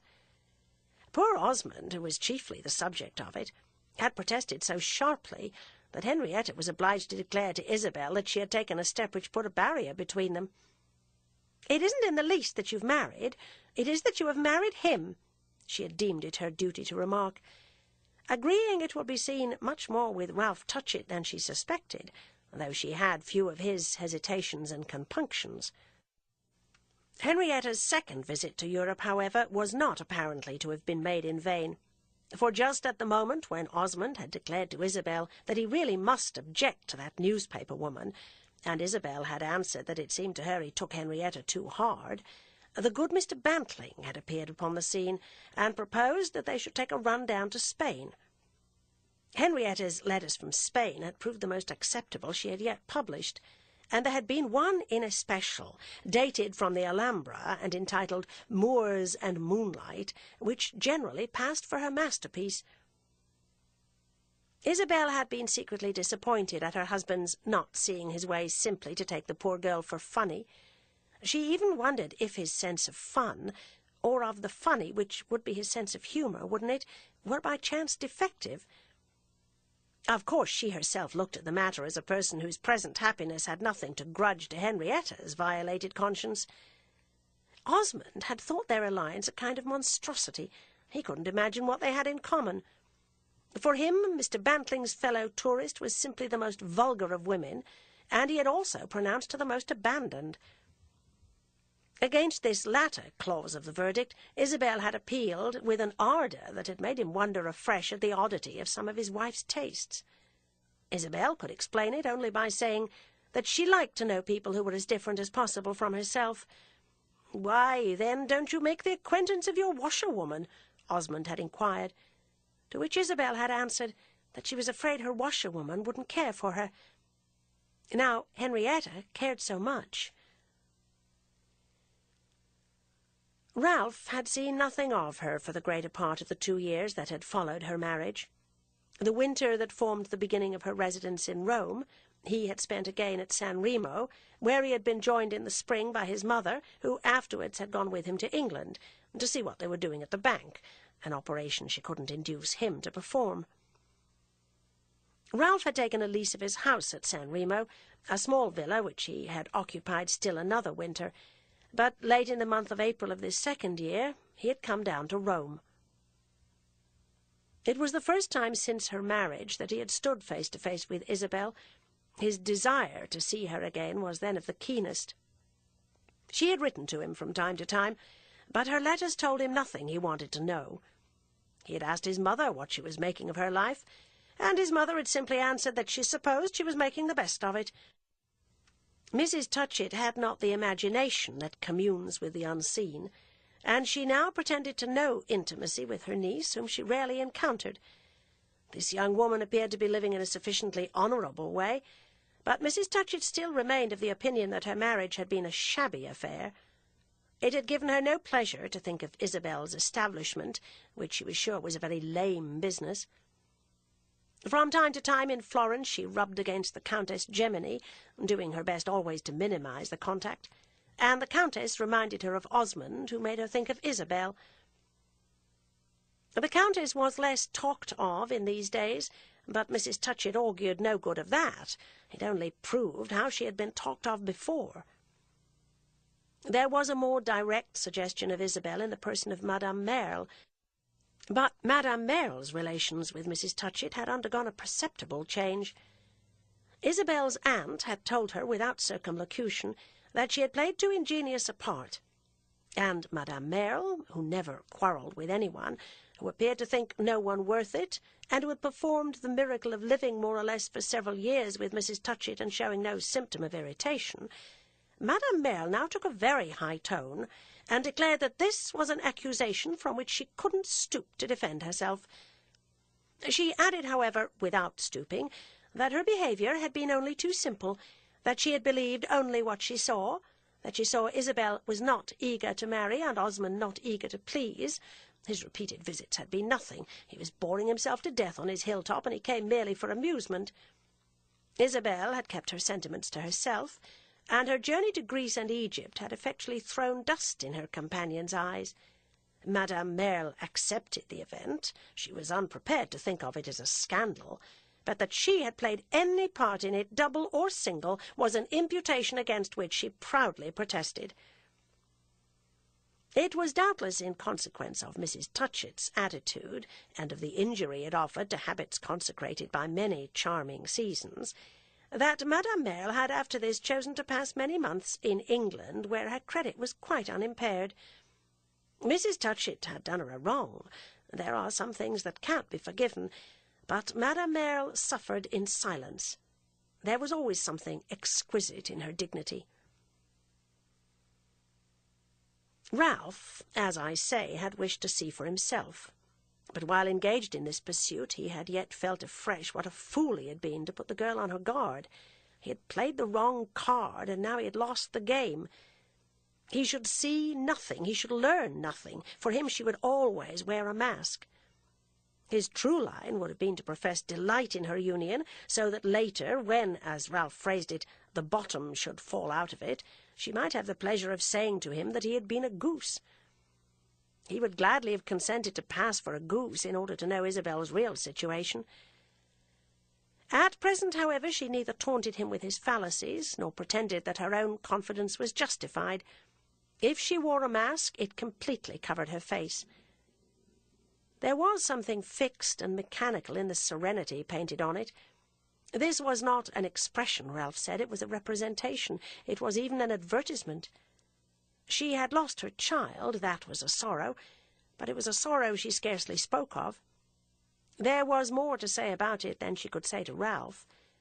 It belonged to the past, moreover. It had occurred 6 months before, and she had already laid aside the tokens of mourning.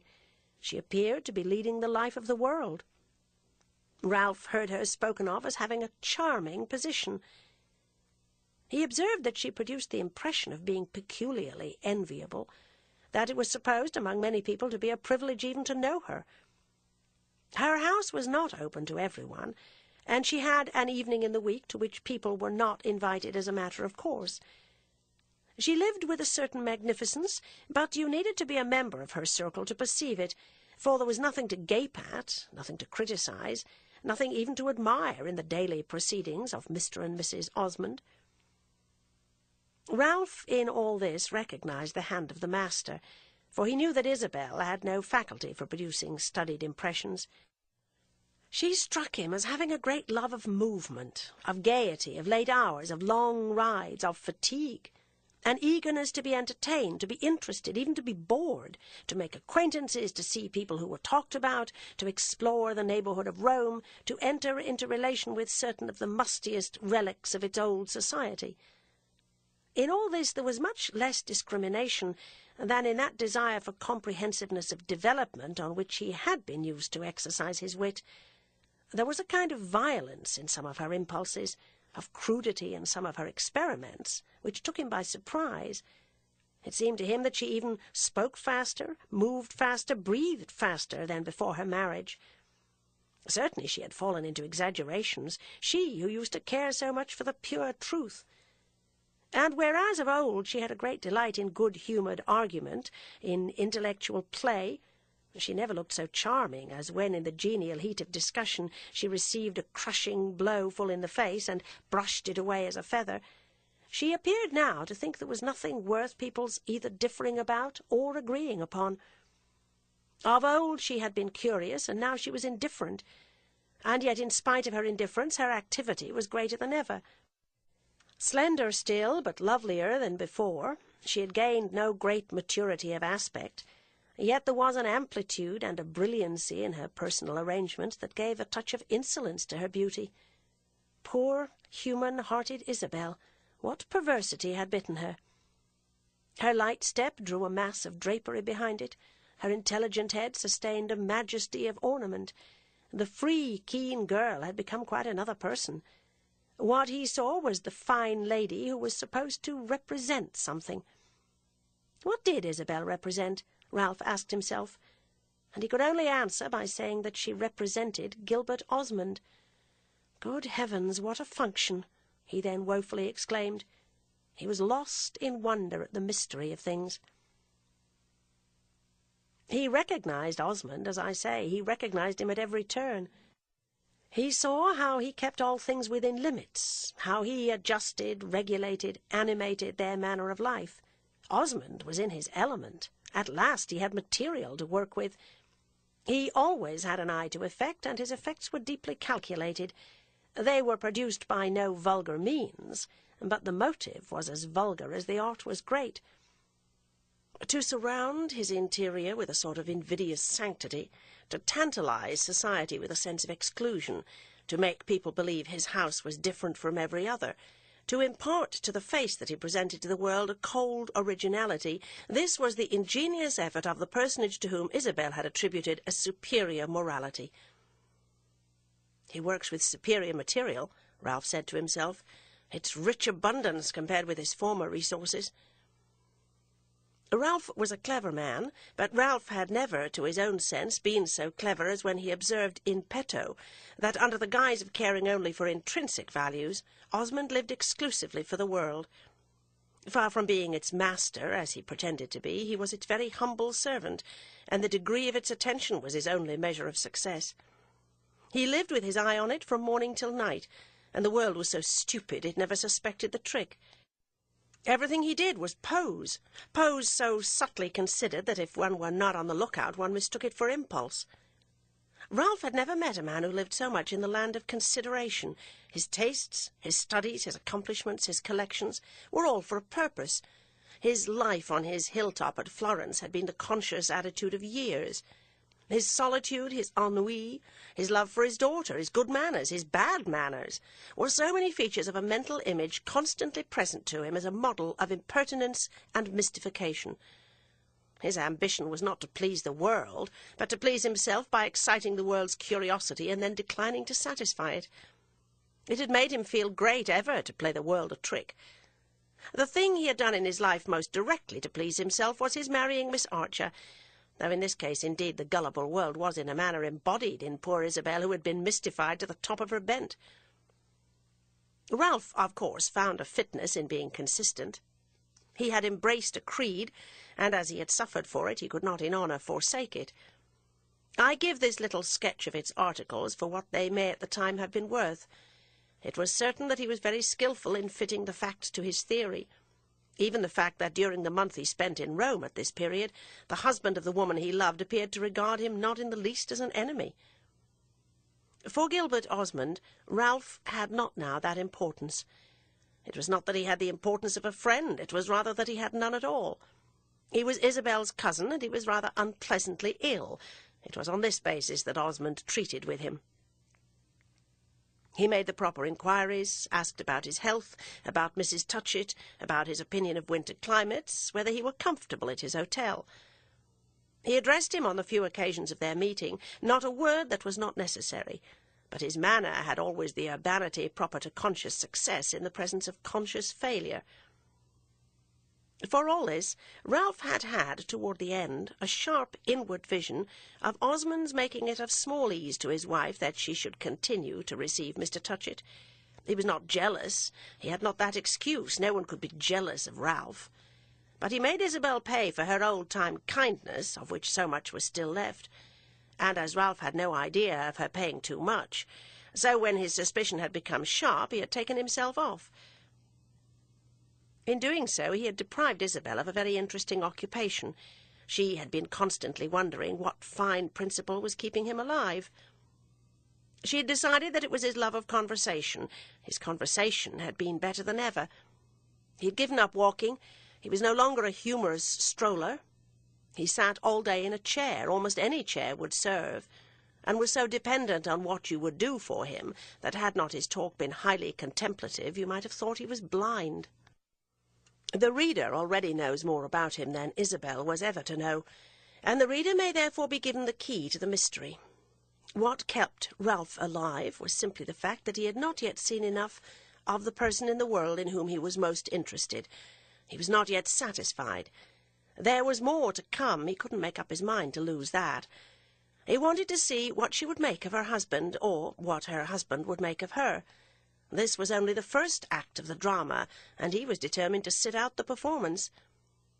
His determination had held good. It had kept him going some 18 months more, till the time of his return to Rome with Lord Warburton. It had given him, indeed, such an air of intending to live indefinitely, that Mrs. Touchett, though more accessible to confusions of thought in the matter of this strange, unremunerative and unremunerated son of hers than she had ever been before, had, as we have learned, not scrupled to embark for a distant land. If Ralph had been kept alive by suspense, it was with a good deal of the same emotion, the excitement of wondering in what state she should find him, that Isabel mounted to his apartment the day after Lord Warburton had notified her of his arrival in Rome. She spent an hour with him. It was the first of several visits. Gilbert Osmond called on him punctually, and on their sending their carriage for him, Ralph came more than once to Palazzo Roccanera. A fortnight elapsed, at the end of which Ralph announced to Lord Warburton that he thought, after all, he wouldn't go to Sicily. The two men had been dining together after a day spent by the latter in ranging about the Campagna. They had left the table, and Warburton, before the chimney, was lighting a cigar, which he instantly removed from his lips. "Won't go to Sicily? Where then will you go?" "Well, I guess I won't go anywhere," said Ralph from the sofa, all shamelessly. "Do you mean you'll return to England?" "Oh, dear, no, I'll stay in Rome." "Rome won't do for you. Rome's not warm enough." "It will have to do. I'll make it do. See how well I've been?"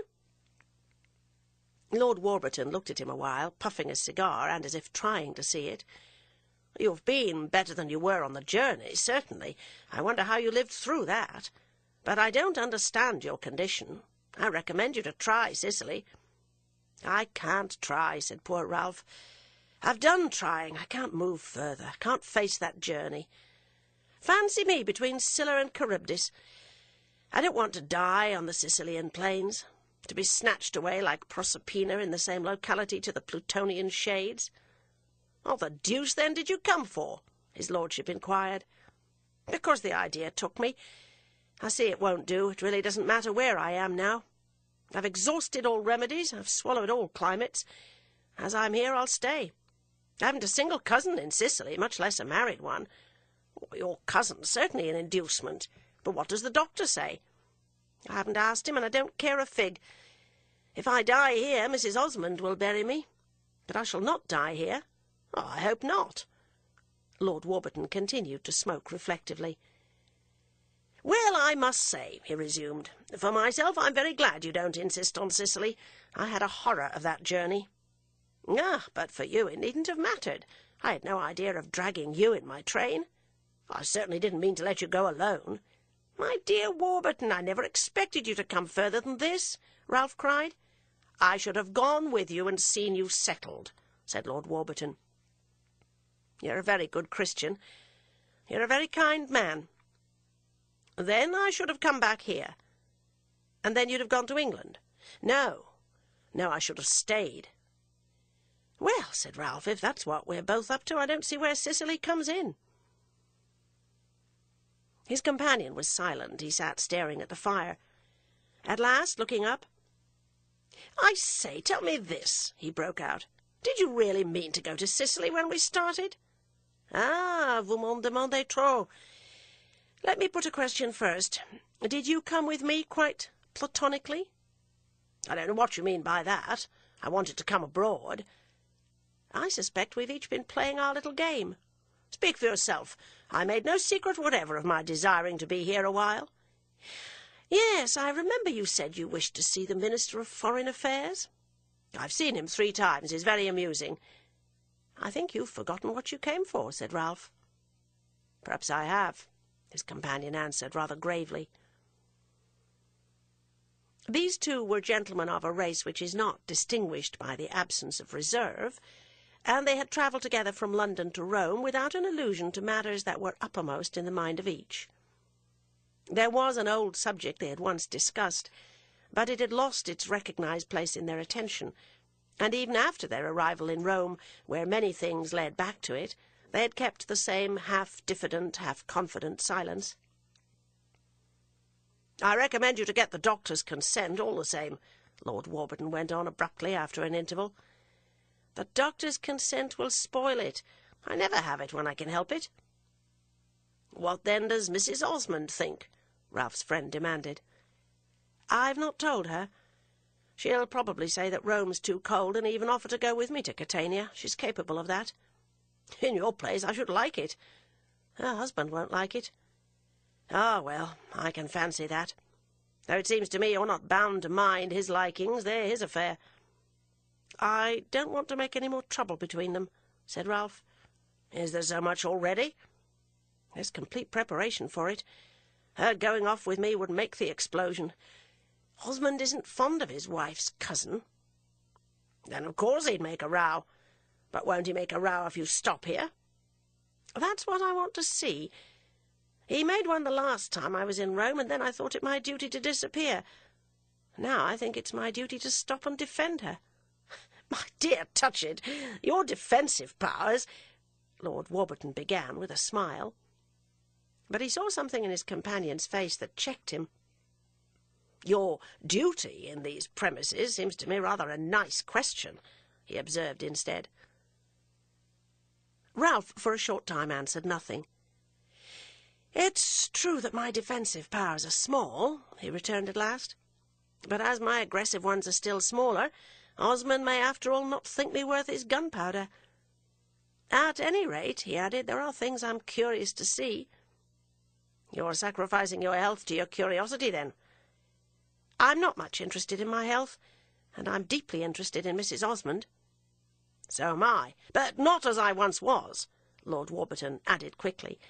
This was one of the allusions he had not hitherto found occasion to make. "Does she strike you as very happy?" Ralph inquired, emboldened by this confidence. "Well, I don't know. I've hardly thought.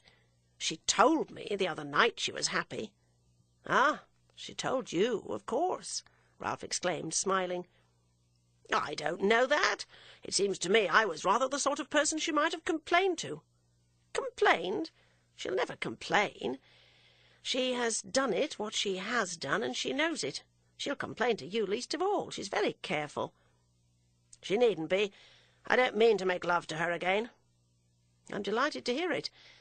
There can be no doubt at least of your duty." "Ah, no," said Lord Warburton gravely. "None." "Permit me to ask," Ralph went on, "whether it's to bring out the fact that you don't mean to make love to her that you're so very civil to the little girl?" Lord Warburton gave a slight start. He got up and stood before the fire, looking at it hard. "Does that strike you as very ridiculous?" "Ridiculous? Not in the least, if you really like her." "I think her a delightful little person. I don't know when a girl of that age has pleased me more." "She's a charming creature. Ah, she at least is genuine." "Of course there's the difference in our ages. More than 20 years. "My dear Warburton," said Ralph, "are you serious?" "Perfectly serious, as far as I've got." "I'm very glad." "And heaven help us," cried Ralph, "how cheered up old Osmond will be." His companion frowned. "I say, don't spoil it. I shouldn't propose for his daughter to please him." "He'll have the perversity to be pleased all the same." "He's not so fond of me as that," said his lordship. "As that? My dear Warburton, the drawback of your position is that people needn't be fond of you at all to wish to be connected with you. Now, with me in such a case, I should have the happy confidence that they love me." Lord Warburton seemed scarcely in the mood for doing justice to general axioms. He was thinking of a special case. "Do you judge she'll be pleased?" "The girl herself? Delighted, surely." No, I mean Mrs. Osmond." Ralph looked at him a moment. "My dear fellow, what has she to do with it?" "Whatever she chooses. She's very fond of Pansy." "Very true, very true." And Ralph slowly got up. "It's an interesting question, how far her fondness for Pansy will carry her." He stood there a moment with his hands in his pockets and rather a clouded brow. "I hope you know that you're very, very sure— Oh, the deuce!" he broke off. "I don't know how to say it." "Yes, you do. You know how to say everything." "Well, it's awkward. I hope you're sure that among Miss Osmond's merits her being so near her stepmother isn't a leading one?" "Good heavens, Touchett!" cried Lord Warburton angrily. "For what do you take me?"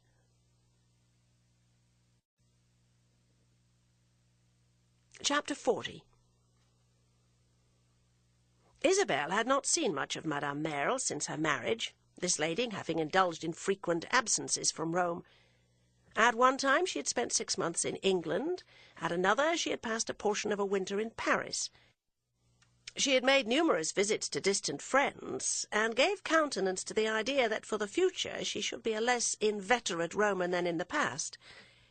As she had been inveterate in the past only in the sense of constantly having an apartment in one of the sunniest niches of the Pincian, an apartment which often stood empty, this suggested a prospect of almost constant absence, a danger which Isabel at one period had been much inclined to deplore.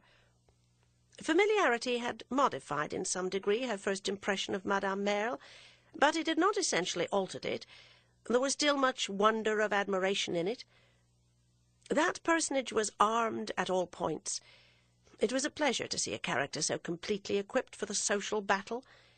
She carried her flag discreetly, but her weapons were polished steel, and she used them with a skill which struck Isabel as more and more that of a veteran.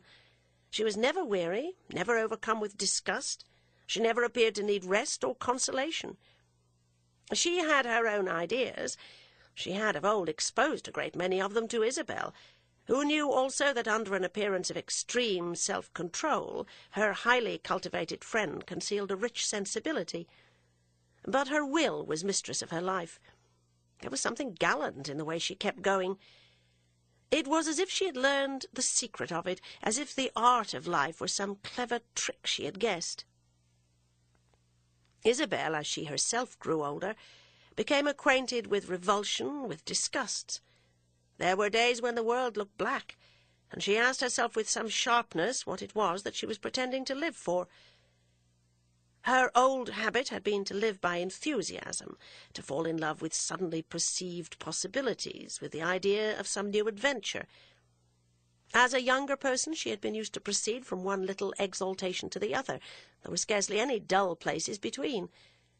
But Madame Merle had suppressed enthusiasm. She fell in love nowadays with nothing. She lived entirely by reason and by wisdom. There were hours when Isabel would have given anything for lessons in this art. If her brilliant friend had been near, she would have made an appeal to her. She had become aware more than before of the advantage of being like that, of having made oneself a firm surface, a sort of corselet of silver. But, as I say, it was not till the winter, during which we lately renewed acquaintance with our heroine, that the personage in question made again a continuous stay in Rome. Isabel now saw more of her than she had done since her marriage, but by this time Isabel's needs and inclinations had considerably changed. It was not at present to Madame Merle that she would have applied for instruction. She had lost the desire to know this lady's clever trick. If she had troubles, she must keep them to herself, and if life was difficult, it would not make it easier to confess herself beaten. Madame Merle was doubtless of great use to herself and an ornament to any circle, but would she be of use to others in periods of refined embarrassment? The best way to profit by her friend, this indeed Isabel had always thought, was to imitate her, to be as firm and bright as she. She recognized no embarrassments, and Isabel, considering this fact, determined for the 50th time to brush aside her own. It seemed to her, too, on the renewal of an intercourse which had virtually been interrupted, that her old ally was different, was almost detached, pushing to the extreme a certain rather artificial fear of being indiscreet. Ralph Touchett, we know, had been of the opinion that she was prone to exaggeration, to forcing the note, was apt, in the vulgar phrase, to overdo it. Isabel had never admitted this charge, had never indeed quite understood it. Madame Merle's conduct, to her perception, always bore the stamp of good taste, was always quiet. But in this matter of not wishing to intrude upon the inner life of the Osmond family, it at last occurred to our young woman that she overdid a little. That, of course, was not the best taste. That was rather violent. She remembered too much that Isabel was married, that she had now other interests, that though she, Madame Merle, had known Gilbert Osmond and his little Pansy very well, better almost than anyone, she was not, after all, of the inner circle. She was on her guard. She never spoke of their affairs till she was asked, even pressed, as when her opinion was wanted. She had a dread of seeming to meddle. Madame Merle was as candid as we know, and one day she candidly expressed this dread to Isabel. "I must be on my guard," she said. "I might so easily, without suspecting it, offend you.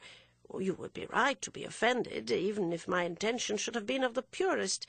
I must not forget that I knew your husband long before you did. I must not let that betray me. If you were a silly woman, you might be jealous. You're not a silly woman, I know that perfectly, but neither am I. Therefore I'm determined not to get into trouble. A little harm's very soon done. A mistake's made before one knows it. Of course, if I had wished to make love to your husband, I had 10 years to do it in and nothing to prevent, so it isn't likely I shall begin today when I'm so much less attractive than I was. But if I were to annoy you by seeming to take a place that doesn't belong to me, you wouldn't make that reflection. You'd simply say I was forgetting certain differences. I'm determined not to forget them. Certainly a good friend isn't always thinking of that. One doesn't suspect one's friends of injustice. I don't suspect you, my dear, in the least. But I suspect human nature. Don't think I make myself uncomfortable. I'm not always watching myself. I think I sufficiently prove it in talking to you as I do now. All I wish to say is, however, that if you were to be jealous, that's the form it would take, I should be sure to think it was a little my fault. It certainly wouldn't be your husband's. Isabel had had 3 years to think over Mrs. Touchett's theory that Madame Merle had made Gilbert Osmond's marriage. We know how she had at first received it.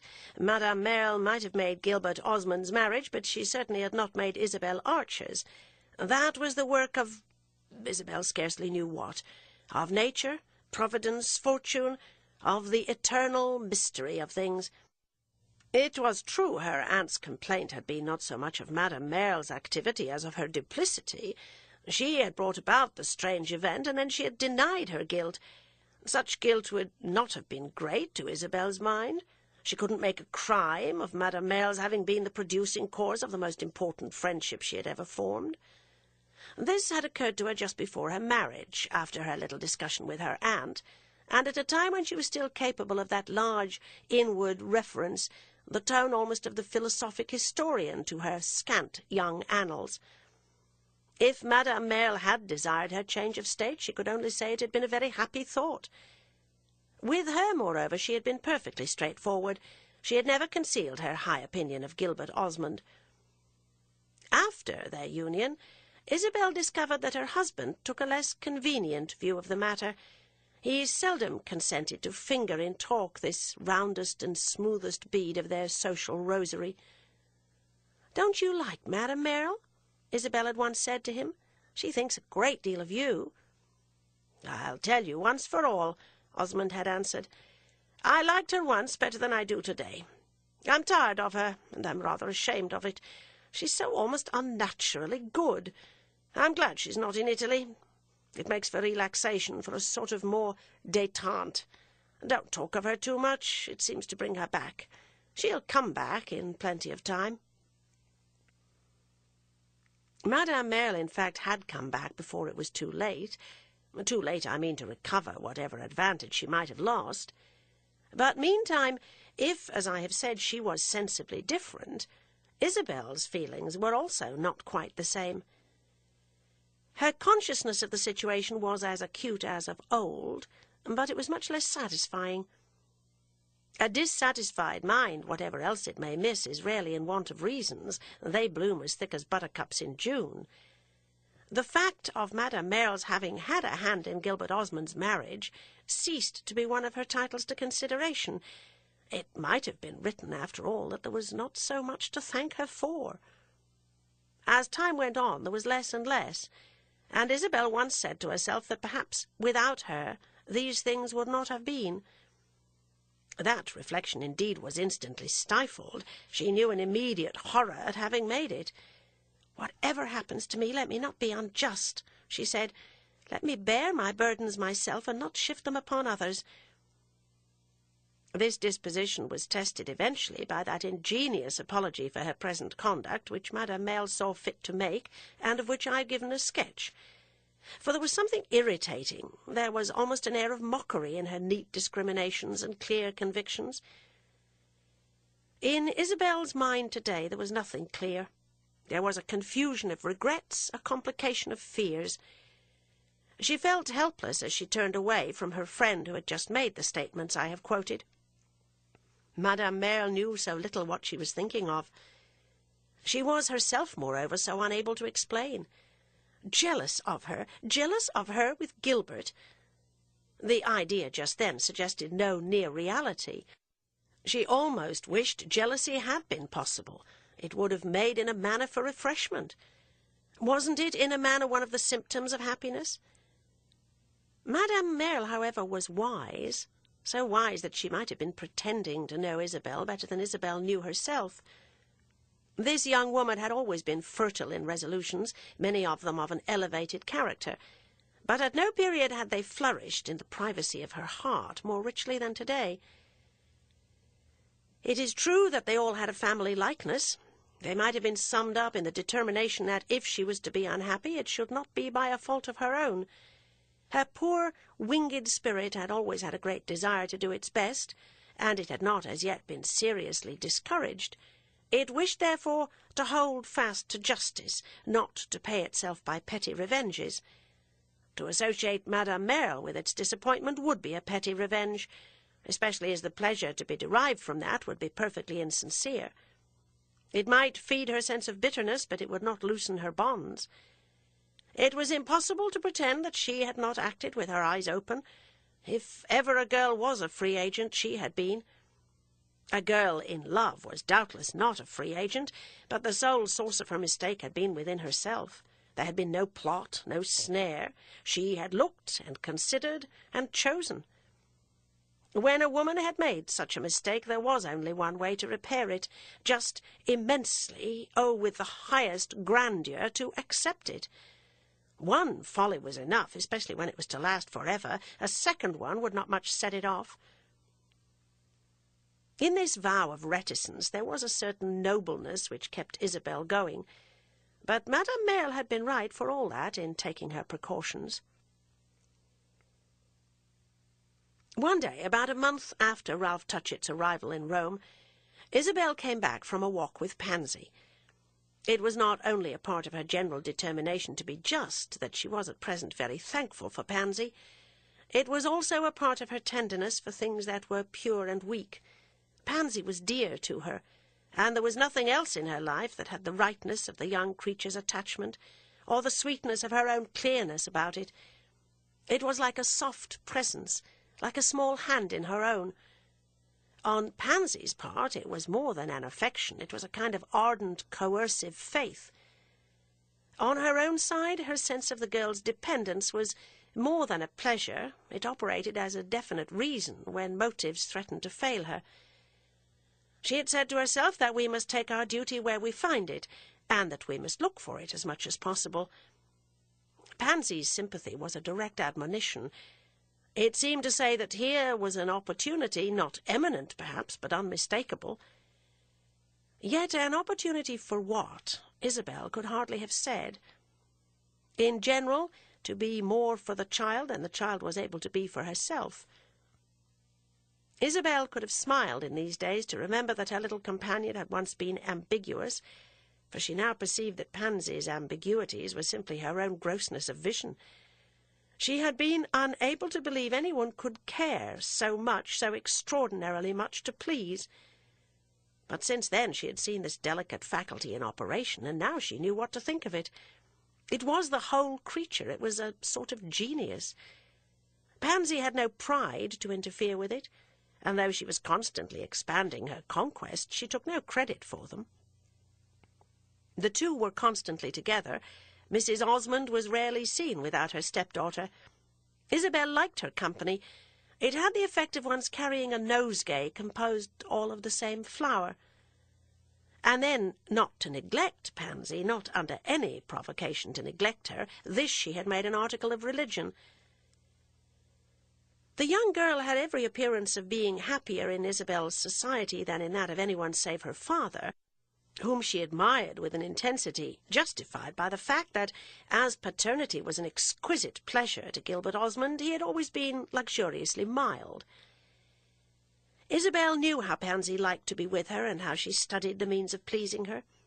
She had decided that the best way of pleasing her was negative, and consisted in not giving her trouble, a conviction which certainly could have had no reference to trouble already existing.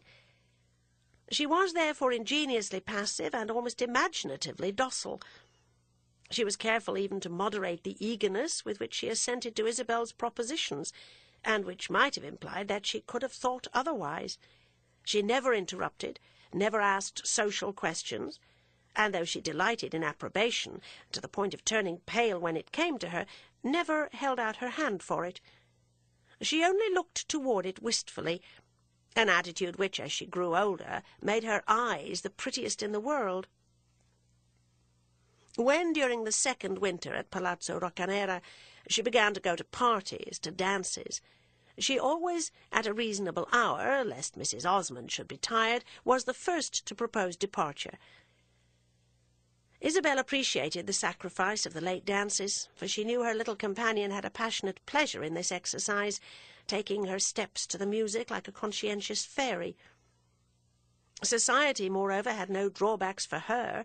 She liked even the tiresome parts, the heat of ballrooms, the dullness of dinners, the crush at the door, the awkward waiting for the carriage. During the day, in this vehicle, beside her stepmother, she sat in a small, fixed, appreciative posture, bending forward and faintly smiling, as if she had been taken to drive for the first time. On the day I speak of, they had been driven out of one of the gates of the city, and at the end of half an hour had left the carriage to await them by the roadside, while they walked away over the short grass of the Campagna, which even in the winter months is sprinkled with delicate flowers. This was almost a daily habit with Isabel, who was fond of a walk and had a swift length of step, though not so swift a one as on her first coming to Europe. It was not the form of exercise that Pansy loved best, but she liked it because she liked everything, and she moved with a shorter undulation beside her father's wife, who afterwards, on their return to Rome, paid a tribute to her preferences by making the circuit of the Pincian or the Villa Borghese. She had gathered a handful of flowers in a sunny hollow far from the walls of Rome, and on reaching Palazzo Roccanera she went straight to her room to put them into water. Isabel passed into the drawing-room, the one she herself usually occupied, the second in order from the large antechamber, which was entered from the staircase, and in which even Gilbert Osmond's rich devices had not been able to correct a look of rather grand nudity. Just beyond the threshold of the drawing-room she stopped short, the reason for her doing so being that she had received an impression. The impression had, in strictness, nothing unprecedented, but she felt it as something new, and the soundlessness of her step gave her time to take in the scene before she interrupted it. Madame Merle was there in her bonnet, and Gilbert Osmond was talking to her. For a minute they were unaware she had come in. Isabel had often seen that before, certainly, but what she had not seen, or at least had not noticed, was that their colloquy had for the moment converted itself into a sort of familiar silence, from which she instantly perceived that her entrance would startle them. Madame Merle was standing on the rug a little way from the fire. Osmond was in a deep chair, leaning back and looking at her. Her head was erect as usual, but her eyes were bent on his. What struck Isabel first was that he was sitting while Madame Merle stood. There was an anomaly in this that arrested her. Then she perceived that they had arrived at a desultory pause in their exchange of ideas, and were musing face to face, with the freedom of old friends who sometimes exchange ideas without uttering them. There was nothing to shock in this. They were old friends in fact. But the thing made an image, lasting only a moment, like a sudden flicker of light. Their relative positions, their absorbed, mutual gaze, struck her as something detected. But it was all over by the time she had fairly seen it. Madame Merle had seen her and had welcomed her without moving. Her husband, on the other hand, had instantly jumped up.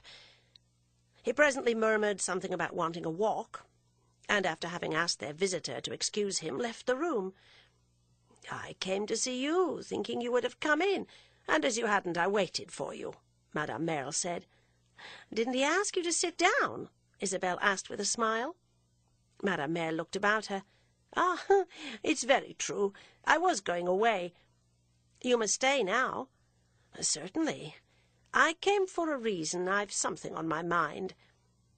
"I've told you that before," Isabel said, that it takes something extraordinary to bring you to this house. And you know what I've told you, that whether I come or whether I stay away, I've always the same motive, the affection I bear you. Yes, you've told me that. Oh, you look just now as if you didn't believe it, said Madame Merle. Ah, Isabel answered, the profundity of your motives, that's the last thing I doubt. You doubt sooner the sincerity of my words. Isabel shook her head gravely. I know you've always been kind to me. As often as you would let me. You don't always take it. And then one has to let you alone. It's not to do you a kindness, however, that I've come today. It's quite another affair. I've come to get rid of a trouble of my own, to make it over to you. I've been talking to your husband about it. I'm surprised at that. He doesn't like troubles, especially other people's, I know very well. But neither do you, I suppose. At any rate, whether you do or not, you must help me. It's about poor Mr. Rosier. Ah, said Isabel reflectively, it's his trouble, then, not yours. He has succeeded in saddling me with it. He comes to see me 10 times a week to talk about Pansy. Yes, he wants to marry her. I know all about it. Madame Merle hesitated. I gathered from your husband that perhaps you didn't. How should he know what I know? He has never spoken to me of the matter. It's probably because he doesn't know how to speak of it. It's nevertheless the sort of question in which he's rarely at fault. Yes, because as a general thing he knows perfectly well what to think. Today he doesn't. Haven't you been telling him? Isabel asked. Madame Merle gave a bright, voluntary smile. Do you know, you're a little dry. Yes, I can't help it. Mr. Rosier has also talked to me. In that there's some reason. You're so near the child. Ah, said Isabel, for all the comforts I've given him. If you think me dry, I wonder what he thinks. I believe he thinks you can do more than you have done. I can do nothing. You can do more at least than I. I don't know what mysterious connection he may have discovered between me and Pansy, but he came to me from the first as if I held his fortune in my hand. Now he keeps coming back to spur me up, to know what hope there is, to pour out his feelings. He's very much in love, said Isabel. Very much, for him. Very much for Pansy, you might say as well. Madame Merle dropped her eyes a moment. Don't you think she's attractive? The dearest little person possible, but very limited. She ought to be all the easier for Mr. Rosier to love. Mr. Rosier's not unlimited. No, said Isabel. He has about the extent of one's pocket handkerchief, the small ones with lace borders. Her humour had lately turned a good deal to sarcasm, but in a moment she was ashamed of exercising it on so innocent an object as Pansy's suitor. He's very kind, very honest, she presently added, and he's not such a fool as he seems. He assures me that she delights in him, said Madame Merle. I don't know. I've not asked her. You've never sounded her a little? It's not my place. It's her father's. Ah, you're too literal, said Madame Merle. I must judge for myself. Madame Merle gave her smile again. It isn't easy to help you. To help me, said Isabel very seriously. What do you mean? It's easy to displease you. Don't you see how wise I am to be careful? I notify you, at any rate, as I notified Osmond, that I wash my hands of the love affairs of Miss Pansy and Mr. Edward Rosier. Je n'y peux rien, moi. I can't talk to Pansy about him, especially, added Madame Merle, as I don't think him a paragon of husbands. Isabel reflected a little, after which, with a smile, "You don't wash your hands, then," she said. After which again she added in another tone, "You can't. You're too much interested." Madame Merle slowly rose. She had given Isabel a look as rapid as the intimation that had gleamed before our heroine a few moments before. Only this time the latter saw nothing. "Ask him the next time, and you'll see." "I can't ask him. He's ceased to come to the house. Gilbert has let him know that he's not welcome." "Oh, yes," said Madame Merle. "I forgot that, though it's the burden of his lamentation. He says Osmond has insulted him. All the same," she went on, "Osmond doesn't dislike him so much as he thinks." She had got up as if to close the conversation, but she lingered, looking about her, and had evidently more to say.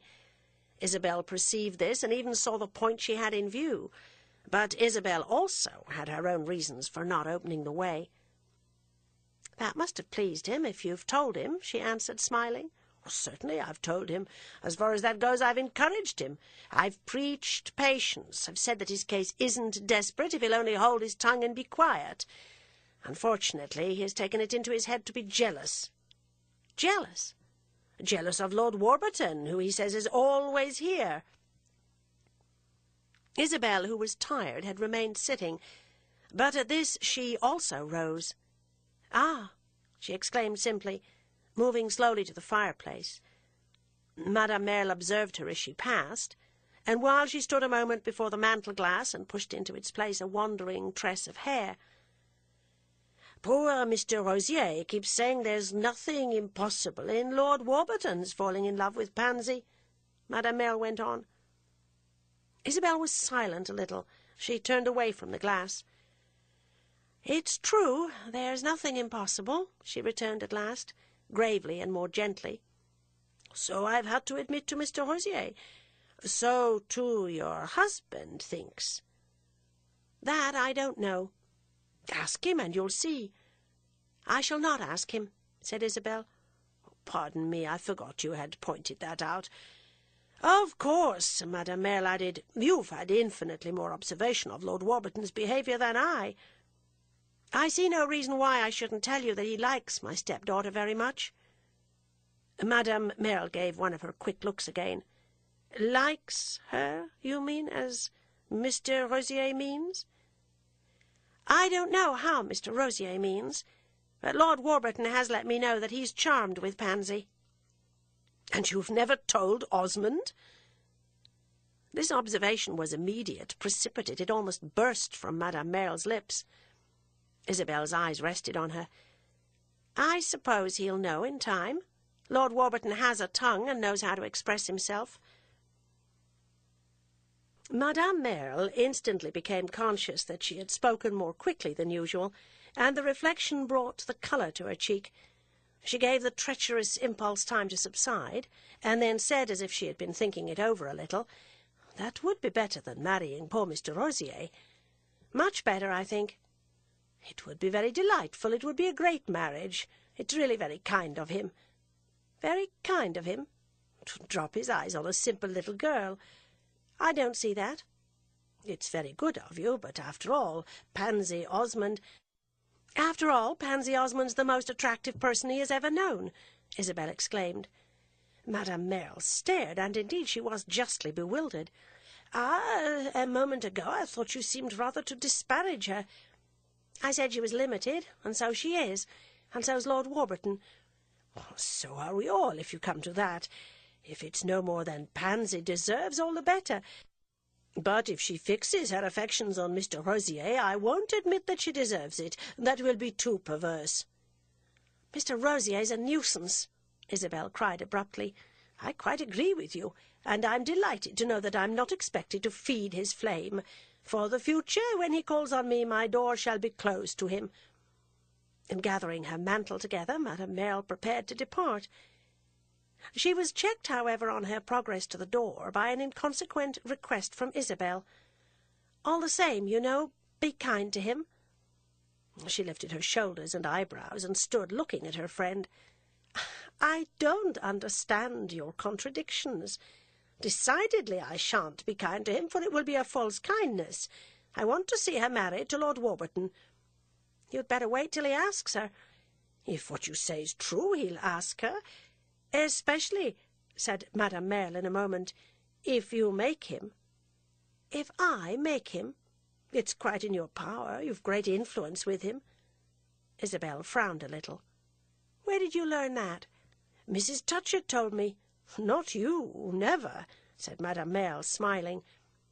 "I certainly never told you anything of the sort. You might have done so far as opportunity went, when we were by way of being confidential with each other. But you really told me very little. I've often thought so since." Isabel had thought so too, and sometimes with a certain satisfaction. But she didn't admit it now, perhaps because she wished not to appear to exult in it. "You seem to have had an excellent informant in my aunt," she simply returned. "She let me know you had declined an offer of marriage from Lord Warburton, because she was greatly vexed and was full of the subject. Of course, I think you've done better in doing as you did. But if you wouldn't marry Lord Warburton yourself, make him the reparation of helping him to marry someone else."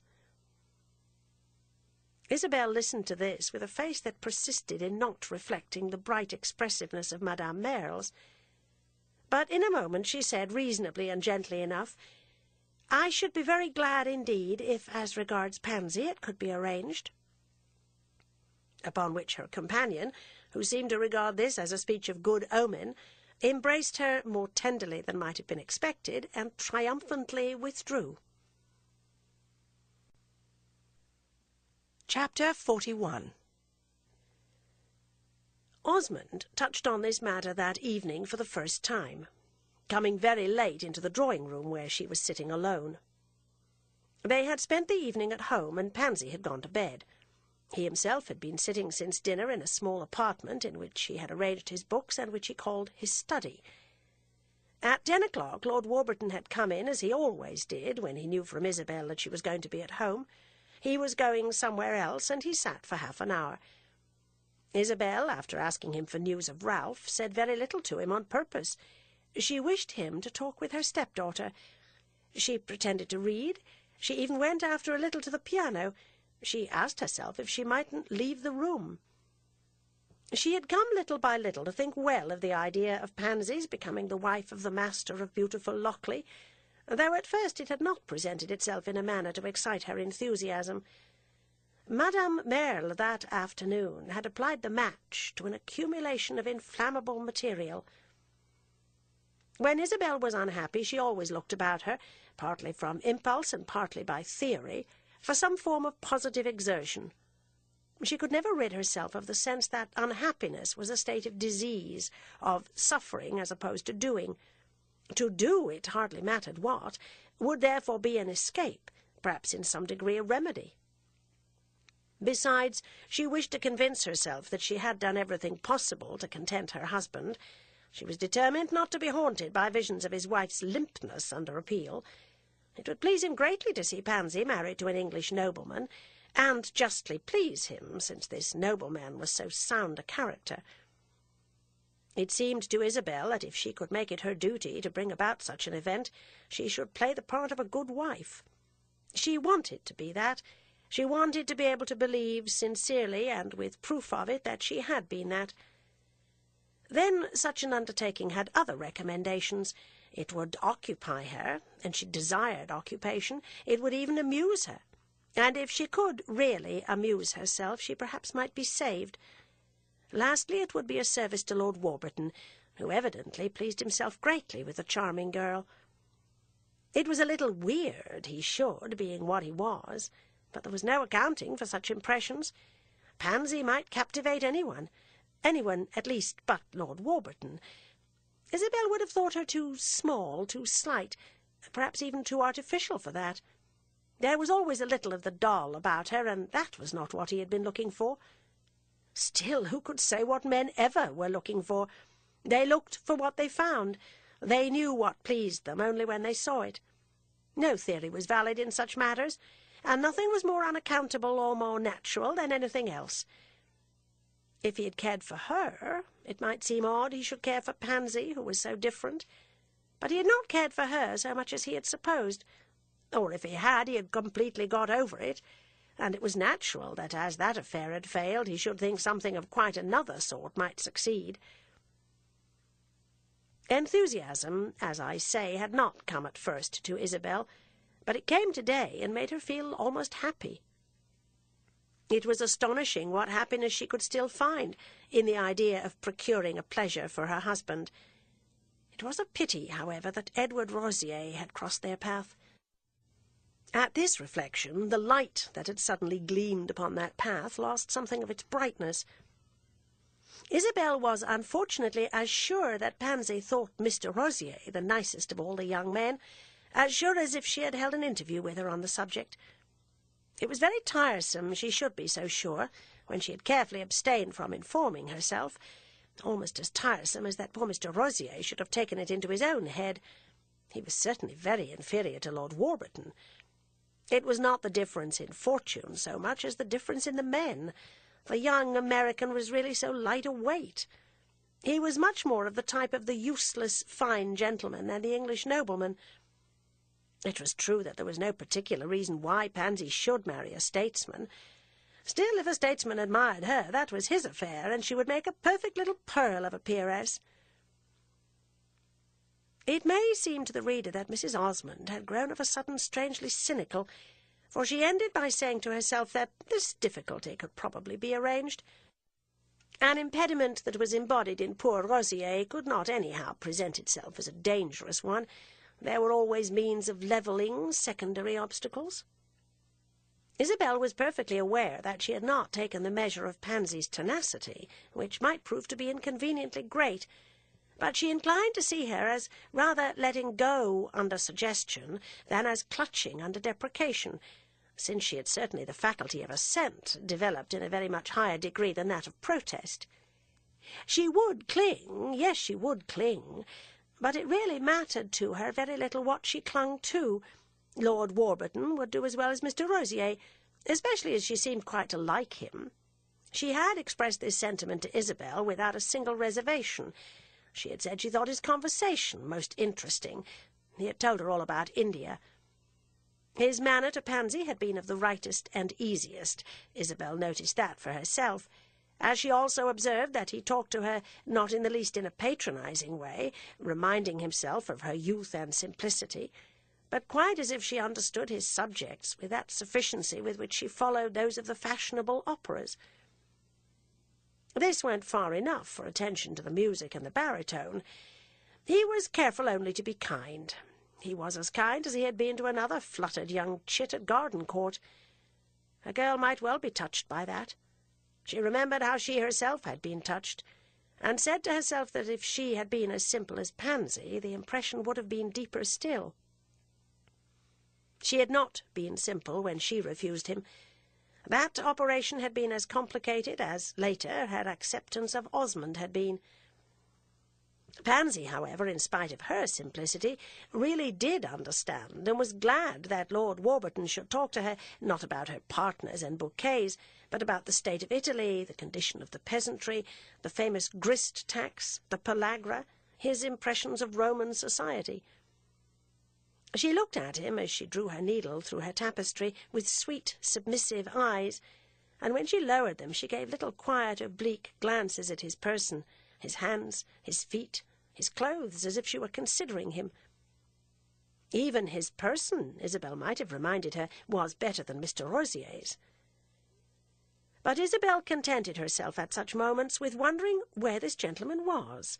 He came no more at all to Palazzo Roccanera. It was surprising, as I say, the hold it had taken of her, the idea of assisting her husband to be pleased. It was surprising for a variety of reasons which I shall presently touch upon. On the evening I speak of, while Lord Warburton sat there, she had been on the point of taking the great step of going out of the room and leaving her companions alone. I say the great step because it was in this light that Gilbert Osmond would have regarded it, and Isabel was trying as much as possible to take her husband's view. She succeeded, after a fashion, but she fell short of the point I mention. After all, she couldn't rise to it. Something held her and made this impossible. It was not exactly that it would be base or insidious, for women as a general thing practice such manoeuvres with a perfectly good conscience, and Isabel was instinctively much more true than false to the common genius of her sex. There was a vague doubt that interposed, a sense that she was not quite sure. So she remained in the drawing-room, and after a while Lord Warburton went off to his party, of which he promised to give Pansy a full account on the morrow. After he had gone, she wondered if she had prevented something which would have happened if she had absented herself for a quarter of an hour, and then she pronounced, always mentally, that when their distinguished visitor should wish her to go away, he would easily find means to let her know it. Pansy said nothing whatever about him after he had gone, and Isabel studiously said nothing, as she had taken a vow of reserve until after he should have declared himself. He was a little longer in coming to this than might seem to accord with the description he had given Isabel of his feelings.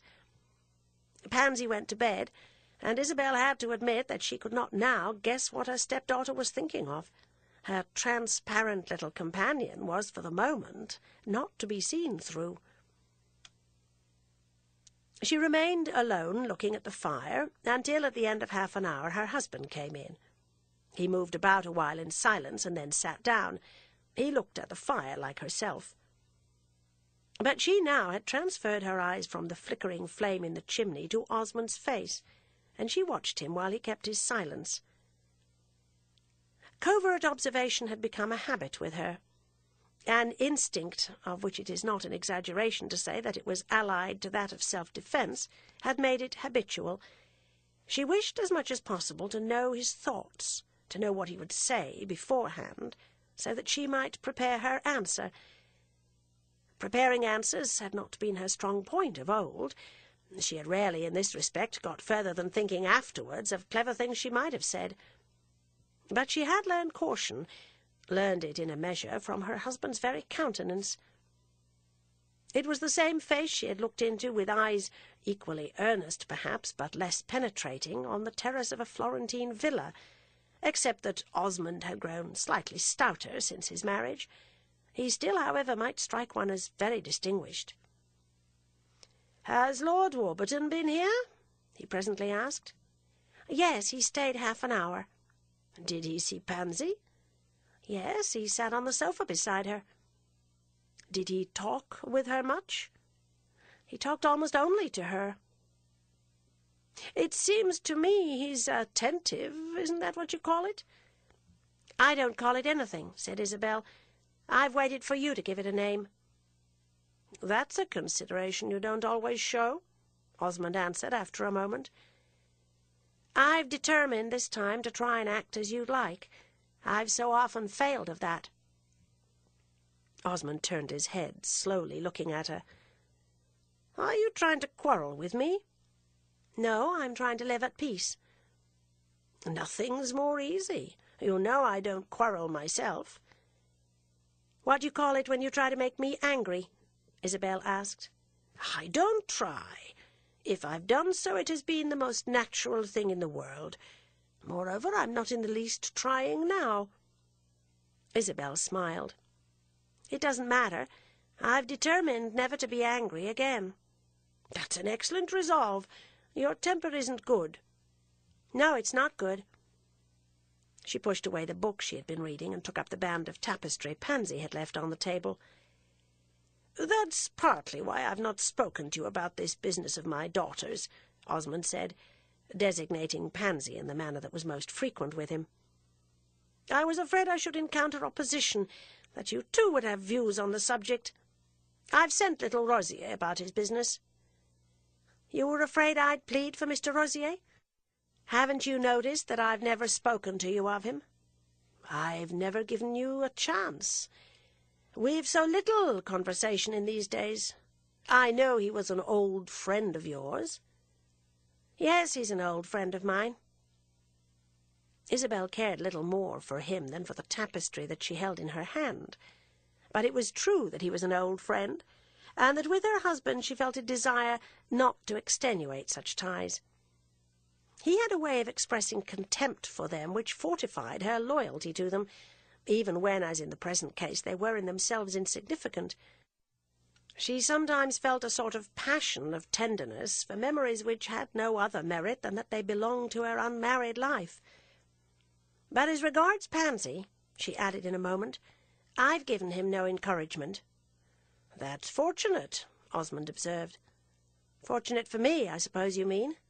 For him it matters little. There's no use talking of him, Osmond said. As I tell you, I've turned him out. Yes, but a lover outside's always a lover. He's sometimes even more of one. Mr. Rosier still has hope. He's welcome to the comfort of it. My daughter has only to sit perfectly quiet to become Lady Warburton. Should you like that? Isabel asked, with a simplicity which was not so affected as it may appear. She was resolved to assume nothing, for Osmond had a way of unexpectedly turning her assumptions against her. The intensity with which he would like his daughter to become Lady Warburton had been the very basis of her own recent reflections, but that was for herself. She would recognize nothing until Osmond should have put it into words. She would not take for granted with him that he thought Lord Warburton a prize worth an amount of effort that was unusual among the Osmonds. It was Gilbert's constant intimation that for him nothing in life was a prize, that he treated as from equal to equal with the most distinguished people in the world, and that his daughter had only to look about her to pick out a prince.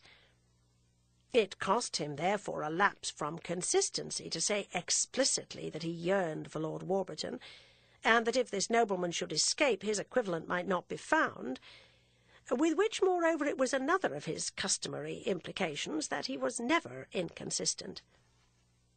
He would have liked his wife to glide over the point, but strangely enough, now that she was face to face with him, and although an hour before she had almost invented a scheme for pleasing him, Isabel was not accommodating, would not glide. And yet she knew exactly the effect on his mind of her question. It would operate as an humiliation. Never mind. He was terribly capable of humiliating her, all the more so that he was also capable of waiting for great opportunities, and of showing sometimes an almost unaccountable indifference to small ones. Isabel perhaps took a small opportunity because she would not have availed herself of a great one. Osmond at present acquitted himself very honourably. "I should like it extremely. It would be a great marriage. And then Lord Warburton has another advantage. He's an old friend of yours. It would be pleasant for him to come into the family. It's very odd Pansy's admirers should all be your old friends. It's natural that they should come to see me. In coming to see me, they see Pansy. Seeing her, it's natural they should fall in love with her. So I think, but you're not bound to do so." "If she should marry Lord Warburton, I should be very glad," Isabel went on frankly. "He's an excellent man. You say, however, that she has only to sit perfectly still. Perhaps she won't sit perfectly still. If she loses Mr. Rosier, she may jump up." Osmond appeared to give no heed to this. He sat gazing at the fire. "Pansy would like to be a great lady," he remarked in a moment with a certain tenderness of tone. "She wishes, above all, to please," he added. "To please Mr. Rosier, perhaps." "No, to please me." "Me, too, a little, I think," said Isabel. "Yes, she has a great opinion of you, but she'll do what I like." "If you're sure of that, it's very well," she went on. "Meantime," said Osmond, "I should like our distinguished visitor to speak." "He has spoken to me. He has told me it would be a great pleasure to him to believe she could care for him." Osmond turned his head quickly, but at first he said nothing. Then, "Why didn't you tell me that?" he asked sharply. "There was no opportunity. You know how we live. I've taken the first chance that has offered." "Did you speak to him of Rosier?" "Oh, yes, a little. That was hardly necessary. I thought it best he should know, so that... And Isabel paused. "So that what?"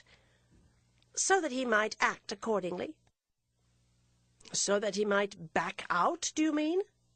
"No, so that he might advance while there's yet time." "That's not the effect it seems to have had." "You should have patience," said Isabel. "You know Englishmen are shy." "This one's not. He was not when he made love to you." She had been afraid Osmond would speak of that. It was disagreeable to her. "I beg your pardon, he was extremely so," she returned. He answered nothing for some time. He took up a book and fingered the pages while she sat silent and occupied herself with Pansy's tapestry. "You must have a great deal of influence with him," Osmond went on at last. "The moment you really wish it, you can bring him to the point." This was more offensive still, but she felt the great naturalness of his saying it, and it was, after all, extremely like what she had said to herself. "Why should I have influence?" she asked. "What have I ever done to put him under an obligation to me?" "You refuse to marry him," said Osmond, with his eyes on his book. "I must not presume too much on that," she replied. He threw down the book presently and got up, standing before the fire with his hands behind him. "Well, I hold that it lies in your hands. I shall leave it there. With a little goodwill you may manage it. Think that over, and remember how much I count on you." He waited a little to give her time to answer, but she answered nothing, and he presently strolled out of the room.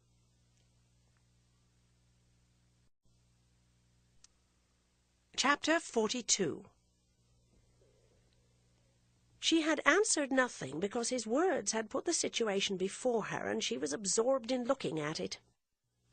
There was something in them that suddenly made vibrations deep, so that she had been afraid to trust herself to speak. After he had gone, she leaned back in her chair and closed her eyes, and for a long time, far into the night and still further, she sat in the still drawing-room, given up to her meditation. A servant came in to attend to the fire, and she bade him bring fresh candles and then go to bed. Osmond had told her to think of what he had said, and she did so indeed, and of many other things. The suggestion from another that she had a definite influence on Lord Warburton, this had given her the start that accompanies unexpected recognition. Was it true that there was something still between them that might be a handle to make him declare himself to Pansy, a susceptibility on his part to approval, a desire to do what would please her? Isabel had hitherto not asked herself the question because she had not been forced, but now that it was directly presented to her, she saw the answer, and the answer frightened her. Yes, there was something on Lord Warburton's part. When he had first come to Rome, she believed the link that united them to be completely snapped, but little by little she had been reminded that it had yet a palpable existence. It was as thin as a hair, but there were moments when she seemed to hear it vibrate. For herself nothing was changed. What she once thought of him she always thought. It was needless this feeling should change. It seemed to her, in fact, a better feeling than ever. But he? Had he still the idea that she might be more to him than other women? Had he the wish to profit by the memory of the few moments of intimacy through which they had once passed? Isabel knew she had read some of the signs of such a disposition. But what were his hopes, his pretensions, and in what strange ways were they mingled with his evidently very sincere appreciation of poor Pansy? Was he in love with Gilbert Osmond's wife? And if so, what comfort did he expect to derive from it? If he was in love with Pansy, he was not in love with her stepmother, and if he was in love with her stepmother, he was not in love with Pansy. Was she to cultivate the advantage she possessed in order to make him commit himself to Pansy, knowing he would do so for her sake and not for the small creature's own? Was this the service her husband had asked of her? This, at any rate, was the duty with which she found herself confronted, from the moment she admitted to herself that her old friend had still an uneradicated predilection for her society. It was not an agreeable task. It was, in fact, a repulsive one. She asked herself with dismay whether Lord Warburton were pretending to be in love with Pansy in order to cultivate another satisfaction and what might be called other chances. Of this refinement of duplicity she presently acquitted him. She preferred to believe him in perfect good faith. But if his admiration for Pansy were a delusion, this was scarcely better than its being an affectation. Isabel wandered among these ugly possibilities until she had completely lost her way. Some of them, as she suddenly encountered them, seemed ugly enough. Then she broke out of the labyrinth, rubbing her eyes, and declared that her imagination surely did her little honour, and that her husband's did him even less. Lord Warburton was as disinterested as he need be, and she was no more to him than she need wish. She would rest upon this till the contrary should be proved more effectually than by a cynical intimation of Osmond's. Such a resolution, however, brought her this evening but little peace, for her soul was haunted with terrors which crowded to the foreground of thought as quickly as a place was made for them. What had suddenly set them into livelier motion she hardly knew, unless it were the strange impression she had received in the afternoon of her husband's being in more direct communication with Madame Merle than she suspected. That impression came back to her from time to time, and now she wondered it had never come before. Besides this, her short interview with Osmond half an hour ago was a striking example of his faculty for making everything wither that he touched, spoiling everything for her that he looked at. It was very well to undertake to give him a proof of loyalty. The real fact was that the knowledge of his expecting a thing raised a presumption against it. It was as if he had had the evil eye, as if his presence were a blight and his favour a misfortune. Was the fault in himself, or only in the deep mistrust she had conceived for him? This mistrust was not the clearest result of their short married life. A gulf had opened between them, over which they looked at each other with eyes that were on either side a declaration of the deception suffered. It was a strange opposition, of the like of which she had never dreamed, an opposition in which the vital principle of the one was a thing of contempt to the other. It was not her fault. She had practised no deception. She had only admired and believed.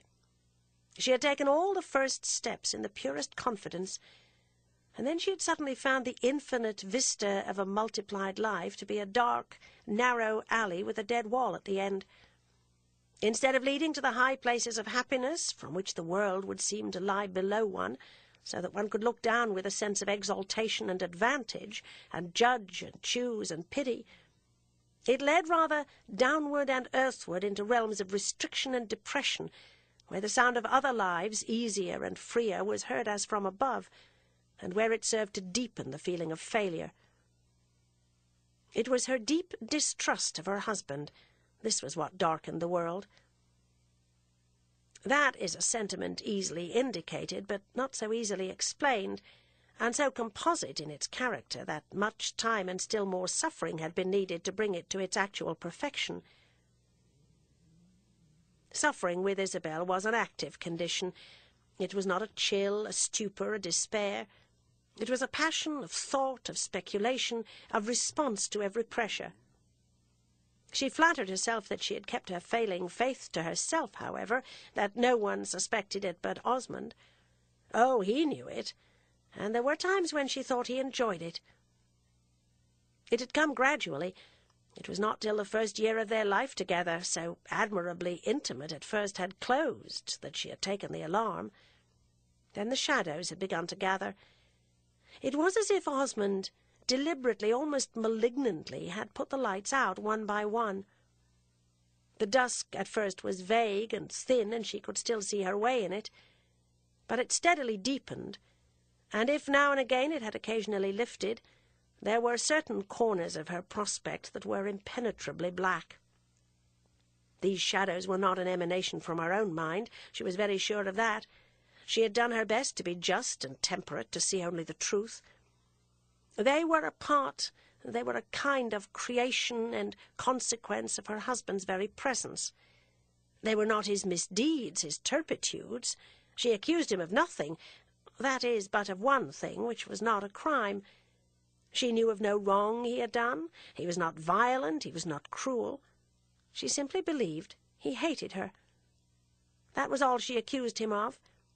And the miserable part of it was precisely that it was not a crime, for against a crime she might have found redress. He had discovered that she was so different, that she was not what he had believed she would prove to be. He had thought at first he could change her, and she had done her best to be what he would like. But she was, after all, herself. She couldn't help that. And now there was no use pretending, wearing a mask or a dress, for he knew her and had made up his mind. She was not afraid of him. She had no apprehension he would hurt her, for the ill will he bore her was not of that sort. He would, if possible, never give her a pretext, never put himself in the wrong. Isabel, scanning the future with dry, fixed eyes, saw that he would have the better of her there.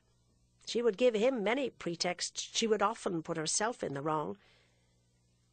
There were times when she almost pitied him, for if she had not deceived him in intention, she understood how completely she must have done so in fact. She had effaced herself when he first knew her. She had made herself small, pretending there was less of her than there really was. It was because she had been under the extraordinary charm that he, on his side, had taken pains to put forth. He was not changed. He had not disguised himself during the year of his courtship any more than she. But she had seen only half his nature then, as one saw the disk of the moon when it was partly masked by the shadow of the earth.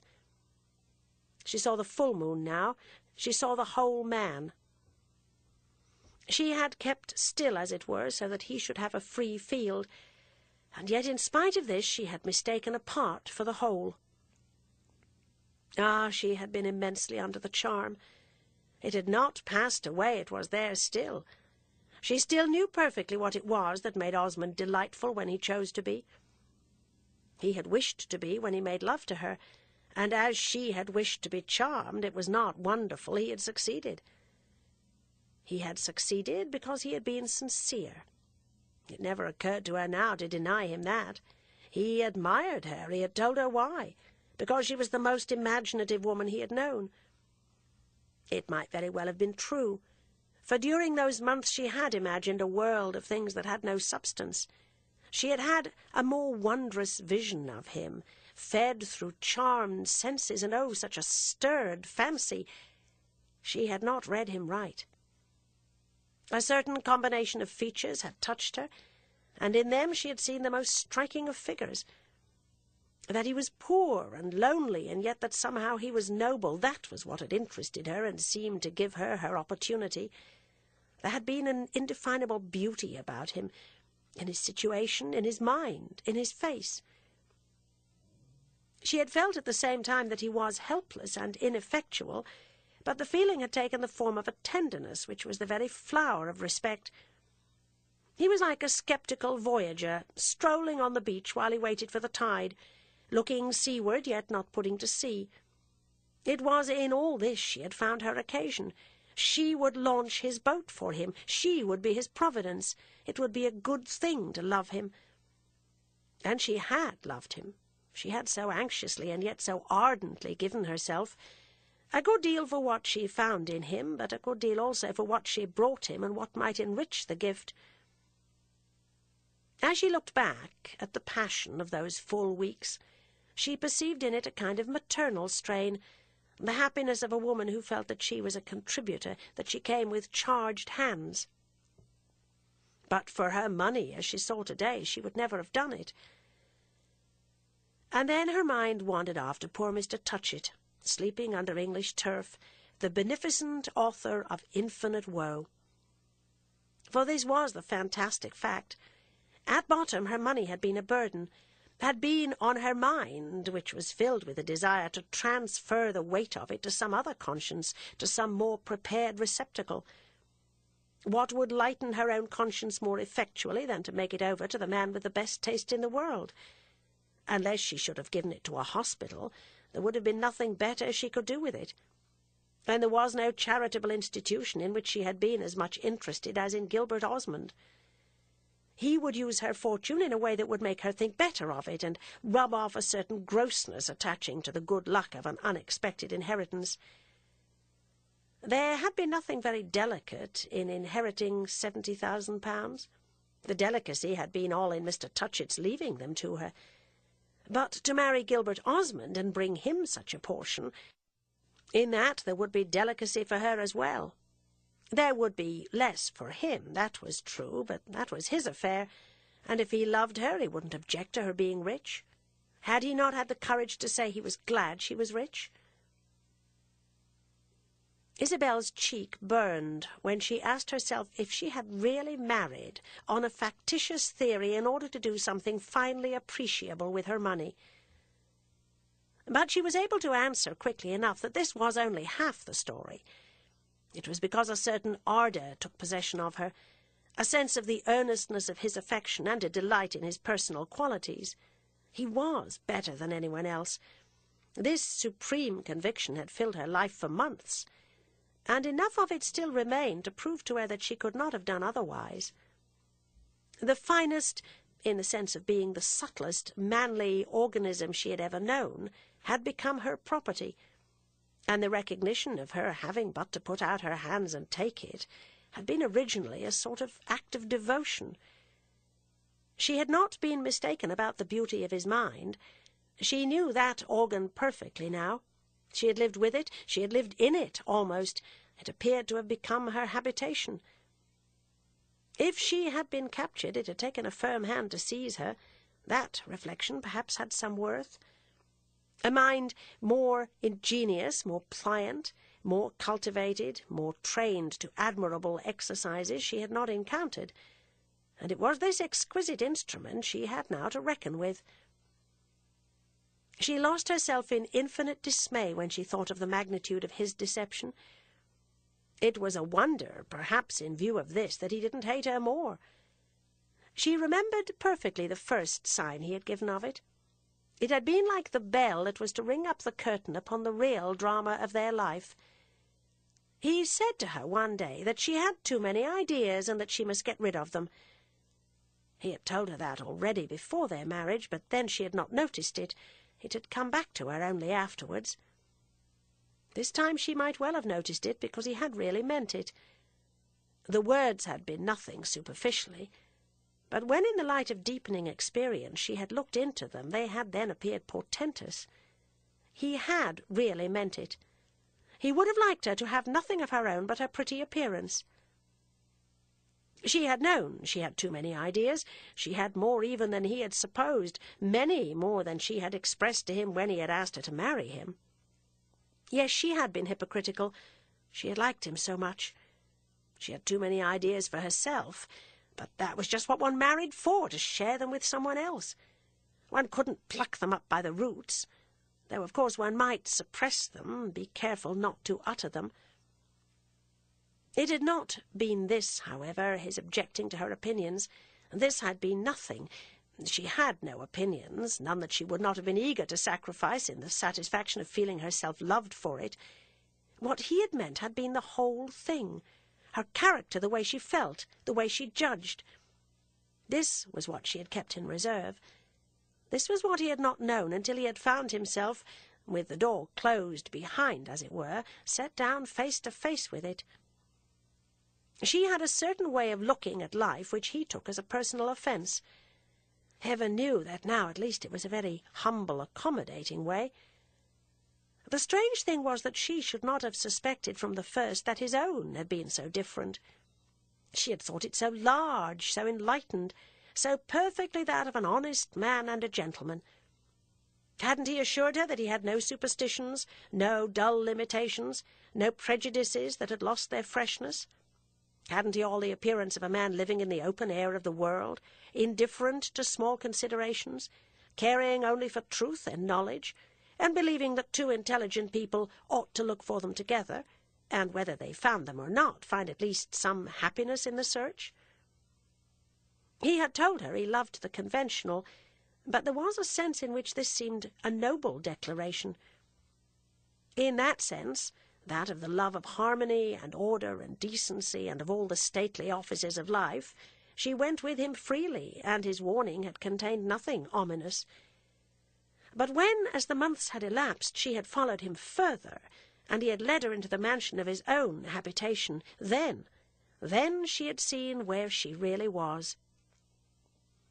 She could live it over again, the incredulous terror with which she had taken the measure of her dwelling. Between those four walls she had lived ever since.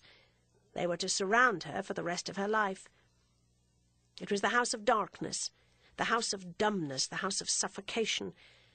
Osmond's beautiful mind gave it neither light nor air. Osmond's beautiful mind, indeed, seemed to peep down from a small high window and mock at her. Of course it had not been physical suffering. For physical suffering there might have been a remedy. She could come and go, she had her liberty. Her husband was perfectly polite.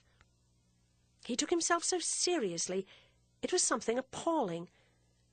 Under all his culture, his cleverness, his amenity, under his good nature, his facility, his knowledge of life, his egotism lay hidden like a serpent in a bank of flowers. She had taken him seriously, but she had not taken him so seriously as that. How could she, especially when she had known him better? She was to think of him as he thought of himself, as the first gentleman in Europe. So it was that she had thought of him at first, and that indeed was the reason she had married him. But when she began to see what it implied, she drew back. There was more in the bond than she had meant to put her name to. It implied a sovereign contempt for everyone but some 3 or 4 very exalted people whom he envied, and for everything in the world but half a dozen ideas of his own. That was very well. She would have gone with him even there a long distance, for he pointed out to her so much of the baseness and shabbiness of life, opened her eyes so wide to the stupidity, the depravity, the ignorance of mankind, that she had been properly impressed with the infinite vulgarity of things, and of the virtue of keeping oneself unspotted by it. But this base, ignoble world, it appeared, was after all what one was to live for. One was to keep it forever in one's eye, in order not to enlighten or convert or redeem it, but to extract from it some recognition of one's own superiority. On the one hand it was despicable, but on the other it afforded a standard. Osmond had talked to Isabel about his renunciation, his indifference, the ease with which he dispensed with the usual aids to success, and all this had seemed to her admirable. She had thought it a grand indifference, an exquisite independence. But indifference was really the last of his qualities. She had never seen anyone who thought so much of others. For herself, avowedly, the world had always interested her, and the study of her fellow creatures been her constant passion. She would have been willing, however, to renounce all her curiosities and sympathies for the sake of a personal life, if the person concerned had only been able to make her believe it was a gain. This, at least, was her present conviction, and the thing certainly would have been easier than to care for society as Osmond cared for it. He was unable to live without it, and she saw that he had never really done so. He had looked at it out of his window, even when he appeared to be most detached from it. He had his ideal, just as she had tried to have hers, only it was strange that people should seek for justice in such different quarters. His ideal was a conception of high prosperity and propriety, of the aristocratic life, which she now saw that he deemed himself always, in essence at least, to have led. He had never lapsed from it for an hour. He would never have recovered from the shame of doing so. That again was very well. Here, too, she would have agreed. But they attached such different ideas, such different associations and desires to the same formulas. Her notion of the aristocratic life was simply the union of great knowledge with great liberty. The knowledge would give one a sense of duty, and the liberty a sense of enjoyment. But for Osmond it was altogether a thing of forms, a conscious, calculated attitude. He was fond of the old, the consecrated, the transmitted. So was she, but she pretended to do what she chose with it. He had an immense esteem for tradition.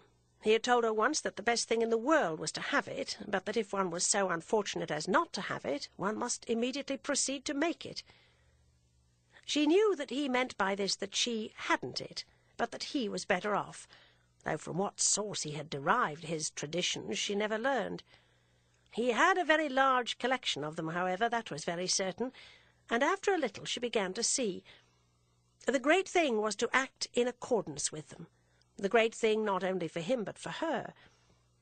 Isabel had an undefined conviction that to serve for another person than their proprietor, traditions must be of a thoroughly superior kind, but she nevertheless assented to this intimation that she too must march to the stately music that floated down from unknown periods in her husband's past. She, who of old had been so free of step, so desultory, so devious, so much the reverse of processional. There were certain things they must do, a certain posture they must take, certain people they must know and not know. When she saw this rigid system close about her, draped though it was in pictured tapestries. That sense of darkness and suffocation of which I have spoken took possession of her. She seemed shut up with an odour of mould and decay. She had resisted, of course, at first very humorously, ironically, tenderly. Then, as the situation grew more serious, eagerly, passionately, pleadingly. She had pleaded the cause of freedom, of doing as they chose, of not caring for the aspect and denomination of their life, the cause of other instincts and longings, of quite another ideal. Then it was that her husband's personality, touched as it never had been, stepped forth and stood erect. The things she had said were answered only by his scorn, and she could see he was ineffably ashamed of her. What did he think of her, that she was base, vulgar, ignoble? He at least knew now that she had no traditions. It had not been in his prevision of things that she should reveal such flatness. Her sentiments were worthy of radical newspaper or a Unitarian preacher. The real offence, as she ultimately perceived, was her having a mind of her own at all. Her mind was to be his, attached to his own like a small garden plot to a deer park. He would rake the soil gently and water the flowers. He would weed the beds and gather an occasional nosegay. It would be a pretty piece of property for a proprietor already far-reaching. He didn't wish her to be stupid. On the contrary, it was because she was clever that she had pleased him. But he expected her intelligence to operate altogether in his favour, and so far from desiring her mind to be a blank, he had flattered himself that it would be richly receptive. He had expected his wife to feel with him and for him, to enter into his opinions, his ambitions, his preferences, and Isabel was obliged to confess that this was no great insolence on the part of a man so accomplished, and a husband, originally at least, so tender. But there were certain things she could never take in. To begin with, they were hideously unclean. She was not a daughter of the Puritans, but for all that she believed in such a thing as chastity and even as decency. It would appear that Osmond was far from doing anything of the sort. Some of his traditions made her push back her skirts. Did all women have lovers? Did they all lie, and even the best have their price? Were there only 3 or 4 that didn't deceive their husbands? When Isabel heard such things, she felt a greater scorn for them than for the gossip of a village parlour, a scorn that kept its freshness in a very tainted air. There was the taint of her sister-in-law. Did her husband judge only by the Countess Gemini? This lady very often lied, and she had practised deceptions that were not simply verbal. It was enough to find these facts assumed among Osmond's traditions. It was enough without giving them such a general extension. It was her scorn of his assumptions, it was this that made him draw himself up. He had plenty of contempt, and it was proper his wife should be as well furnished, but that she should turn the hot light of her disdain upon his own conception of things, this was a danger he had not allowed for. He believed he should have regulated her emotions before she came to it, and Isabel could easily imagine how his ears had scorched on his discovering he had been too confident. When one had a wife who gave one that sensation, there was nothing left but to hate her. She was morally certain now that this feeling of hatred, which at first had been a refuge and a refreshment, had become the occupation and comfort of his life. The feeling was deep because it was sincere. He had had the revelation that she could, after all, dispense with him. If to herself the idea was startling, if it presented itself at first as a kind of infidelity, a capacity for pollution, what infinite effect might it not be expected to have had upon him? It was very simple. He despised her. She had no traditions and the moral horizon of a Unitarian minister. Poor Isabel, who had never been able to understand Unitarianism. This was the certitude she had been living with now for a time that she had ceased to measure. What was coming? What was before them? That was her constant question. What would he do? What ought she to do? When a man hated his wife, what did it lead to? She didn't hate him, that she was sure of. For every little while she felt a passionate wish to give him a pleasant surprise. Very often, however, she felt afraid, and it used to come over her, as I have intimated, that she had deceived him at the very first. They were strangely married, at all events, and it was a horrible life. Until that morning he had scarcely spoken to her for a week. His manner was as dry as a burned-out fire. She knew there was a special reason. He was displeased at Ralph Touchett's staying on in Rome.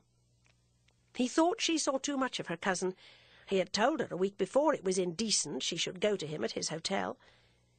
He would have said more than this, if Ralph's invalid state had not appeared to make it brutal to denounce him, but having had to contain himself had only deepened his disgust. Isabel read all this as she would have read the hour on the clock face. She was as perfectly aware that the sight of her interest in her cousin stirred her husband's rage as if Osmond had locked her into her room, which she was sure was what he wanted to do. It was her honest belief that, on the whole, she was not defiant, but she certainly couldn't pretend to be indifferent to Ralph. She believed he was dying at last, and that she should never see him again, and this gave her a tenderness for him that she had never known before. Nothing was a pleasure to her now. How could anything be a pleasure to a woman who knew that she had thrown away her life? There was an everlasting weight on her heart. There was a livid light on everything. But Ralph's little visit was a lamp in the darkness. For the hour that she sat with him, her ache for herself became somehow her ache for him. She felt today as if he had been her brother. She had never had a brother, but if she had, and she were in trouble and he were dying, he would be dear to her as Ralph was. Ah, yes, if Gilbert was jealous of her, there was perhaps some reason.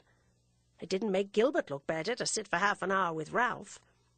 It was not that they talked of him. It was not that she complained. His name was never uttered between them. It was simply that Ralph was generous and that her husband was not.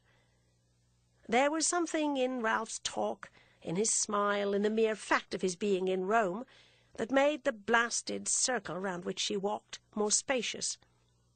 He made her feel the good of the world. He made her feel what might have been. He was, after all, as intelligent as Osmond, quite apart from his being better. And thus it seemed to her an act of devotion to conceal her misery from him. She concealed it elaborately. She was perpetually in their talk, hanging out curtains and arranging screens. It lived before her again, it had never had time to die, that morning in the garden at Florence when he had warned her against Osmond. She had only to close her eyes to see the place, to hear his voice, to feel the warm, sweet air. How could he have known? What a mystery, what a wonder of wisdom! As intelligent as Gilbert, he was much more intelligent to arrive at such a judgment as that. Gilbert had never been so deep, so just. She had told him then that from her at least he should never know if he was right, and this was what she was taking care of now. It gave her plenty to do. There was passion, exaltation, religion in it. Women find their religion sometimes in strange exercises, and Isabel, at present, in playing a part before her cousin, had an idea that she was doing him a kindness. It would have been a kindness, perhaps, if he had been for a single instant a dupe. As it was, the kindness consisted mainly in trying to make him believe that he had once wounded her greatly, and that the event had put him to shame, but that, as she was very generous and he was so ill, she bore him no grudge, and even considerately forbore to flaunt her happiness in his face. Ralph smiled to himself as he lay on his sofa at this extraordinary form of consideration, but he forgave her for having forgiven him. She didn't wish him to have the pain of knowing she was unhappy. That was the great thing, and it didn't matter that such knowledge would rather have righted him. For herself, she lingered in the soundless saloon long after the fire had gone out. There was no danger of her feeling the cold. She was in a fever. She heard the small hours strike and then the great ones, but her vigil took no heed of time. Her mind, assailed by visions, was in a state of extraordinary activity, and her visions might as well come to her there, where she sat up to meet them, as on her pillow to make a mockery of rest. As I have said, she believed she was not defiant, and what could be a better proof of it than that she should linger there half the night, trying to persuade herself that there was no reason why Pansy shouldn't be married, as you would put a letter in the post-office. When the clock struck 4, she got up. She was going to bed at last, for the lamp had long since gone out and the candles burned down to their sockets. But even then she stopped again in the middle of the room, and stood there gazing at a remembered vision, that of her husband and Madame Merle, unconsciously and familiarly associated.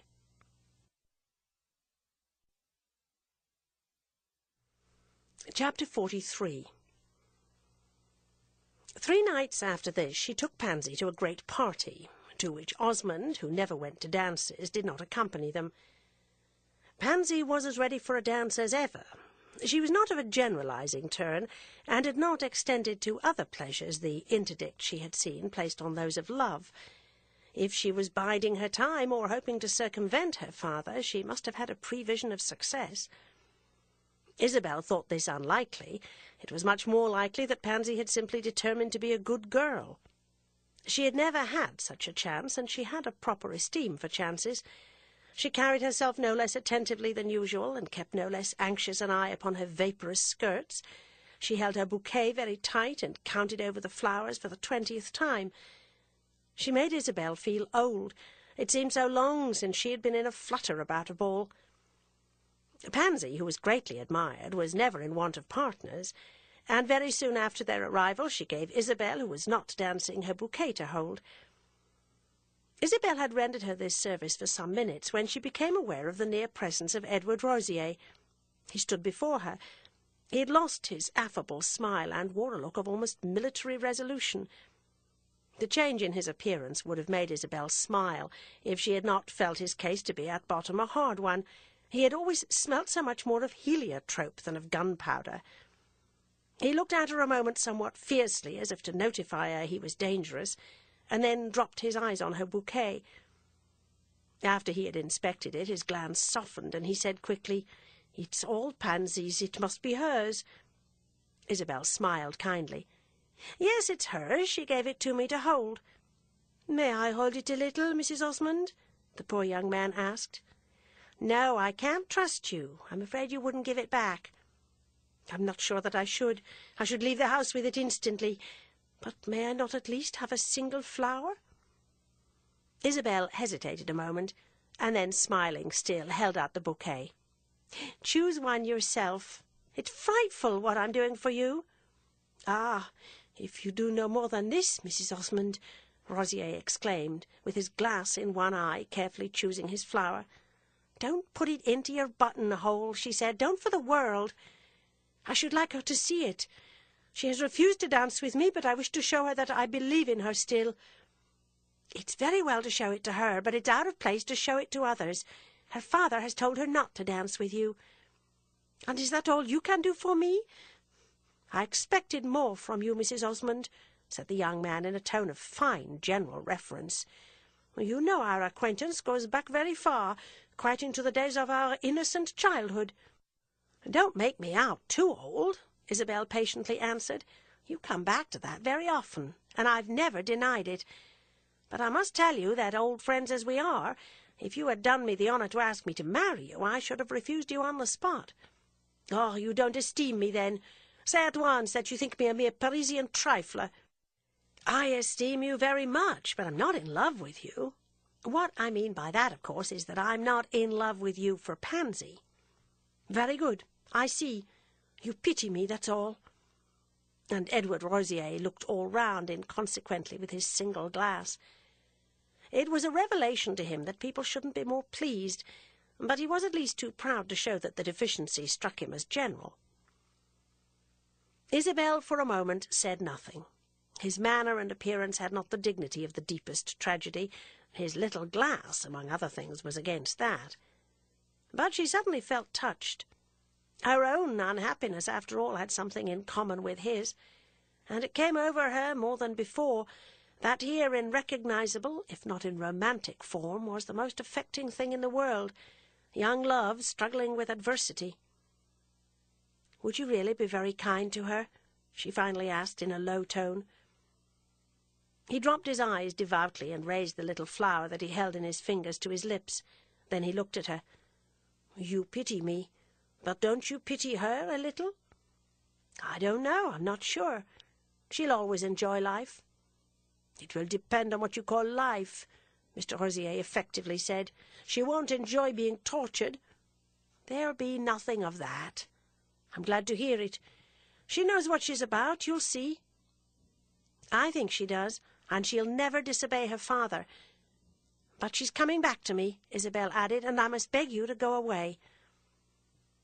Rosier lingered a moment till Pansy came in sight on the arm of her cavalier. He stood just long enough to look her in the face. Then he walked away, holding up his head. And the manner in which he achieved this sacrifice to expediency convinced Isabel he was very much in love. Pansy, who seldom got disarranged in dancing, looking perfectly fresh and cool after this exercise, waited a moment and then took back her bouquet. Isabel watched her and saw she was counting the flowers, whereupon she said to herself that decidedly there were deeper forces at play than she had recognized. Pansy had seen Rosier turn away, but she said nothing to Isabel about him.